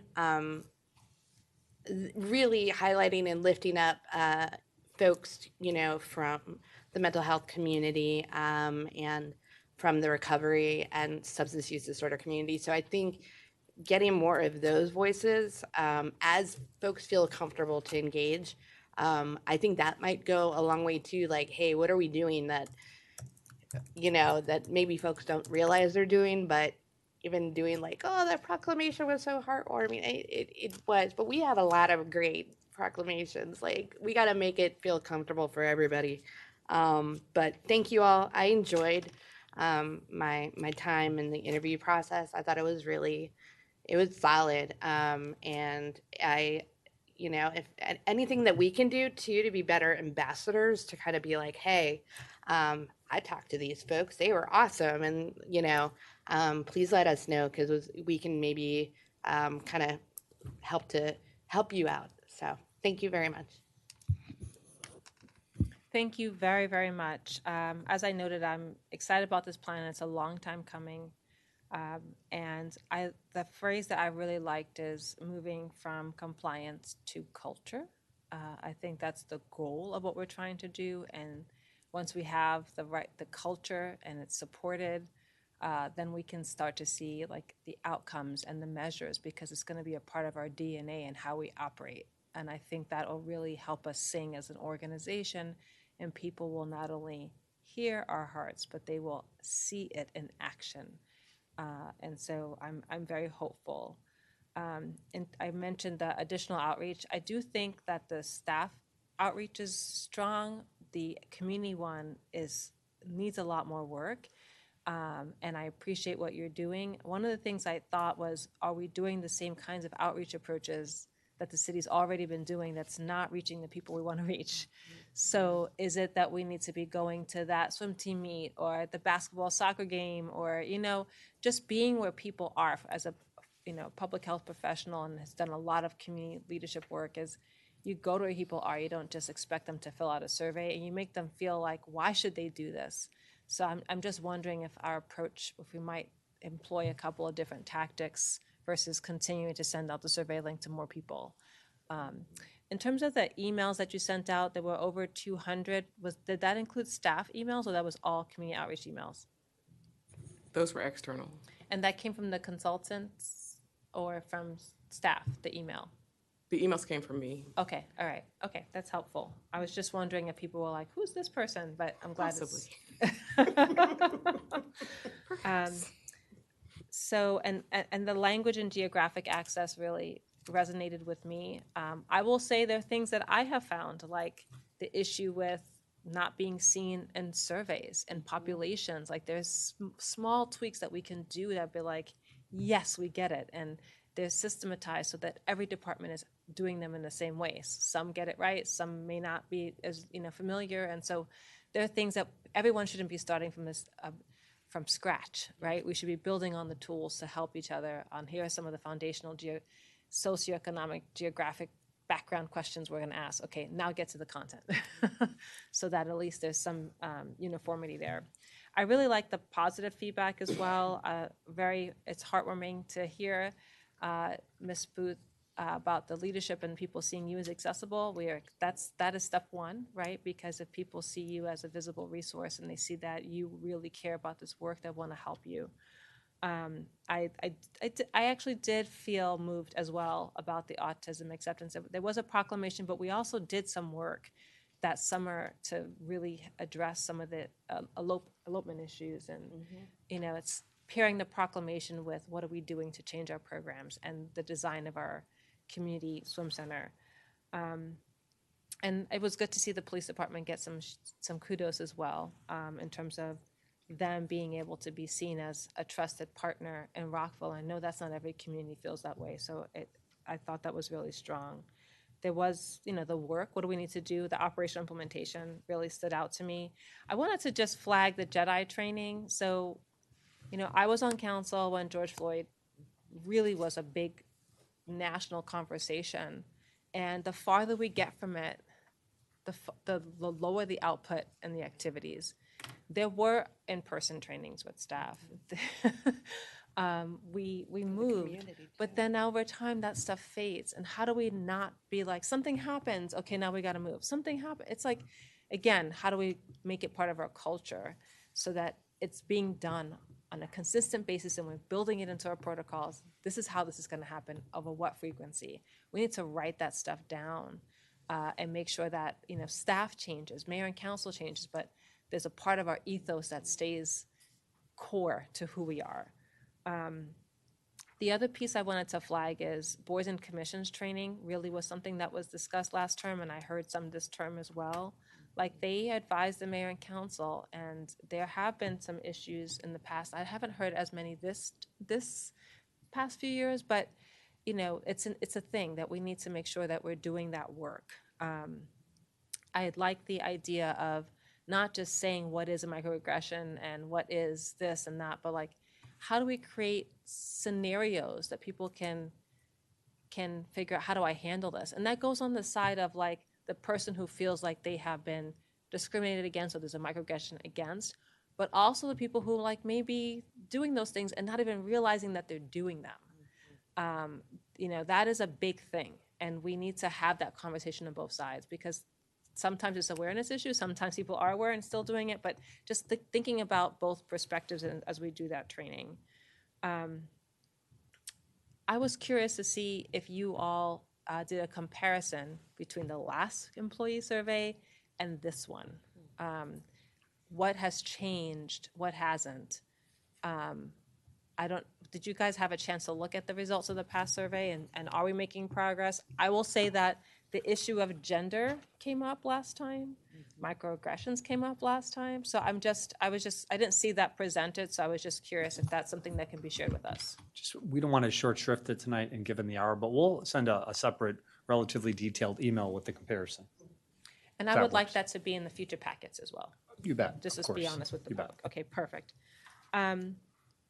The language piece is a real thing, and I agree with, it's not just translation, it's how we approach each community in their own language and cultural sensitivity. I also like some of the operational comments that staff gave in terms of thinking of a centralized bank, spreading the workload so it's not just one person. And one of the things that also stood out to me was thinking about communications for people with disabilities. I know I keep talking about this, but it is a thing.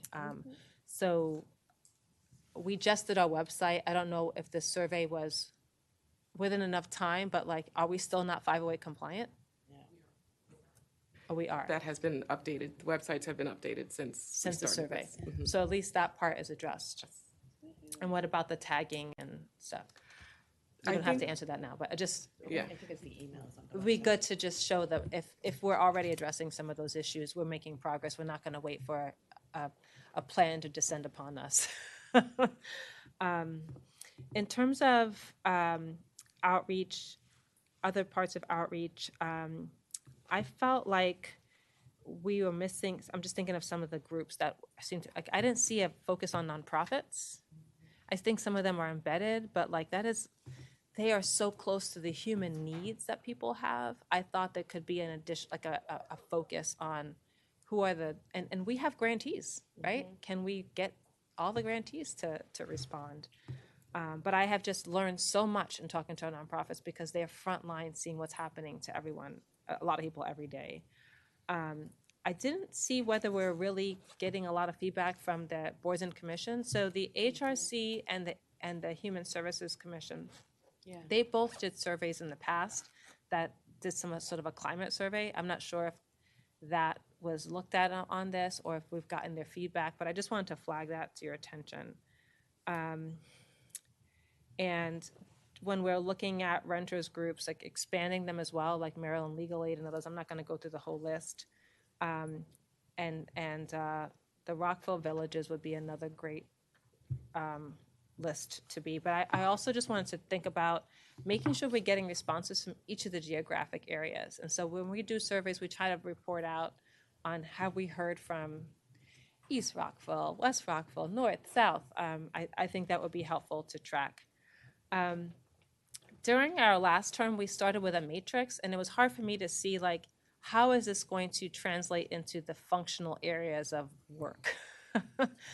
There's a lot of work, and I've developed these kinds of plans before, and I'm feeling for you because I know it's a lot of work.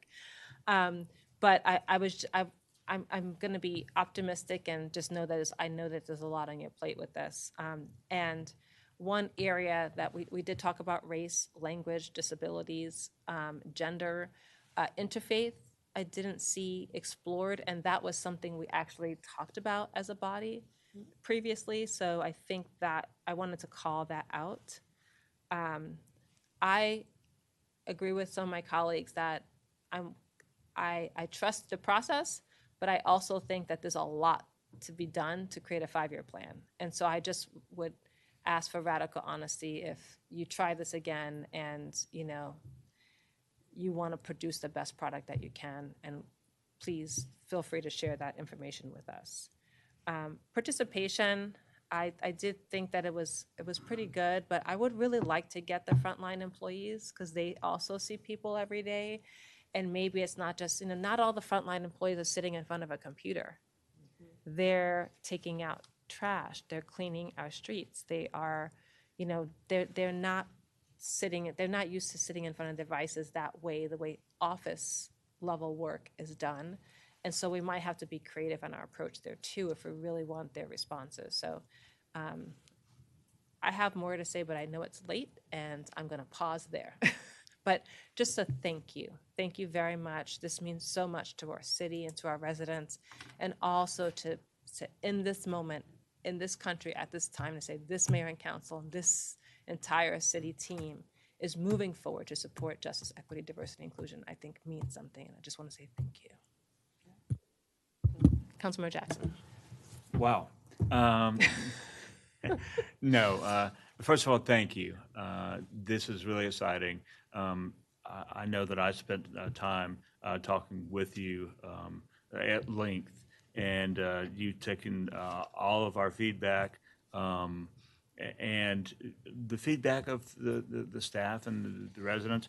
I really don't have a specific group that I would prioritize, at least that I will go through right now.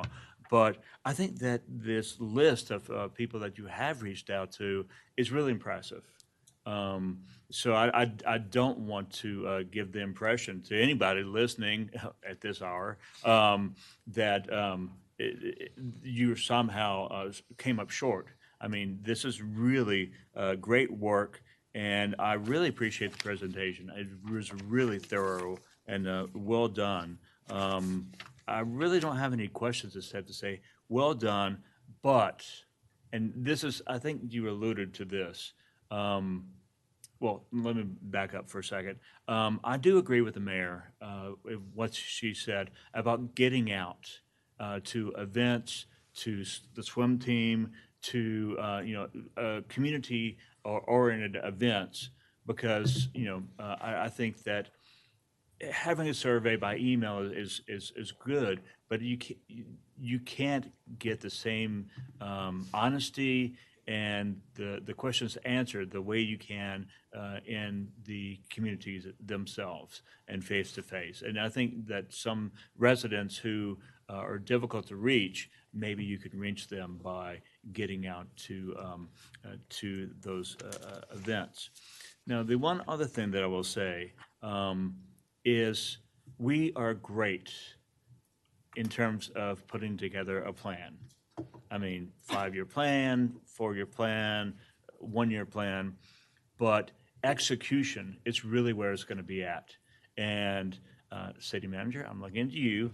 I think, I mean, we're going to have to be really serious, take this plan and really execute it so that it's not something that just sits on the shelf, but becomes a living, breathing, culture-changing kind of document. And so that's really where the rubber meets the road. I'm really happy where we are. I think we're going in the right direction, but I guess, you know, it's going to be up to us, the city manager, and, you know, city staff to actually execute it and make it really a cultural change.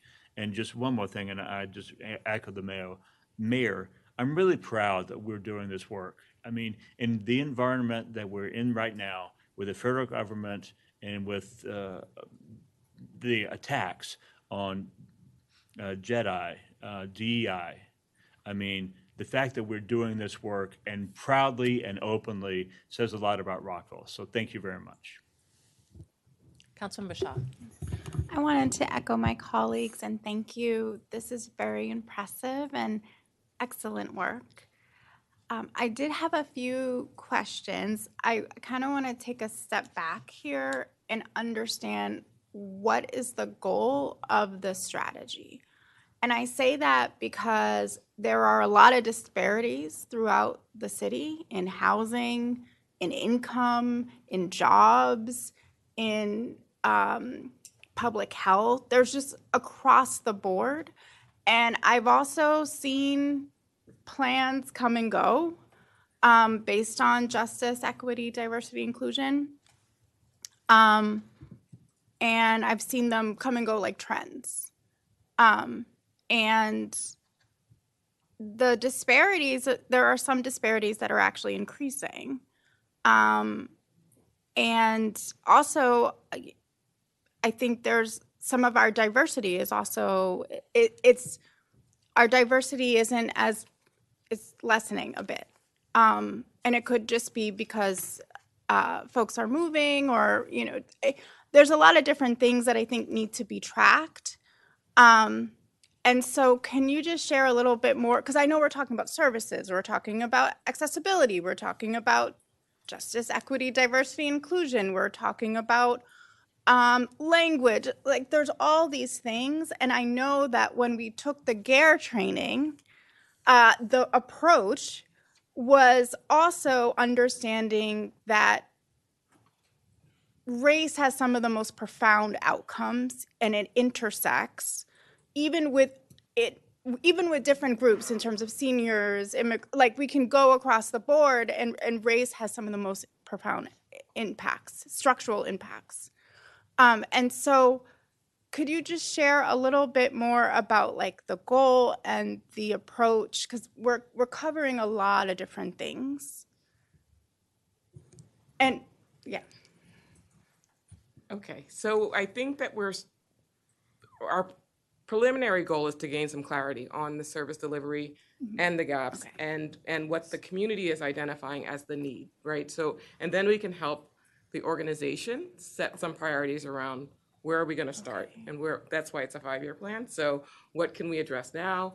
What are our short-term goals, long-term, midterm goals, long-term goals? We have some of those in the past, but we wanna make sure that when we're developing the plan, that it's actionable, right? So it's not just, oh, we want to improve health outcomes for people. We want to be really specific and really clear about how we're going to do that and how we're going to be able to check back in and say, did you move that needle and how much? And if not, what needs to shift so that you can do it? So that's gaining the clarity, being really clear and concrete about what our goals are, and listening to the public. So I have great ideas, I like to think, about what we should be doing.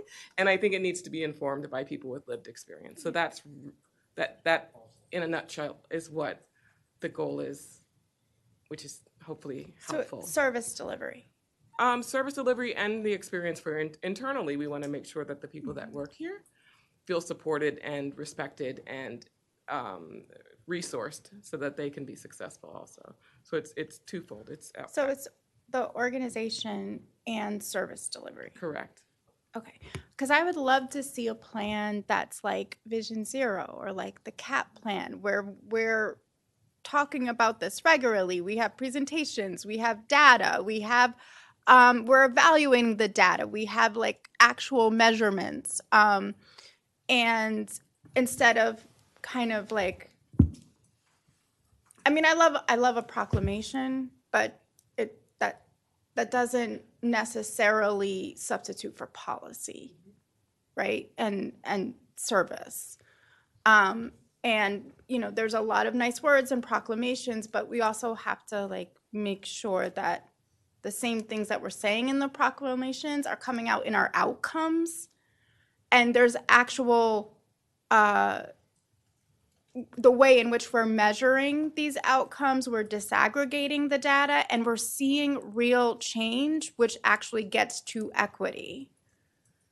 So I think just having more specificity with what we're doing, I think would be really helpful. I have a lot of respect for all these organizations here.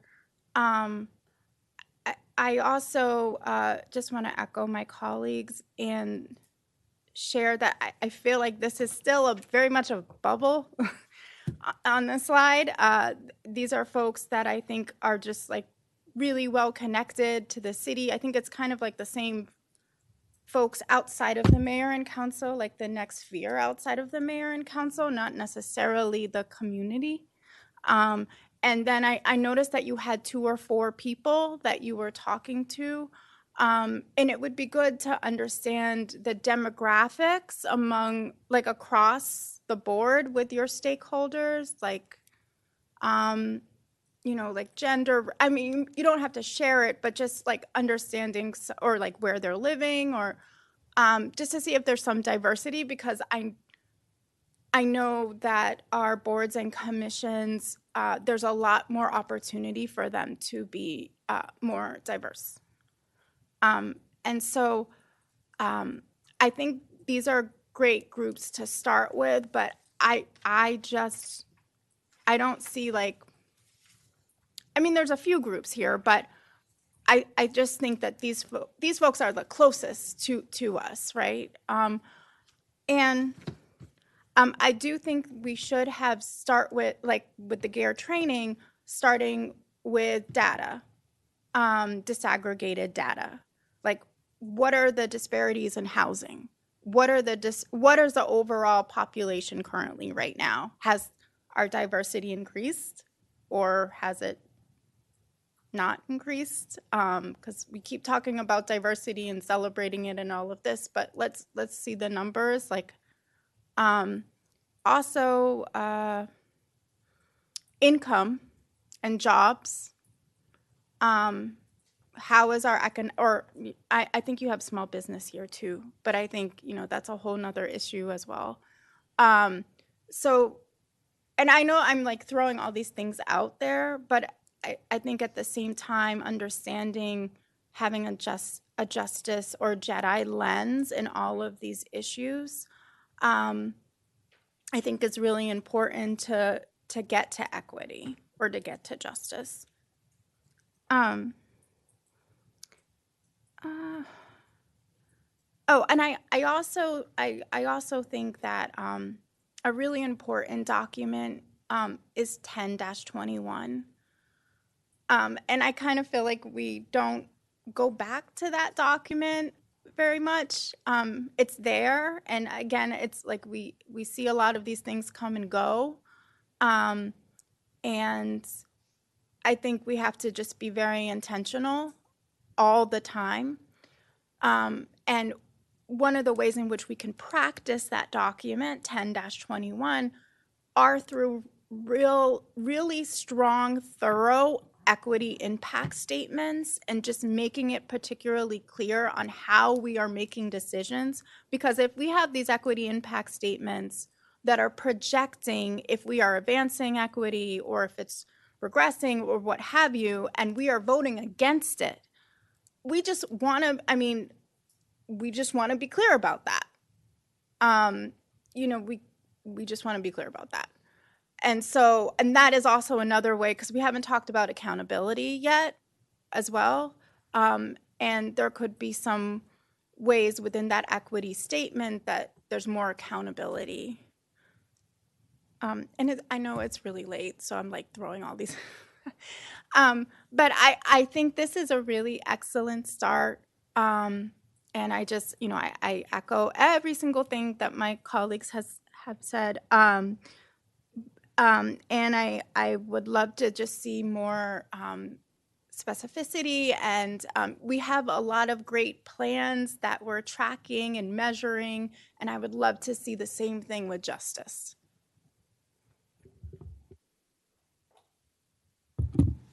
Thank you very much. I think you've got a lot of feedback and ideas. May the force be with you. But thank you again. I appreciate the feedback of my colleagues, and I will flag that previous matrix was going into like issue areas versus this seems to be more global services. So I'm curious to see how you're going to marry the two, what the output would be. So thank you very much. Thank you.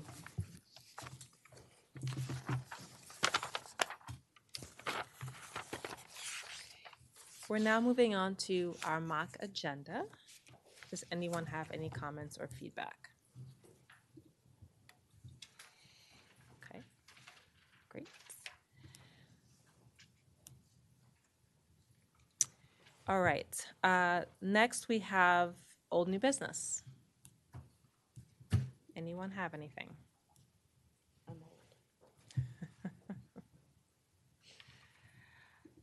I have, just listening to some of the feedback we heard, I know Mr. Mihalik is looking at the apron issue. I'm horrified that someone has fallen because of the driveway aprons, and it's a senior who we want our seniors to be able to safely go out. Could you just give us an update on where we are, even if you're following up? But I know you may need to come back to us. Yeah, we are absolutely going to follow up. We've already been in contact, and we'll certainly take a look and see if we can do an immediate correction. Thank you. Thank you so much.